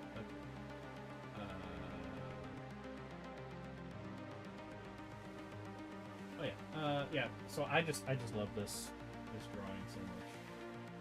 I also love like the original one, which I'm pretty sure that's where they got this idea of Phee breaking her own toy and doing like the same face basically. I love that drawing so much. This one just tickles me so much.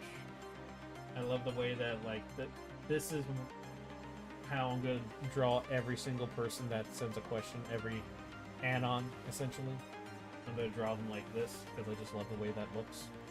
And the fact that they're, like, super tiny compared to her.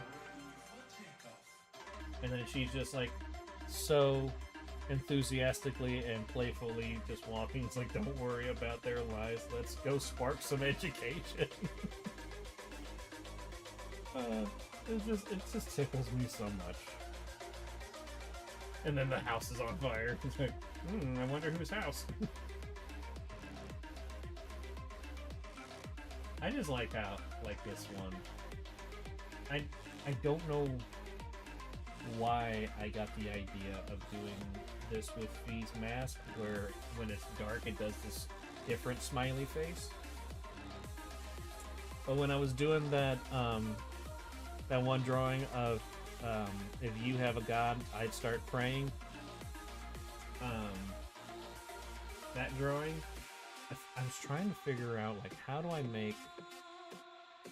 Because the light's going to be coming from behind her, so you're not going to be able to see her face. But I want it to be more than just a silhouette. So I was like, well... I guess I was just like, I should do, like, a smiley face thing. Like a glow-in-the-dark type of thing. And then just went with that, and I was like, ooh. That's good shit. But yeah, and a certain chugger of certain drinks certainly sent this in. And so that's why I was just like, I just know that Phee would get excited about somebody who's just like, I'm gonna hunt you down. Gonna go all Liam Neeson. And she would be excited about that. And then, again, with that face, I wanted to do something different with this one and not just do the line work. And I wanted to play around with the lighting and stuff, so I was like, I'll make this. I can imagine her using glow-in-the-dark paint to draw smileys on each message. Yeah, that would be something that she would do. I mean, she is into arts and crafts. But yeah, I also just thought, like, what if I had Phee be someone where she very much does not like to be tickled at all. So that was just like, I wanted her to basically be scary and do a threat, like an ultimate threat. The universe is not big enough for you to hide. I get a kick out of this one. I really like how it turned out and everything. Not bad lighting effects for something that I spent like 30 or 40 minutes on while in a call with people and some partially not even paying attention. And I just think this one's funny. And then this is actually a JonTron quote right here. Because I'm a big fan of old JonTron stuff. And this was when he was doing the Food Fight movie review. And that was that little part in it where his friends were in there and one of them was playing being Mr. Clean and a bunch of stuff happened and then they ran out of the apartment and John was just sitting there and he didn't do a single thing that entire scene and he's like, well, that just sort of happened. I didn't even have to do anything. And then I just thought it'd be funny if like she was just wearing goggles. I forgot to erase this little middle part here, but whatever. Someone asked, wait, why is she wearing goggles over her mask? And I was like, to protect her eyes, duh. What are you talking about?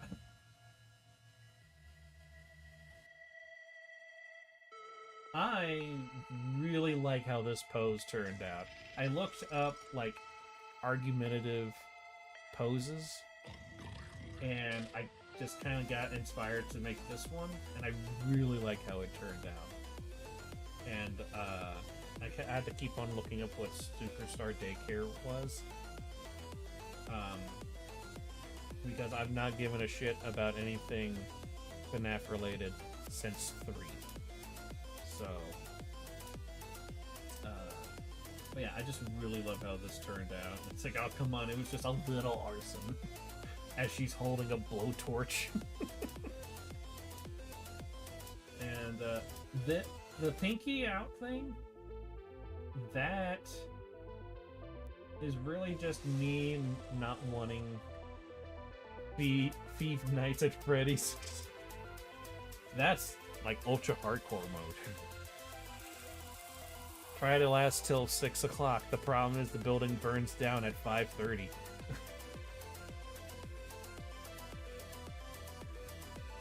But the pinky out thing, I did that in a drawing early on because I did not feel like wrapping that pinky around whatever object it was. So I just had her pinky stick out, and then I just started doing that with her. It just felt like something she would do. She would always have her pinky out because, you know, she's fancy.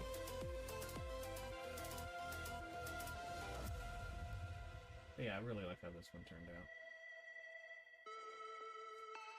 This one, I'm kind of proud of this joke.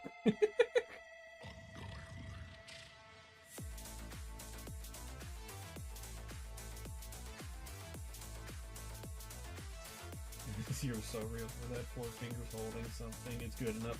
Yeah. Yep. There's the pinky thing again. But yeah, like, I think it's because they said I want to have a license to operate heavy artillery, and I was like, oh man,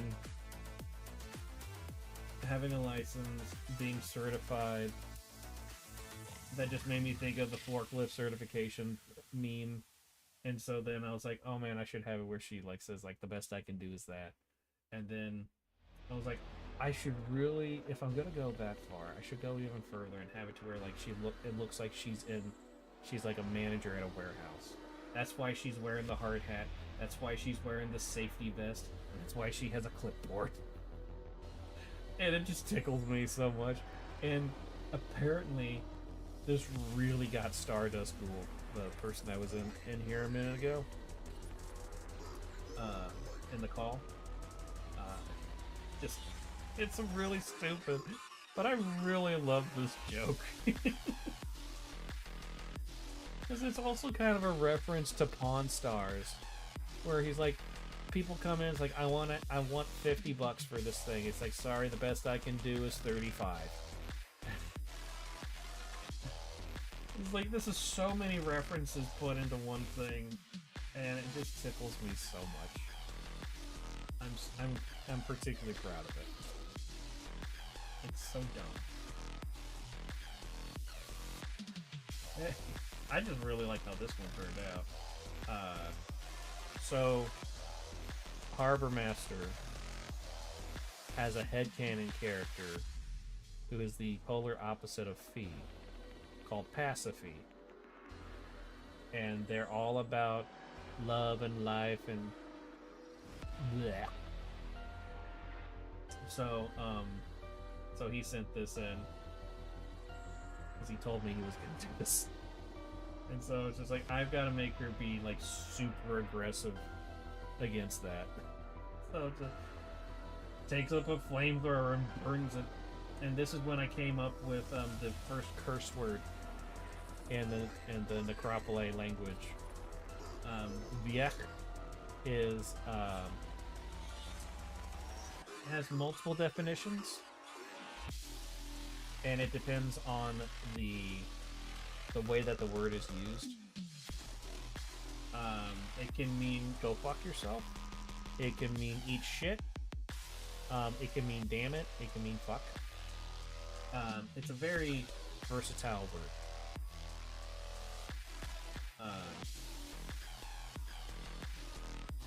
So I just came up with that. I went with Viech because I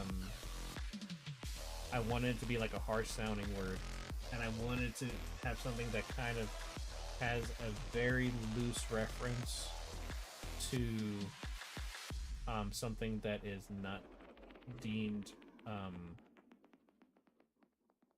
very special in the culture that she's from. Viech is essentially very loosely derived from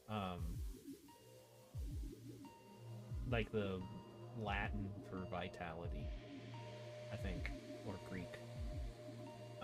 So yeah, I just basically like it's a shortened version of vitality or vit in like games and stuff. And then I just made it be Viech because IA is often used pairing of letters in the Necropole language. Yeah, I've been developing a language as well.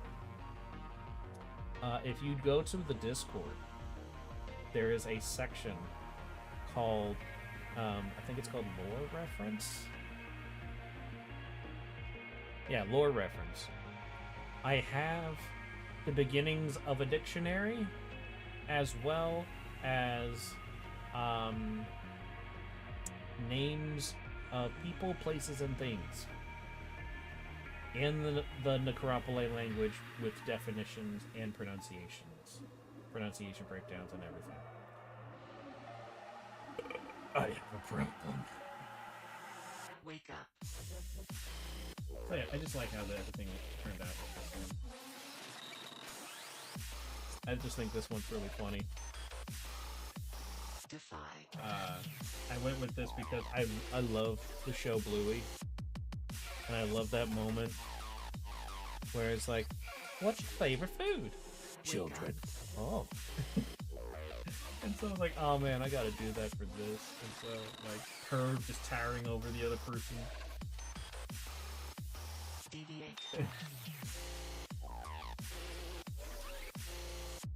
This one's very explicit body language wise. It's great. I know, right? I love how this one turned out. And I'm just picturing like she just like presses her face against their head, and she's just like, "Children," and they're like, "Oh." I just love it. It makes me smile every time I see it. This one's just like, Phee is an incredibly smart person, but she is also an absolute idiot. Is your hairline receding? So she nails her scalp to her face so that her hair doesn't recede. It's like, not today. It's like the stupidity of it just tickles me so much. Like, Sophie really enjoys acting like an idiot. She just has so much fun with it. She isn't incredibly smart, but she just really likes to just act like a dumbass. Like this. I just love this one so much. It's such a funny, like, chef kiss.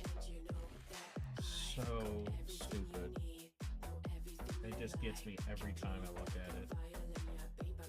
So how good is visibility through the mask? And funk. Caution obvious sign.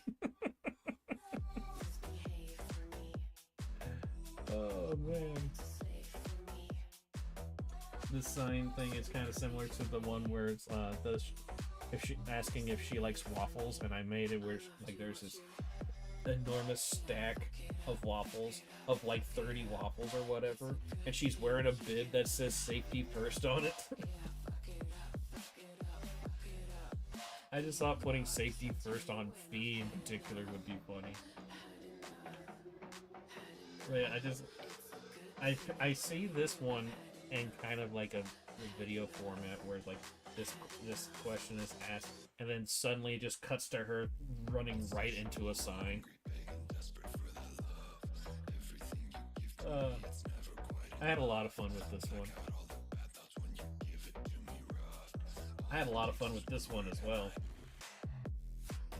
Like, this whole conspiracy theorist kind of thing, and I was like, ooh, I should do that meme from Always Sunny in Philadelphia. Which I have not actually watched the show. I've seen lots of clips and stuff from it though.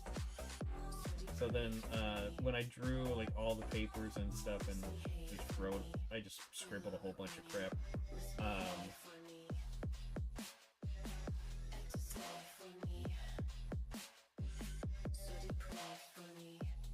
Hold on.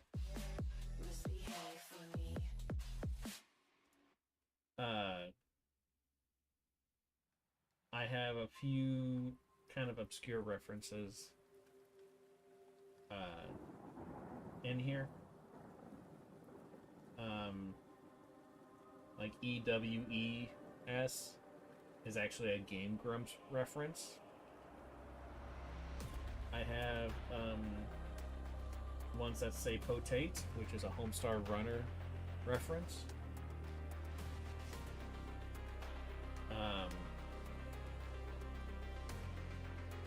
Suda, of course.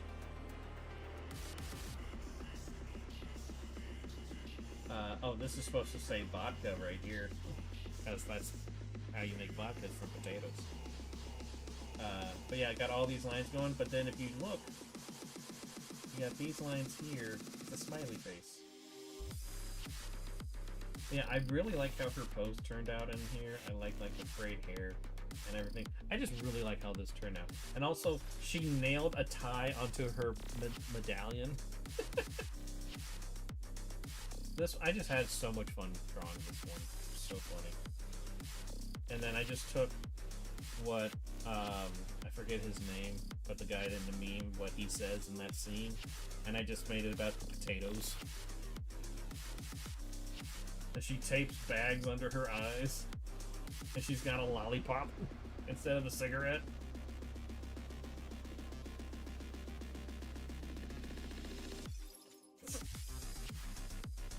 This one's just dumb. I wasn't sure how to answer this question, and then I was like, I'm just gonna go with like absolutely ridiculous with this. It just happened where she thinks you're supposed to put it on your head. Because she's an idiot. She's the smartest idiot in the room.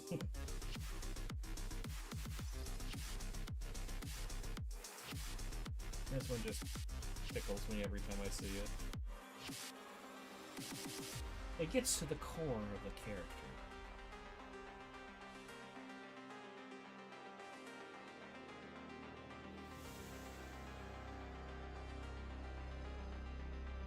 And then, yeah, like this person sent 2 submissions because they apparently hit enter too soon. And I was like, you know what? I'm just gonna make a joke out of it because why not? Mainly because of like the way you carry yourself is awesome. I'm pretty sure this person was talking to me, but I thought it'd be funny if Phee was thinking that it was to her, and then just having it where she's holding herself in a bucket. I was just like, oh man, that's funny. I should do that.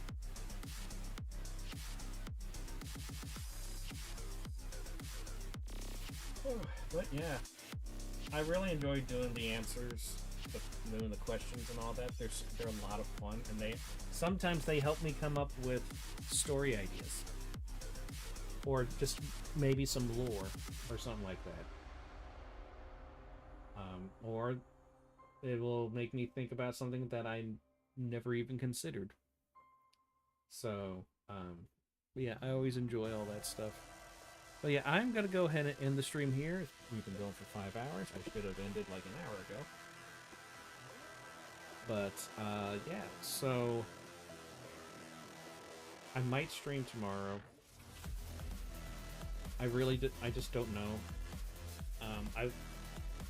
I would like to stream doing art stuff.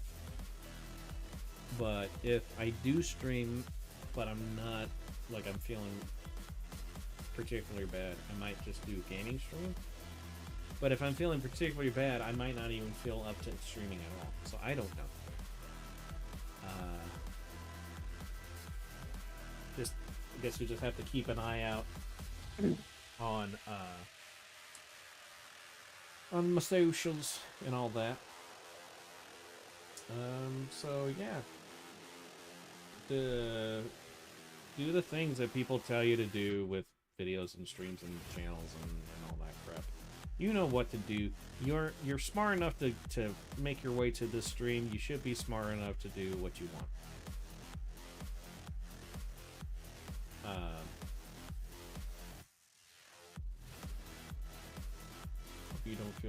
Hope you don't wake up feeling like you got run over.